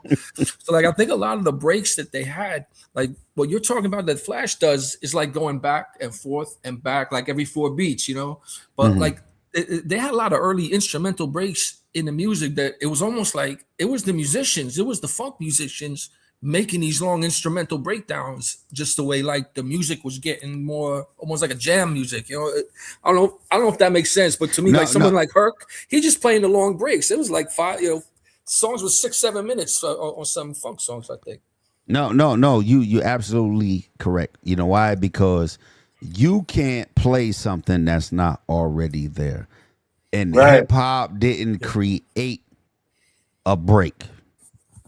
It did not create a segment of music where that's just continuously that part. Albums and singles, they get cut on a lathe differently. Like a single, say it's a 4-minute song. Well, back then songs 7-8 minutes. And like you said, they have some records, people, you buy a 12-inch, the whole 7 minutes, the last 4 is just instruments. That's because they're recording the band playing. Like the music comes first, then recording. How do we fit this on a record? Okay, the vinyl record might hold 7 minutes. So if we look at it from that point, music is first. How do we get it on this limited space? Right? Okay, so that's why a lot of records fade out. The old records, they fade out then because the engineers like, we ain't got no more vinyl. Like, y'all keep on playing. Right. Okay, so then you get to somebody recognizes a part in the record where the drummer or the singer or the guitarist, like rock and roll, they heavy on the guitar break. And see, that's what I'm saying about solo music. Yeah, like in the 70s, I listened to like Led Zeppelin and not listen to, but it's on the radio. John Denver. I heard you mention that before. You know the difference between punk rock and rock. Yeah, okay. but you hear how you hear the music. And like you're not making it. You hear it every day, top 40 dance songs, and you like, okay, you just know where the song go up and then it go down. Then it go to the break. With hip hop, I think what happened was if there's a break in the record, it didn't start with people talking first. It started with people dancing first. Right? You dancing to the record already. To go off. Yeah. It's just and two, now the talking part, if you listen to the radio, that's where you get the radio hosts, the Frankie Crocker and them. We're gonna do what we go do. We're gonna bring it on back. We're gonna take it over here to take it like that's set, like they time it until the singing starts. Yeah. It's just different. That's what I'm saying. So when we get to hip hop, we think we doing something. We like, man, we ain't do nothing. But take this, that, and this. I forgot about that. They said they used to say the introduction and be able to time it exactly. They tell you the weather, the time. You go back to the science fiction like radio stations and like I listen to 40s like introductions. And they give you a washing machine commercial but they did it live. There was like really 8 people in the studio doing a washing machine commercial. But that's music, that's industry, that's reproduction. And then we do stuff. When we get a hold to it, we got the rhythm, we got the funk, we talking. And then you get somebody that say, hey, okay, you over there, you gotta move. Hey, you over there, you gotta move. Hey, okay, y'all too loud. Like just the microphone. I DJ this day and people, hey, yeah, hold on, yo, let me get the microphone. Whoever blew cars in front of the goddamn building, y'all need it. It's just a continuation of people doing what they've been doing, listening to music, dancing, having a good time. And then here come commercialization. Who did it? Where they do it? What was the date? What was the name? And we all like, what the hell are you talking about? It's a cookout. It's a party. That's the music we always listen to. Heat Wave, Earth, Wind, Fire, Commodore. No. We need to solidify this. Like, for what? There was no hip hop genre. There was no radio stations. 78, 79, 81, 82. You couldn't go on the radio and go, let me hear some rap music. Was it? There was no market.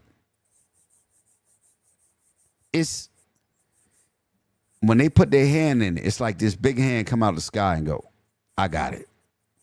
You're like, what? Yeah, now the money comes, the rappers, the light is number one, Curtis Blow, the breaks, and then you get Spoonie G's and the Run DMCs and the Cold Chillin' records, and it's crazy. And it's like, hold on, weren't you record companies just saying this wasn't music like 5 years ago? They didn't want nothing to do. You couldn't. Enjoy Records, B-Boy Records, I think that's what cares. They went and bought all them. Bought the masters, the rights, the public. Like, yeah, let's get all that. And if you was a rapper at the time, you'd be like, okay, you're going to give me some money. I'll take it. Yo, real quick, not to interrupt. I don't have the juice. I see him. Yo, so we can't let Akeem up. We need the scoreboard, man. I ain't on the boards yet. Damn. Yo, Mina, you still there? She might have dropped out. Nah, I don't think she here. Scoreboard, where you at, man? I think Akeem want to battle me. I think he want to battle me on turntable. Yeah. Hold on. The Most High said his favorite DJ is Marley Marl, right? Yeah. Marley Marl, right? In the 80s, we used to hear him on the radio, and his scratches were so bad. I was like, why he sounds so bad? Horrible. Then we seen a picture of him and Mr. Magic. Uh-huh. And he got the turntable next to a mix board, not a mixer. Yeah. I'm like, oh, that's why he's so. But that's an old picture. And then the reason why I like Marley so much is because his blends, his transitions was always seamless, right? You lying? Don't make me put. Marley Marl is horrible. Red Alert is. I bet you Red Alert is better than Marley Marl. And I'm gonna tell you. I didn't get that. And I'm gonna tell you, to me, I think he proved it more when he started doing the hip house and all that. Because he was the first one I saw blending that. Oh, okay, look. Pete Rock, Marley Marl. Yes, sir. In Control Rap Show. Now, hold on. Even though they in my top 5. Okay. Red Alert on the radio was way smoother than Chuck Chill Out and Marley Marl. I was a Juice Crew dude. Yeah, I am too. I'm Coogee Rap. Chili Q. I'm big. Damn. Oh, nah, I gotta go. He said Chili Q. Q. They don't even know. Scoreboard. So boom, you're right. Because remember after they took over and became, yeah, man, 16-year-old DJ, bro. I remember that. You tripping? That's so boom. Remember when they went from Rap Attack to In Control? It was In Control Radio. Nah, they on YouTube. Yo, they got them on YouTube. Yo, you can find them. Marley Marl, In Control, right? First, it was Kevy. Him and Pete Rock. Yeah. But first, remember, it was Kevy Kev, DJ Kevy Kev on Fridays, Kevy Kev Ogby, right? And then on Saturdays, it was Pete Rock. I'm writing all this down. Keep on talking. You better boom. And then, real talk. So boom. I remember when the transition came and all that. It looked like they had some type of on-air altercation and all that when Magic no longer was, his services were no longer welcome or whatever. And then I remember that when Marley took over that first week or weekend, they played the Izzy Ice and the other cat, I forgot his name. I'm a soul man. Doom doom doom doom.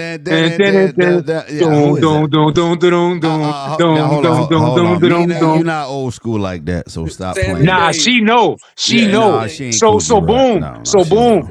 So they had Kane and Craig G freestyling over that. Kane got crazy busy on that, right? And he spit the lyrics to Mortal Kombat and I think some other bars that we familiar with. The kiss of death on a rap kicker. He murdered that joint. It's not raw. Nah, it's the fast joint. No, but he spit. No.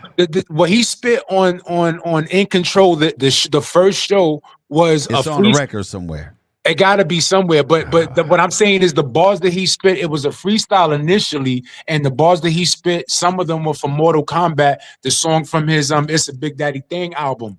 So he killed that and another rhyme on there. He was crazy. It sounded like he was going at Magic. And let me be clear, before I ever wanted to rap or do anything, I wanted to be Mr. Magic. I'm dead serious. Well, somebody need to let Akiem up. Somebody said the ref was sleeping. Man. Yeah, somebody said the ref fell asleep. They scoring goals. They fouling. They didn't jumped off the top rope. Where the ref at to let Akiem up? He said he missed 12 topics. Scoreboard, where you at? Where's score at? Somebody call him. We don't know him like that. He appears and disappears like a magic. We know. Look, somebody go in the other room and throw some water in his face. Yeah. He's sitting next to somebody. He ain't sitting next to me. Because if he was woke and he was here, he definitely would have let Akiem up. Because I'd have hit him with a Bluetooth stick or something. Yeah, I'd have threw a USB in his face. What? Yeah, Akiem, hold on. Don't go away. And I'm glad you said that. And I'm gonna tell you why Marley Marl was who I wanted to be like. Marley Marl could cut. Mm-hmm. He made the beat. That was it for me. Cut Master DC. Man. That was it. That's all I wanted. Wow, you said Cut Master DC. Yeah, come on, man. Brooklyn. That was it. Yeah, because they cut and made the beat. Cut Master DC rapped. He did all three. I don't know I was rapping. Marley Marl. Yeah, I wanted to be Marley Marl. Come on, man. Man. Yo, so like literally, after that, again, like for In Control, that set up Pete Rock to become who he was. Yep. Kevin Ogby had their little Pete Rock run. was guest DJ. Yeah, on behalf of Heavy D. Heavy D said, go ahead and let him up there. Yeah, man. So the that era right there was very transitional for hip hop.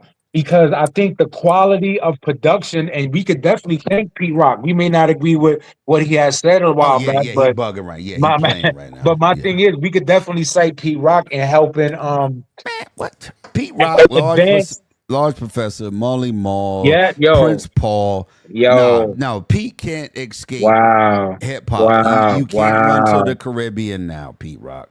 Nah, the world is yours with Nas. No, come on. I'm gonna give Pete smooth stop, man. I'm gonna give Pete Rock some. But you know what's funny though? Was he not the first one? I know Shinehead, Who the Cat Fit, and all that. That's one of my favorite songs to this day, right? Come on. Yeah, Paul. So, and I'm dead serious. So, at the end of the day, didn't Pete use Sister Nancy first? Like, and when he laid his samples at one time, he might have been the first one to use Sister Nancy in one of his tracks, man. So, if anything, I'll big him up for introducing reggae and dancehall into hip hop. No. I'm not gonna go through my title crates, but I'm sure Pete wasn't the first, right? Even if it wasn't the actual sample, it was a flow style. I think Masters of the Ceremony, Grand Poobah and them. Sexy. Yeah. Oh, they was. Mm-hmm. Yeah, that's murder. Somebody said kill that noise. On 1985, they had the Fat Boys did a roots reggae. And see, that's what commercialization did. Okay, we need a slow song on this album. We need a fast song. We need a song about girls. We need a song about this.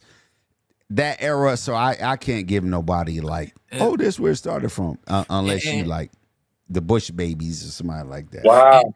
And they had Yellow Man on the Run DMC. There you go. Yeah. That might be the earliest, I think. Nah, you're right. That's a good point. But even in that collab right there, I give him said Run DMC had roots, rap, reggae. Yeah. Shit. But I didn't. But see, I appreciated Yellow Man's song, his own music. I didn't think that was a good collab. I like Yellow Man without Run DMC. You feel me? Yeah, but that they got forced into stuff like that. And ain't something where you be like, you know what would be good? No, the record label be like, well, he's hitting over here, you hitting over there. Let's bring y'all together and make some music. They didn't know nothing about that. They just put like that. That's where prior to Run DMC, you get Cold Crush Brothers singing punk rock rap, because that was the initial migration from the late 70s to early 80s. Punk rock you got going on Lower East Side. You got the rap in Queens and this. And they was just pushing stuff together. Like, this is just something that's, popping on two different segments. Let's bring them together. But they hit on the rock thing, in my opinion. They hit on that, because Rock Box is my favorite Run DMC song. No, Rock Box is my favorite. Can't be yours. It's my favorite. Yo, I had the JVC box, yo. I used to play that so loud. My mother used to be like, "Will you?" I'm like, "Oh, here's that." Yeah, man. And then, on my page, I got on my channel, I got the Soul Train performance they did on Rock Box. To me, it still make me feel like how I felt like when I was a kid when I first seen them on there. Hold on. I'm going to look up the year and I'm going to tell you exactly how old I was. And y'all going to write in the chat how old you was. That was August 1984, man. 84, I was, okay. I was 15. I was 11. I was about to turn 11. Ooh, yeah, you don't even know. Rock Box was retarded. They don't know. We know. Don't know. Yeah, man. Yeah, man. You know what the craziest part in that song to me, for some reason back then, when you said Calvin Klein part. Calvin Klein's don't spend the buy. Because my behind. You remember before that, with all the designer jeans, remember they used to have Brooke Shields and the designer jeans. They had Adidas on with no shoestrings. I'm telling you, everything we do and did, even at that juncture when Run DMC hit, they was just different. Like, nah, you can't fight that, bro. Yeah, man. They was, and they had a DJ. That was a whole show. Run, DMC, and Jam Master J. And if anything, Cut Creator's LL Cool J first. Yes, sir. With Bobcat. Well, Cut Creator first because he came right. But Bobcat is from LA though. But no disrespect to Bobcat. I'm just saying that LL grew up around Cut Creator. Hey, because who else Bobcat is had a two legend. DJs? Dougie Yeah. Fresh, Barry B, and Barry Chill B, Chill Will. Yeah. Man, we've been here all night. Go ahead, bro. Yo, DJs don't even have a real place in hip hop like that no more. Nah. Unfortunately. Listen, Jazzy Jeff and the Fresh Prince was the pinnacle of DJ MC. A lot of people think Will Smith is corny. No, go listen to the album. He's the DJ. I'm the rapper. Yeah, man. Man. You not, yo. Jazzy Brand New Jeff. Funk was crazy. What we talking Philly? about? Yeah, nobody. What we talking about? Nah, Philly. No. Steady.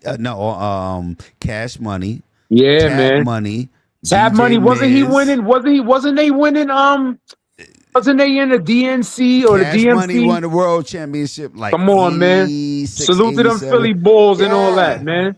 Salute to Philly and all that, man. Now hold on. The new music seminar. 3 times dope. Now hold on, watch this. The new music seminar in the early 80s, you couldn't perform unless you had a record. So you had Fresco and Miz. Yes, Miz, yes. Fresco won the rap belt. Word. Miz won the DJ belt, and they had a single deal. You could produce a single. We don't play. We don't play. Ain't you Fresco? Yeah, and man. On the video, they got the belts on. Come on, man. Don't do that. Yo, who did Miz beat? Was it Richie Rich or did Richie Rich beat him? I think Miz won when he did the hold on. I'm making you get dizzier. He said the record skipped. I don't know who he's going against today. He started going there. He was like, I'm making you get dizzier. And he was like, yo, the record skipped. So he just kept doing it and he won. Akeem talking about Tough Crew. Nina said 3 times dope. First Class Citizen said DJ Tab Money. First Class Citizen said DJ Woody Wood. Money, come on. Tab Money Steady B DJ. Yeah. The chat, the chat family is up on all that. Yo, now hold on, y'all, from Philly, because a lot of New York records couldn't get produced in New York, so they went to Philly with Pop Art. Biz Markie the Goodman went down brothers. there. Shantae went down there. Yeah. Come on now. The story is documented. Pardon me for interrupting. The story is documented about Magic trying to break free. Magic and them trying to break free of the Goodman brothers and the JBM and them, and having to call the Furtado brothers, like the cavalry over the air, and dudes had to like meet up. I don't know if that's a myth, but it's out there. It's out there in like YouTube world. To get a goddamn record done. Yeah, so yeah. I'll that might have been, you know why? Not so this, because I'm not about no gossip or whatever. I think I saw that. Rest in peace to Fly Ty. I think I might have saw that in his series of interviews with Craze from Long Island. James Craze. James Craze. He got an excellent YouTube channel. And a couple of years ago, he did a series of videos with Fly Ty from Cold Chillin'. Rest in peace once again. And he told the truth. Yeah, when I think that's the interview where he said he gave Biz Markie a whole lot of money to pass down to Cool V and Granddaddy IU and all that. Okay, but let's go back to Philly, right? Yes, sir. They had to go to Philly, Pop Art, to get a lot of stuff done, right? And 2, the Philly style of cutting, you turn the turntables sideways. Wow. There was no New York shit. That sideways shit now. Yo, they build controllers like that. I wonder if Score knows this. I never knew that. Score don't know about no hip hop. He up here for chill, playing games. Chill. Score ain't got no turntables. He don't know. Chill. I bet Mighty Hebrew knows. I bet Mighty Hebrew knows. Mighty Hebrew ain't got no turntables. I need to, So keep building on this. I didn't know that. Let me hear this for real. Yeah. The Philly style of DJing was you turn the turntables sideways. So when you go to grab the record, when you fast cutting, you don't hit the tone arm that you put on the record with the needle. Yeah, that's out the way. It's up top now. That's Philly style. Wow, man. That's what and they making millions of dollars off what Cash Money, Tap Money, Spin Bad. Grandmaster Rasheen and them did. They're like, Philly was the cut capital, yo. Steve D. Steve D is New York. Yo, we couldn't fuck with Philly. I don't care what nobody said. Okay, my bad. No. Steve D is the progenitor of the Executioners, which is Rob Swift, Sinister, and all them. Yeah. No, Steve, but before Steve D was cut master DC, New York couldn't mess with them. Jazzy Joyce, that Sweet T's DJ. TT and is my yeah. What? Yeah. Nah. Philly came. Yeah, Jazzy Jeff came over here and just. You couldn't cut like Philly mid 80s. No. Well, Touch of Jazz pause was like, forget it, man. Yeah, no, it's done. It's over. Nah, wow, man. Nah. Yeah, man. Yo, and since now, we hold on, Nina said something from the granddaddy. Yo, granddaddy, you. I don't think they know Nina. God bless the dead, man. That's fact. God bless the dead. Yo, so since Akeem and Mina both said it's my beat, Sweet T, right? Yeah, Jazzy Joyce was her DJ. So that's the homie Star cousin. So salute to Star. He might be live right now and all that. That's dope. But yo, so it's my beat. Even though that bass line, they played the bass line, I think, on there. But the drum pattern is what on It's My Beat, ladies and gentlemen? That's first of all, who produced it, I think, is Herbie Lovebug. Yes, and sir. It's always funky drummer and stuff like that. Yeah. Herbie Lovebug, the guy behind Kid and Play, Salt and Pepper, Special Ed, Antoinette, Sub Rock, but y'all better stop. I better get off. Yeah, man. Listen. The one thing, Herbie is ridiculous. Listen, the one thing, and we might even be leaving a couple of groups, outside of Salt and Pepper. We not leaving somebody off there. Salt and Pepper, Kwame, Special Ed. No, Kwame is his own producer. Later, okay. They just was on the same label, Next Plateau or something like that. Next Plateau. That's the Black and Red label. Yeah. No, I think Salt and Pepper was his biggest act. So yeah. Special Ed was crazy with Special Ed is Howie T though. Oh, you're right. My bad. You know what I'm saying? No, I'm thinking Chub Rock. My bad. Chub Rock. Yeah, Special Ed is Howie T. Special Ed is Howie T. Look at Howie T, and now you gonna make me listen to now we see. Yeah, Special Ed is Howie T, family. Special Ed is Howie T. Howie T is Roxanne, right? Yes, sir. Special Ed is Howie T. Yo, we gotta go on here one night and I play all these songs. Yo, listen. Yo, the turntable sitting there is just collecting dust. Yeah, man. And Herbie's crazy, yo. Yeah, man. Chubb is from Howie T also. Yes, sir. Howie T is actually Chubb's blood cousin, if I'm not mistaken. They was playing around. Thank you, Hey Roo. Songs. Chubb Rock and Howie T was playing, and they got Caribbean background. That's yes, sir. Thank you, Mina. Yeah. You can't be throwing these people out. No. You can never. Not you. We not arguing them. They came into hip hop and they represent. They don't even argue. Right. I don't need Busta Rhymes if I got Chubb Rock. Ooh. I don't need Pete Rock if I got Howie T in them. They straight Caribbean. I don't need none of them if I got Flash. Flash ain't never yelled Barbados. Y'all, they tripping. They all said we came here and our family came here and we doing what y'all doing. Come on, man. Why are we arguing with these people? I mean, the thing is that we all considered ourselves black at the end of the day, right? So in terms of the delineation and whatever, I mean, to be honest with you, at some point, and if you want to say the late 80s, early 90s, this is a very good time frame in terms of hip hop and its growth that we were as unified as we could have possibly been in terms of nationalities, unity, and all that in the late 80s into the early 90s. That was probably the best. That was the best time of unity, if I'm gonna use that word. And oh snap, West Indians is getting busy. You got a West Indian background. We would have never knew that. We'll get busy. We all black. That's how you rock. Yo, we had groups like Brand Nubian. Correct. Right? Like God Body. Correct. And Poor Righteous Like it was a lot of different people. but we all understood they're bringing that into hip hop, into the culture. It wasn't something new. And then you get gangster rap, West Coast. Somebody labeled that. They labeled that shit gangster rap, and none of them was gangsters. Well, the thing is that the fact that was a thing, and it picked up speed. To me, that's some type of media creation in some way, shape, or form. That's all I'm saying. And then watch what we did. We came back with Illmatic. We was straight projects. Right. Like, the industry was not gonna let this go nowhere. Right. But the thing is, with Nas, not to cut you off. Go ahead. Now you but not to cut you off with Nas though, there was a balance with it might have been Project Rap, Queensbridge, I get it.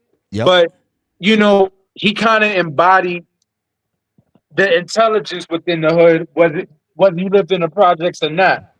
So I think he might have been the biggest symbol since Rakim, especially from the inner city. No, hell no. Rakim is Long Island, and Rakim was straight. Now, hold on, watch this. Rakim was straight God body and gangster. Nas was Queensbridge. I mean, and now hold on. Let me say one thing. Paul Roberts, sir. Special Ed. You absolutely correct. He's from East Indian and Jamaican, like Supercat, but we never heard them push that. Special Ed's first album, I think it's called the Youngest in Charge. Yes, sir. I think that's like 84. I was working in the record store. No. That's 89, family. Okay, yeah. So 89. No, they ain't no 89. You crazy? 89. 89. Google it. Nope. I was in high school when that came out. I'm going to Google. I don't believe you. Oh no. Decepticons and all that. No. I think it was like flat 84. top. Flat top. No flat tops in 84 yet. No. Hold on, people in the chat. I'm going to Google it right now. We're not doing this because I worked in the record store. I didn't even graduate. 89, 88 into 89. Right, 89. No, yeah. In charge. Yeah. Okay, you're right. All right, my bad. You know what I'm saying? I could be wrong. And the thing is, there's not about a competition at this point. You know what I'm saying? We build it. No, we always gotta get the people the right information. Yes, sir. I appreciate that. And the thing is, and I appreciate you. The thing is that particular video, not only was I in high school at that time, and 15, 16 at that time, the dress and the hairstyles made me know exactly what time frame that was, because everybody had a flat top because it came. Yo, but Special Ed didn't have no flat top because his hair was super He kind of did have that little. No, because he from the Caribbean. He had that good hair. Y'all need. He had that good hair fade. You heard? Hey, Rule, my bad. I already said in the chat I was wrong. 89. So in 89, I was 19 years old. Okay, I still was a teenager. Yo, y'all let me be a teenager. Y'all be wilding, man. Y'all don't let nobody never be a teen. Yo.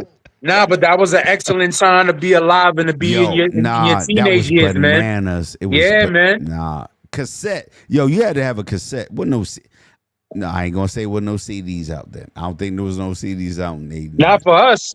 Okay, good. Think about it. We couldn't afford. We couldn't afford that. Twice. Yeah, we couldn't afford that. TDK, Maxell, Sony ate up all my paper and all my allowance. I was in Richmond, Virginia, 89, 90, and 91. My mom was like, it's too wild here. We're going down south. How the hell we end up in Richmond? I don't know. Hey, all my VA people, Richmond people, I work for the Housing Authority, RRHA, Gilpin Court, Creighton Court, Fairfield Court. Now, okay, let me stop. Y'all don't think I'm from down south. Y'all gonna think I'm from down south. Don't do that. Nah, that's good music then. And actual production, like literally drum machines in the studio, not somebody on the computer in their bedroom. Right. I don't think they know. Like, you get a young rapper today and be like, yo, let's go make a song, and show them a drum machine. They be like, fuck is that? Calculator? No, we're gonna make a song. He was like, nah, make a song on my phone and share it to 1,000 people instantly. Yep. I'm like, hold on, do we have graphics? All that? You like what? Yep. Nah, Album covers used to be graphics, pictures, physical things, something that you could lose or damage. If you stream music right now, say Beyonce come out with a new song, you don't care because it's always going to be there at your house, in your car, on your vacation, at your job, on lunch break. If I bought a Beyonce album, it's only one album at my house. Can't take it to work. Can't take it on vacation. If I drop something on it, it's gone. They don't understand that type of stuff. Yeah, man. If you have it, you have it. Hey, you can't give it to your friends like 100 friends. If I get the song, I can share it to everybody right now if I get the song. Back then, if I bought a record, no, it's one record. I'll let you hold it. I need it back. Yeah. That's it. Or I'm not going to let you hold it. I mean, the thing is that if you let somebody something like that, well, especially during that time, if it's a cassette or a record, you know how delicate each is. Everything. Yeah, yo, they're like, and most of the time, I'm gonna just say this real quick and let you cook. And most of the time, people are not going to take care of your stuff the way you might. No, my mom taught us, your mom, all our moms taught, ain't nobody gonna take care of your stuff like you do. You like, yeah, whatever. My man got it. He cool. Nope. Gave out speakers, came back, they don't work. Amps, one light work, one light. Records scratched up. Nah.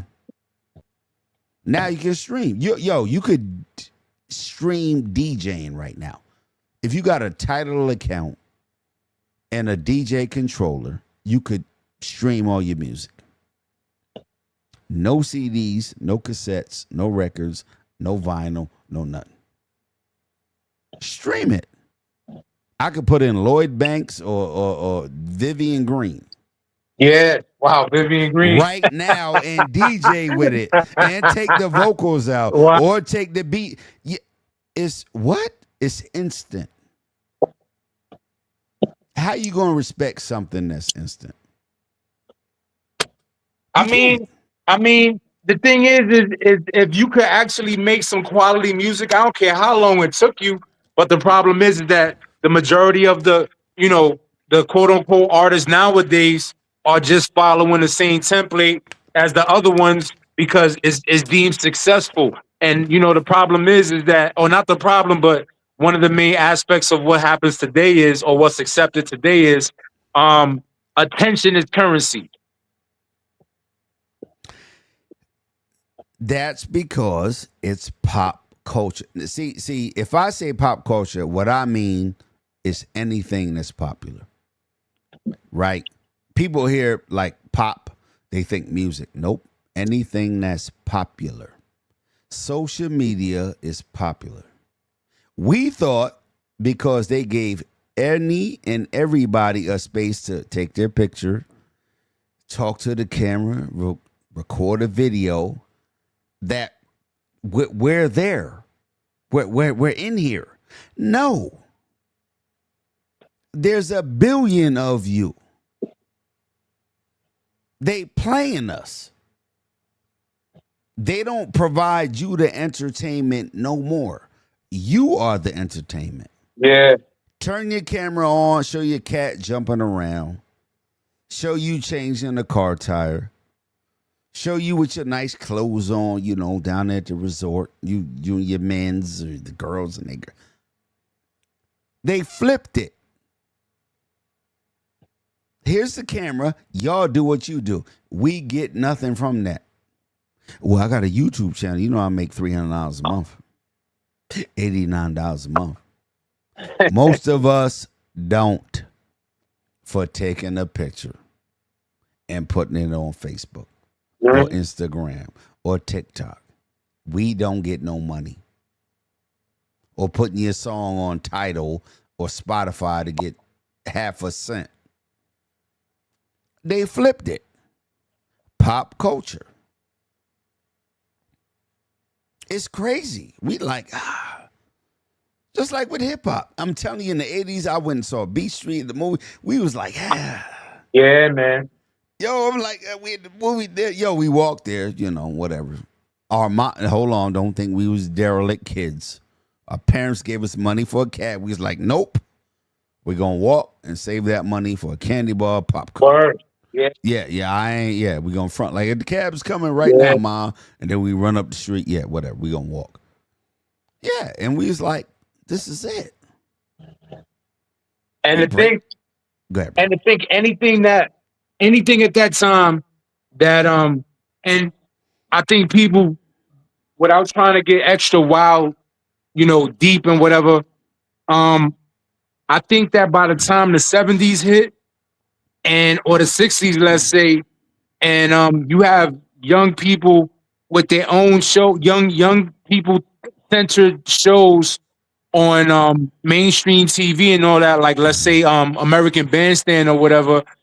So the country is already starting to show or starting to let young people have a voice and have a platform to express themselves through dance or whatever the fads are or the style is at the time. So by the time we was able to get ours through Soul Train in 1970, it just as things continue, they saw that as a means to showcase, yes, but to influence others and to sell things And to make money. There you and go. and to sell things. So they sold you Johnson products. They sold you your Afro kit. Commercials. Commercials. You better tell them. Yeah, man. So, they sold everything. And that's what marketing and advertising is all about. So by the time we get to the 80s and there's way more platforms and it's way more socially accepted to have, young people have a platform for themselves. At that point, the whole formula is perfected in terms of what it could do, how it could influence, how it could sway culture. Sway culture. Let me finish there before I try to get too crazy.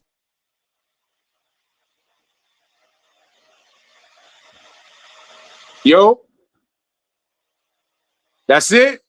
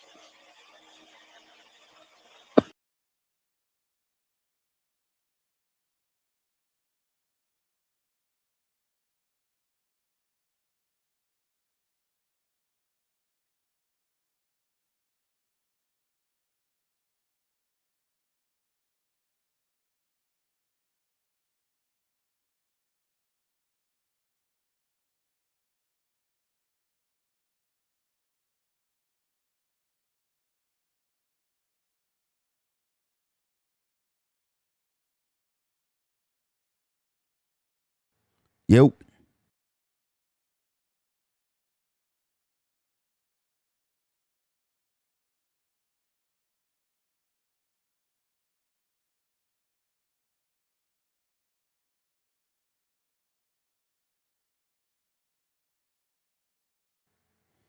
Did we lose everybody?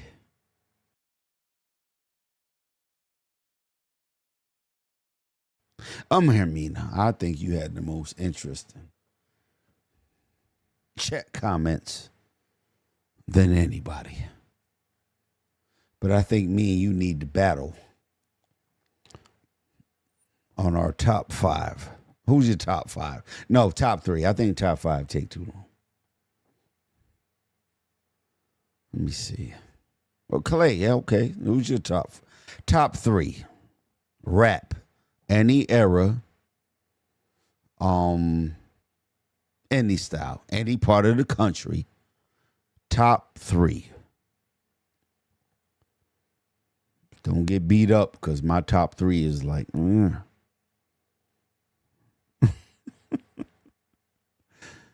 What was I don't know where they at. They ran. I just had to go over there for a minute. Jeez. All right. I need top 3. How the ref fall asleep halfway through the match? We going to court because I'm going to say I won. Them like, on what grounds? Because he went to sleep. I won. What'd you win? Whatever I say, I won. Yo, you ever been to court for a speeding ticket? And the cop don't show up, you be like, hot damn. That's how I feel with the referee here. Hot damn, I won. I don't care what he's on. Rakim, Big Daddy Kane, Coogee Rap. I'm going to go with top 3 is yeah, that is tough. Hold on, let me think about this one. I'm going with Black Thought. I'm going with Eminem. Don't Hate. He'll kill y'all. Stop it. And Redman. Damn it, I said it. Black Thought, Eminem, Redman. That's it. I ain't typing it. Why don't y'all hit the link? I can't share the link. Then ran Akiem off. Mina been here holding it down. Appreciate you, Mina. Most High. Y'all ain't getting by Black Thought. Rakim can't beat Black Thought. Big Daddy Kane can't beat Jimmy Spicer. What, Super Rhymes? Come on, Clay. I know Super Rhymes. They don't know Super Rhymes. They too young. Black Thought beats Rakim, Mina. Eminem definitely beats Big Daddy Kane. And Redman and Coogee Rap. I think that's the closest we gonna get. Redman versus Coogee. No. Redman versus, yeah, because Redman got more records, man. Y'all bugging, man. I'll give him his head. You better put him down. I don't. No, put him back on because you can't see this list. I can't mean nothing. All right. Who y'all got beating Black Thought? Y'all ain't got nobody beating Black Thought. Come on.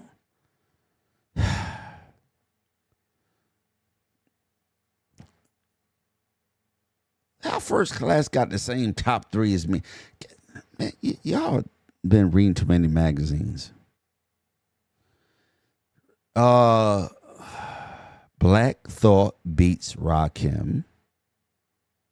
Eminem beats whoever y'all got. Don't be prejudiced. It's horrible. Who could beat Eminem?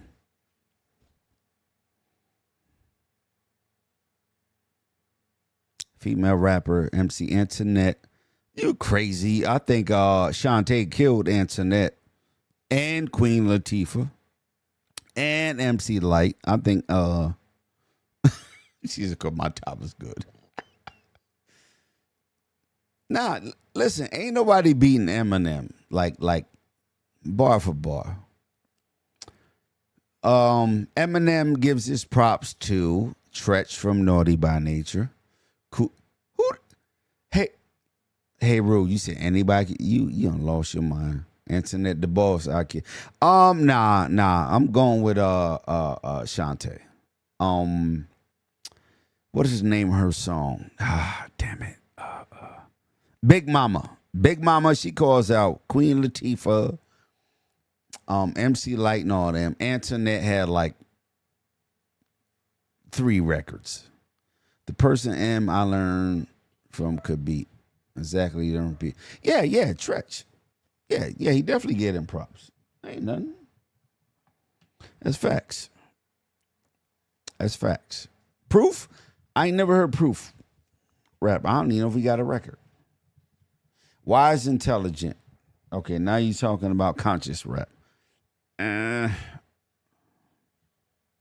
Wise Intelligent. Hold on, let me think. Y'all give me people to battle.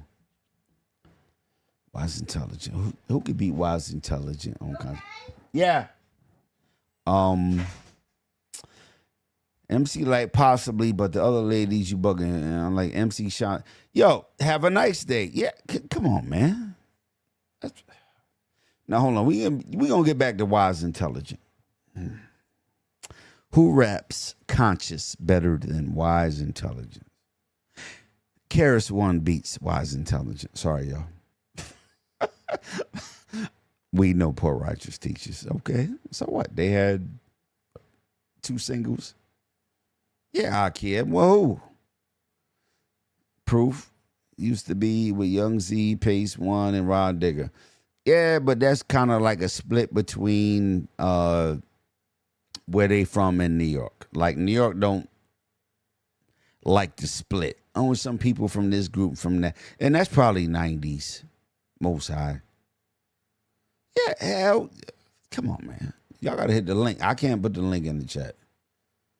Why is it? Nah. I gotta fight. Wise Intelligent. Hold on, I'm working on The Outsiders. Who's that? Tupac Crew. Now let me think. Wise Intelligent. I think Redhead Kingpin beats Wise Intelligent. Outside wordplay runs. I don't know. No. You know, Karis One got like 17 stops. He didn't stop that first class. Stop. The people y'all talking about have like one kind of style. Karis One does not have one kind of style. I don't care because they did 2 different records. Nah. Wise Intelligent. Yeah. Nah, I got somebody. Just hold on. Let me think about Wise Intelligent. I'm fighting like 8 people. Hold on. Wise Intelligent versus. Oh, yo, I'm telling you, when it hit me, y'all gonna be able to make it. Wise Intelligent, bro. Hold on, I'm working. Let me pull out some CDs. Wise Intelligent. Yeah, okay. I get it. Yeah, but he's definitely not like top 4. Like, y'all bugging. Karis One beat. I said that, Derek. They bugging. Karis One's he got too many styles. He got too many albums. He is the creator of Boom Bap. Or the producers call their style Boom Bap. That comes from Karis One. Return of the Boom Bap. Nobody did that before him. Rappers are in danger. MCs act like they don't know. Come on now. You're not being Karis One. Oh, yeah. Okay, so he's my third one. The teacher. They can't. Now, I got to find somebody for Wise Intelligent because I know I got somebody for him. I think Common will kill Wise Intelligent. And stop leaving out my out of New York people. Common is like top 7. I don't think y'all got nobody for Common.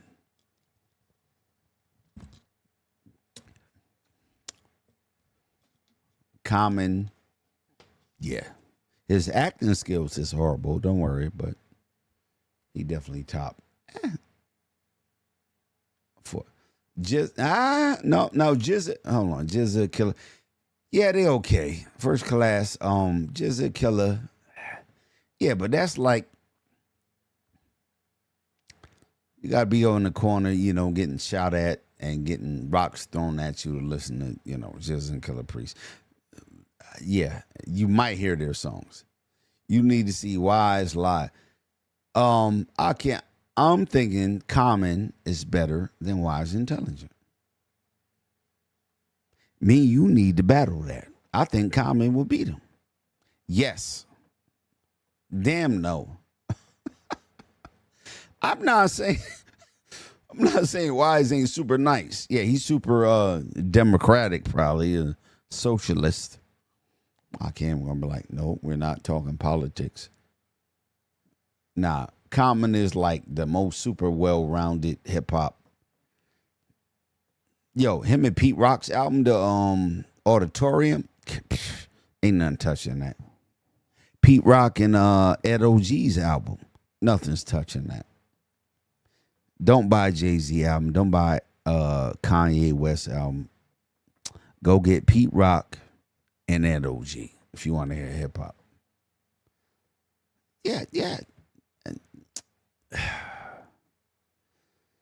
Yeah, Wise is still nice. He on CNN talking about socialism. Of course he's still nice. Nope, I know Common back from high school. First class, listen.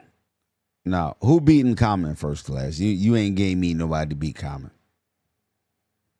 He too nice. Go listen to the Common and Pete Rock album, First Class. Went to school with comedy. What? Okay, First Class. I'm gonna tell you this 3 times. Go listen to Common and Pete Rock, the Auditorium album. Wise, Intelligent, I don't know. Yeah, he probably down the street from that. Go listen to Common and Kanye West album. You're not beating Common, bro. Sorry.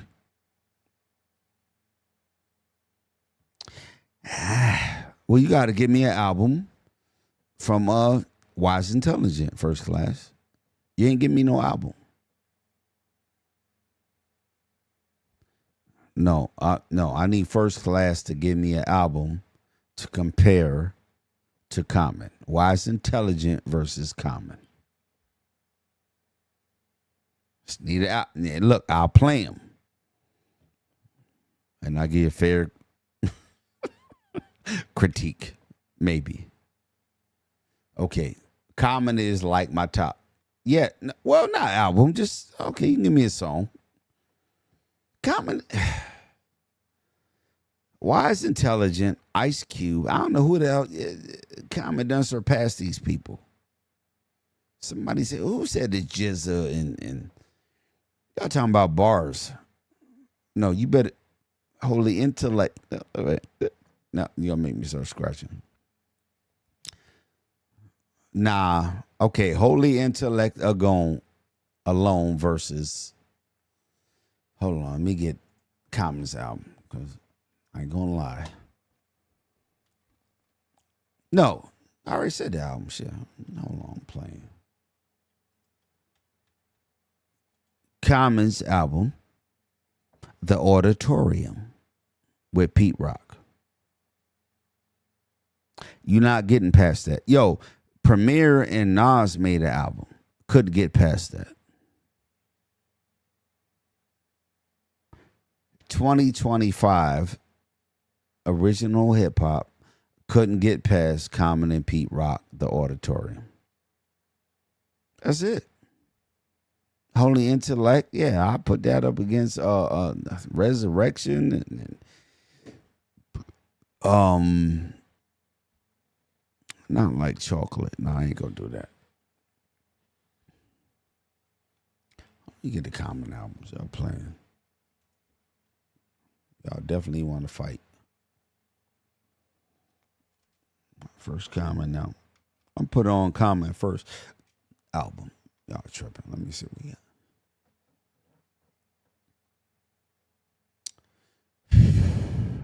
The Light. Come on, man. Y'all can't deal with that. Like Water for Chocolate. Come on, man. Y'all don't do that. Holy Intellect versus Like Water for Chocolate. King's Disease by Nas and Hit Boy. Okay. I think Nas was getting that money album deal, trying to promote his label with Hit Boy and trying to surpass a certain person, Jay-Z. For like a whole bunch of albums. Nas need to sit on Illmatic. Nothing is touching Illmatic. No, not like First Class, but the whole album. Hold on, let me look it up. I just had it. Y'all playing. Like Water for Chocolate versus. Yo, we're gonna do that like during the week. Like Water for Chocolate versus Holy Intellect. All right. I think y'all don't like light-skinned people. I think that's your problem, first class citizen. King Disease by Nas and Hit Boy. Now, Nas was never... No, never said that. Never said Nas was chasing Jay-Z. Actually, at the time that whole battle was going on, New Yorkers had to pick a side. That is facts. Either you was Nas or you was Jay-Z. Jay-Z was the cool niggas, the Heineken drinkers, the gold chain wearers, the sunglasses, and Nas was gutter. You was not gonna win. You was not gonna win. Because there's way more people without than there is with. And that was it. That's why Nas won. Yo, when Nas dropped, everybody thought Ether killed Jay-Z. No. One mic killed Jay-Z. That was it. Mobb Deep had what was their song? The Learning. AKA Burn. They killed Yo, listen to Mobb Deep, The Learning. Jay-Z ain't fuck. Nobody on this roster got beats like that. So yeah, that was over. I'm putting ODB. I don't care. Hold on. Common is cold, no doubt. We used to do rap battles. I'm like, yeah, come on, man. They ain't. Nah, bro. Common still. Yo, trust me. First class citizen. Go listen to the Pete Rock Common Auditorium album. Ain't nothing touching that, bro. Nas couldn't even touch it. With Premier, they fell off. He said I'm putting up ODB. I don't care. I can. Dun, dun, dun. Brooklyn Zoo. Nope. Nah, Mobb Deep was disgusting when it came to responding. And with their equipment and their age and their previous record deal. I don't think a lot of people know about that, but yeah. By the time Shook Ones and all that hit, that was like third album or something? Big Baby Jesus. What the ref at, man? Let Akiem up. Hey, son. Hold on. Akiem, you keep playing it's in orbit. You think Nas better than Common? I never said that, first class. They're different. I wish Nas, Common, and Pete Rock would make an album. They definitely different. They hold down. Not better. I think Nas covers more territory than Common. Do I think he better? No. Hell no. Common is an actor. He a producer. He a rapper. Like, no. Like that, that's different. Common's better than Nas. Like, I never thought about that, first class. Like, if they had to go head up. Nas versus Common. Yeah, that. I might have to struggle on that one, man.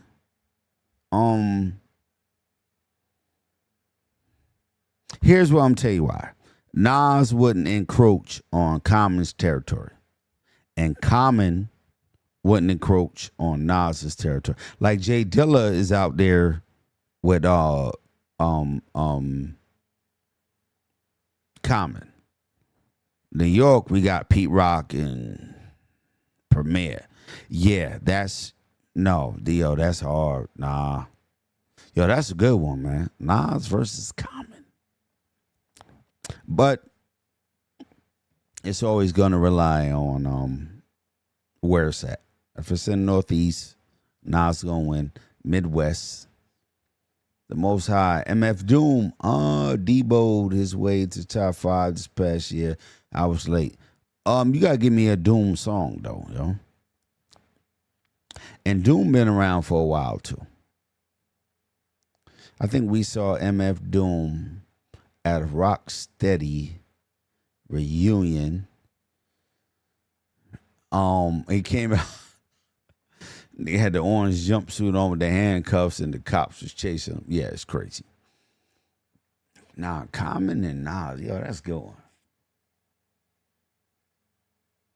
Akiem, me and you fighting when I see you, because now you got me thinking. Well, who's the producer? Common versus Nas, one producer. Can't be Premier, can't be Pete Rock. And doing food pause. Doomsday. Okay. Yo, who was Doom with down before he was MF Doom? I agree. Say, yeah. First class hit it before I could. KMD. That's third base in them. Richie Rich. MC Search. Pete Nice. And I think the rep said, don't trust Pete Nice with the Hip Hop Museum. That's facts. There you go. Come on, man. Y'all super hip hoppers, man. Damn. I had to battle, y'all. De La Soul. Yes, sir. Mike D. Yeah. Zev Love, RP Sub Rock, and his brother. That's facts, Most High. RP Sub Rock. Yeah, we all from them era. Come on, man. I don't know why we arguing with people about who do hip hop, who started hip hop, who was there, who wasn't. Come on, man. It's crazy, bro. It's us. You know, it's us, the Cold Crush. Yeah, I ain't gonna do that. Y'all don't know about that. Y'all know about the Cold Crush freestyle. But we know about Charlie Chase, right? It ain't just him. Better look at all those names on the board for that hip hop museum. Yeah, well, you know what? A museum is based on people spending money and paying for it and having it look presentable to everybody, right? It has to look presentable for regular people, not the stuff that you live through every day, or your aunts and uncles, or your mom and dad, or your grandparents. They got to put it in there like, oh, this is what people used to do when they heard a good song. They danced. This is the clothes they wore. This is how they talked. And we sitting here always. Man, that's just us. Just us. TikTok don't function without us. Instagram don't function without us. The museum ain't gonna function. That's for tourists. I know. No. Me and I'm with you. The best thing we can do is not go there. Not be outside. Keep doing what we do. Create. They can't keep up. Super sad. And that ain't never been what we did. When they see it, they're like, oh, that's cool. No, not cool. You didn't live it, couldn't understand it. You don't even know what that means. Oh, yes, yo. Come on, man, stop it. Yes, yo. Like, nah. Ain't nobody ever did that on the planet. Yeah, nah.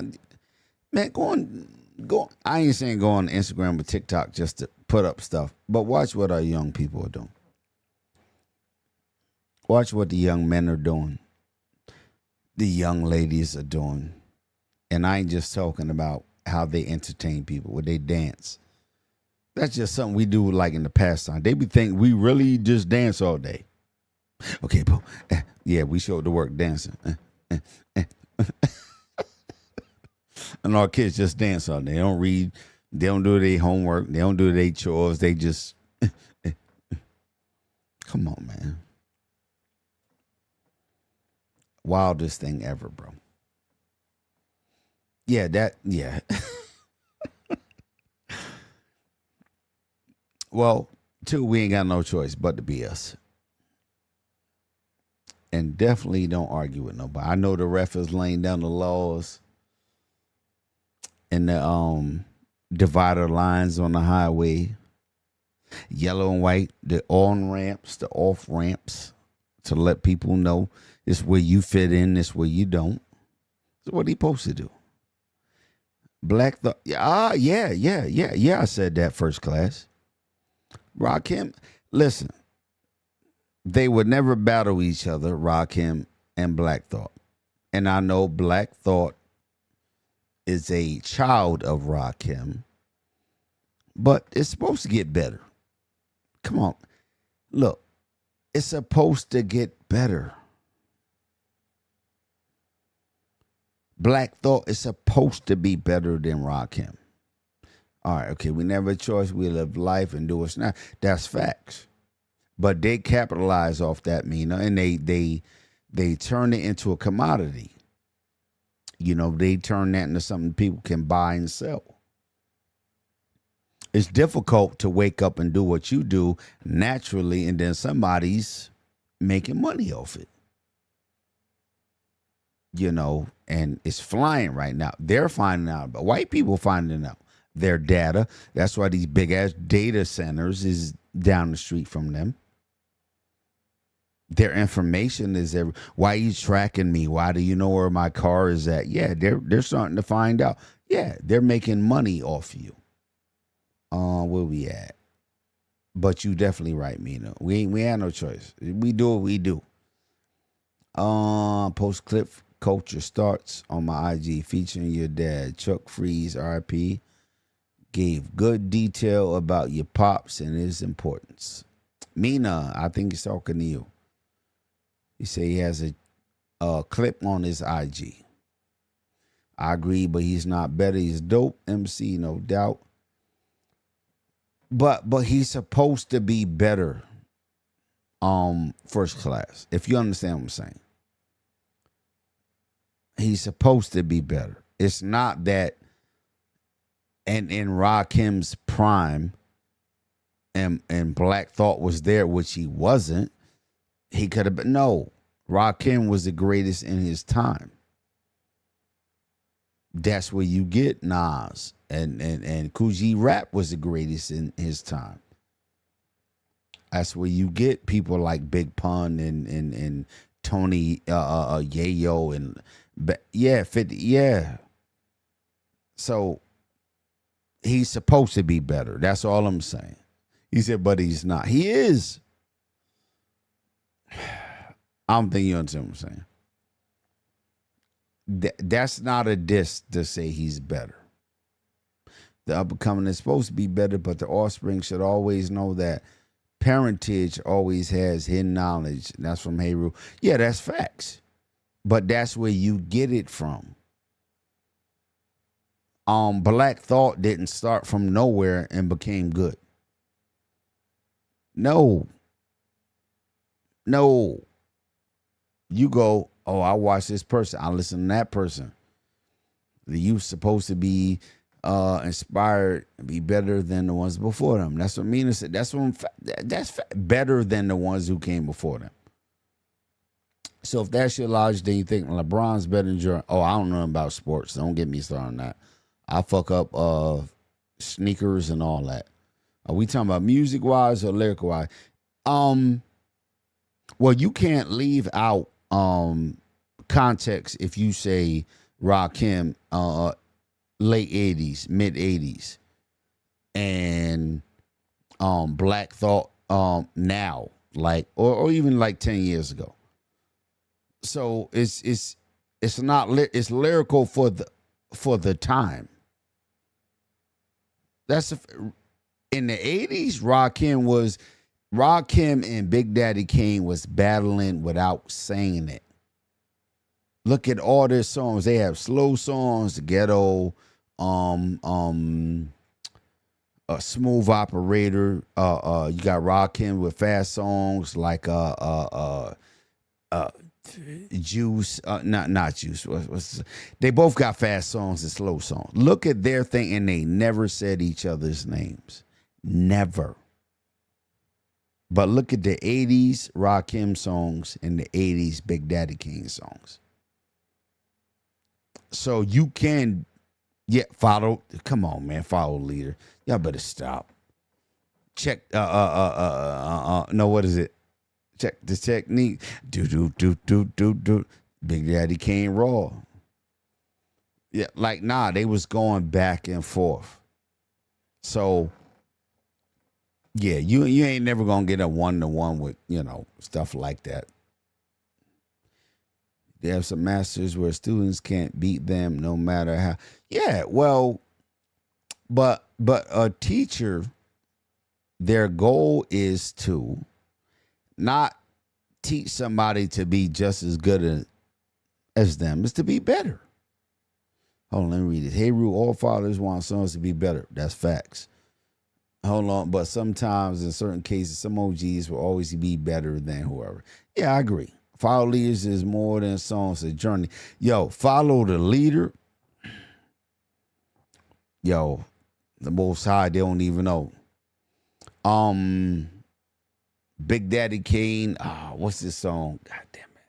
Let it roll. Get hold. You just can't hold back the toe down. Come on, man. I'm telling you, they was going back and forth. Fast for fast, slow for slow, without saying each other's name. And to this day, set it off. There you go. First, come on, man. Rakim had Eric B, which we just found out recently. Eric B was just, the one that put him on, and the true gangster. And Big Daddy Kane had Mr. C. Set off. Yo, come on, man. That's what they was doing. Marley Marl. Yeah, come on, man. Well, Marley Marl was the engineer. I think Cool V says that. I know he got soul. See, I ain't even do regular Rakim. I ain't do Eric B for president. I ain't do ghetto. Chilling. I ain't do just rhyming with Biz, with Big Daddy Kane. Come on, man. Nah, it's Mr. C. I know you got soul, has everything. That's facts. 808 drum, good sample, raps, cuts. Yeah, Rakim and Black Thought. The only reason I give it to Black Thought is because Black Thought is more current and he's supposed to be. Don't take that as that Mr. C was. Yes, he was. I think y'all taking it as a straight comparison. No, Master Ace, Eminem, Bitmaster. Nah, hell no. Hell no, Master Ace ain't bite. No, Eminem ain't bite Master Ace style. Y'all bugging. Eminem tell you who he like. Tretch. Naughty by nature, period. G-Rap.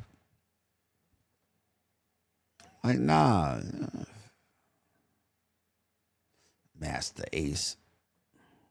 I like Master Ace. Don't get it twisted, but he a fill-in. I don't know what y'all call that in sports. It was that like the bench. Yeah. But see, too, again, now if you compare Rakim to Black Thought, Rakim at a time, late 80s, we transitioning from Run DMC and them to more conscious rap. And I don't mean conscious by, black this, black. No, by thinking about what you're going to say. and the instrumentals. Rakim is the one that brought the records to the studio. Go get his book. He tells you all that in his book. He's like, no, Eric B is the one that put me in touch with Marley Marl, but I'm the creative one. Eric B never said that. His DJ. I met Eric B. They used to have boxing tournaments up here. Nah, Eric B is like a gangster, yo. They can rock him door like, yo, come over here, we're gonna do some stuff. That's facts. That's facts. No, Eric B is no joke. Yo, look at all the album covers with Eric B. Got a straight face. He looked like, Black Frankenstein. He not playing, yo. Yeah, he is. And I ain't gonna say he is or whatever.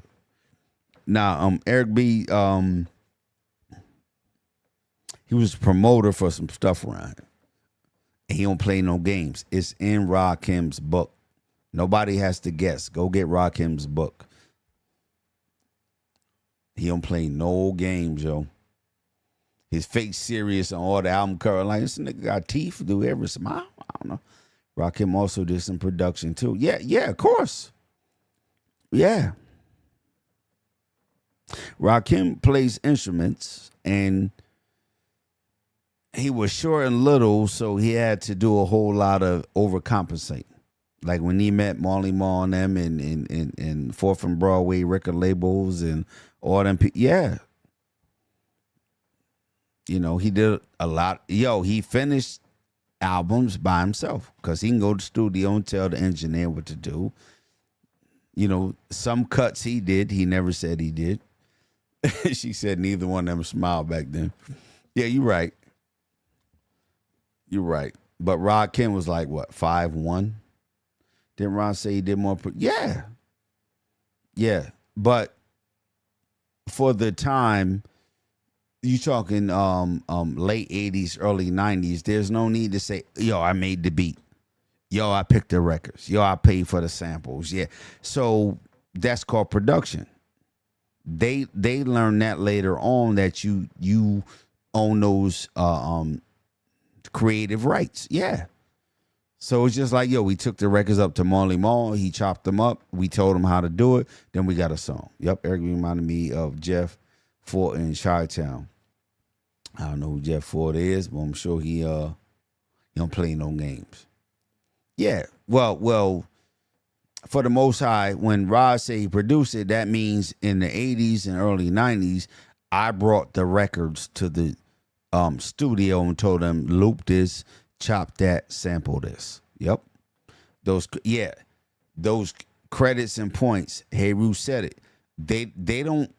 Nobody knew that back then. Publishing and contracts and lifetime rights and masters. They didn't know nothing about that. Yeah. That's why Cutmaster Cool V, Bismarcky DJ.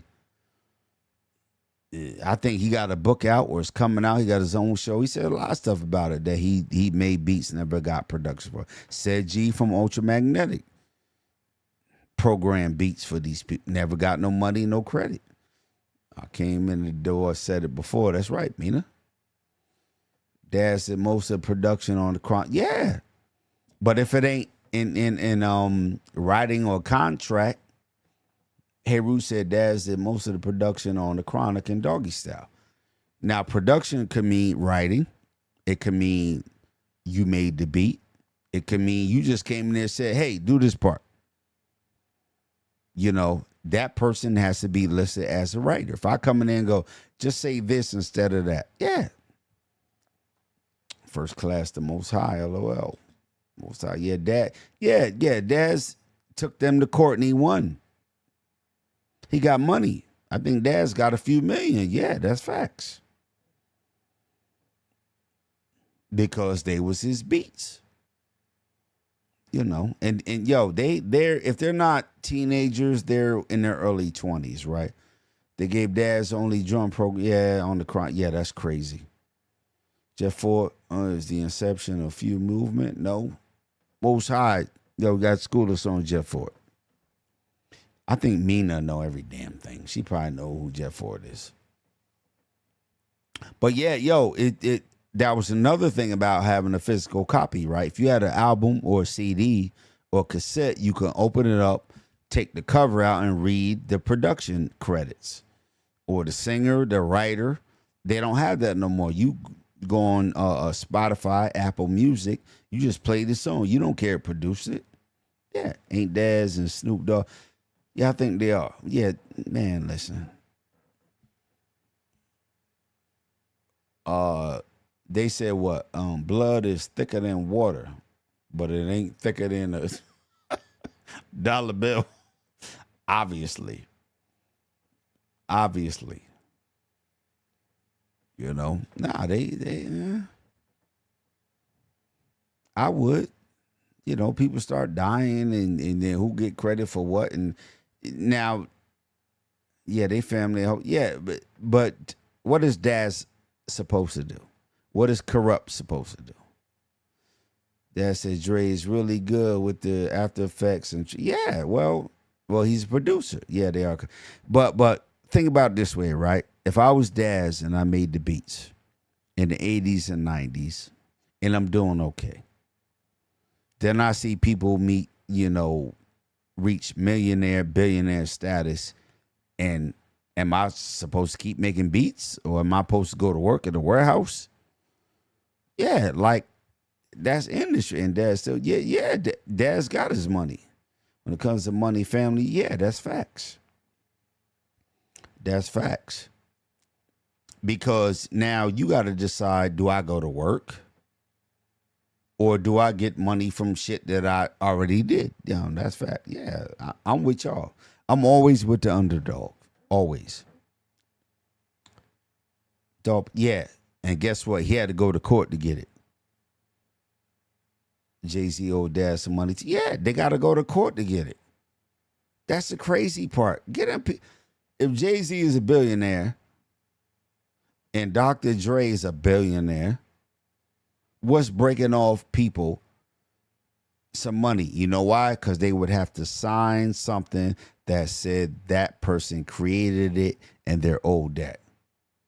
So anytime in the future that some money is doled out for that, they would have to get it. And that's trifling.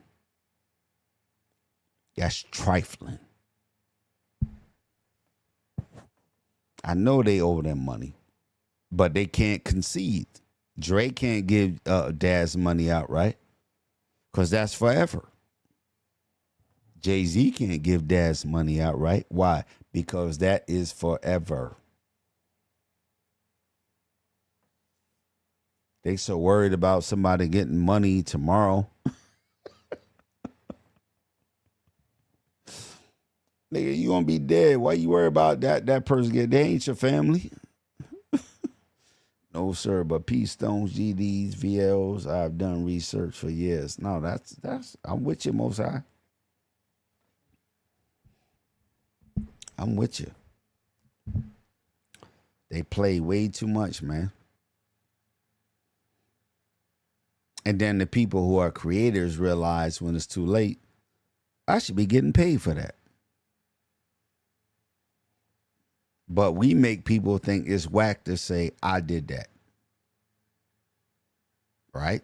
We make people go, well, why would you bring it up when Pac got money or Jay-Z got money or 50 got money? Why you want to bring it up now? Because I didn't get no money. But we, on the social media, we make it feel like, oh, look at them. Gold digging. They out here trying to, live off. No. That's, we hold some responsibility.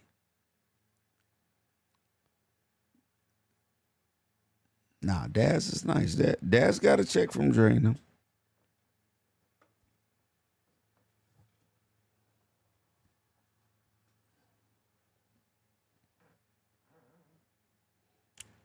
Actually, it's not even Black history, it's music history.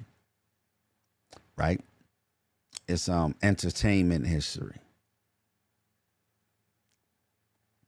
Where they exploit people. And it doesn't matter what the person looked like. That's an old trick too. The person exploiting you looks just like you. And we thinking, oh, because he look or she look like me, we good. Nope. Nope.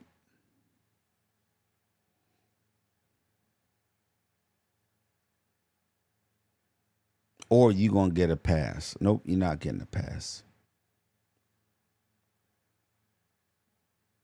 Or you're going to get put in front of everybody. Yeah, you will for a minute. And two, I don't think a lot of people know, right? When recording reproducible music came out, right? In short, that means records, tapes, cassettes, streaming, where you could record something and reproduce it. That was the early 1900s, right? And the same company that could record audio distributed the audio and made the player that you could play it on. I think it's called Victrola.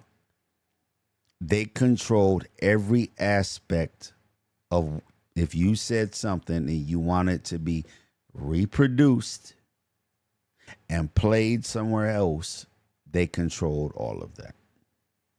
It's called a monopoly. So they could record you, reproduce you, and then have that played on their player. Victrola. Look it up. Victrola.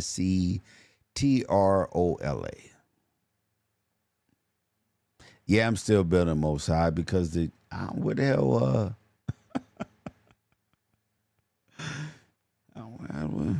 where the score at, man? You left, man. Yeah, but I definitely think people would learn more from cultural history than music history. Cultural finance and sociology than their current things. Because it's the same thing over and over. Is that something like a phonograph player? Yes, Clay, yeah. The Victrola company, they had the first, I think, mass producible phonograph and all that stuff. Yeah. They controlled it. Like, to us, it means like we don't even get it. Like, yeah, okay, so what? What you mean, so what? A person control what you see, hear, and how you get it. See, hear, and how you get it. You're like, hold on. My cell phone, my TV, That's facts, bro. Scoreboard probably knocked out. She said that. Mina, you been holding it down in chat. I appreciate you. Most High, vitamin Z. So you got vitamin Z.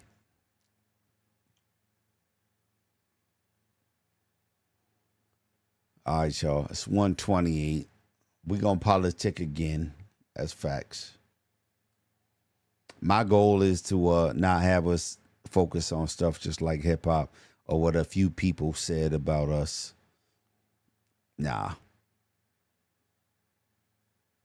Our history is too in-depth, too detailed, too spectacular for people to narrow us down to, I did this, I made that.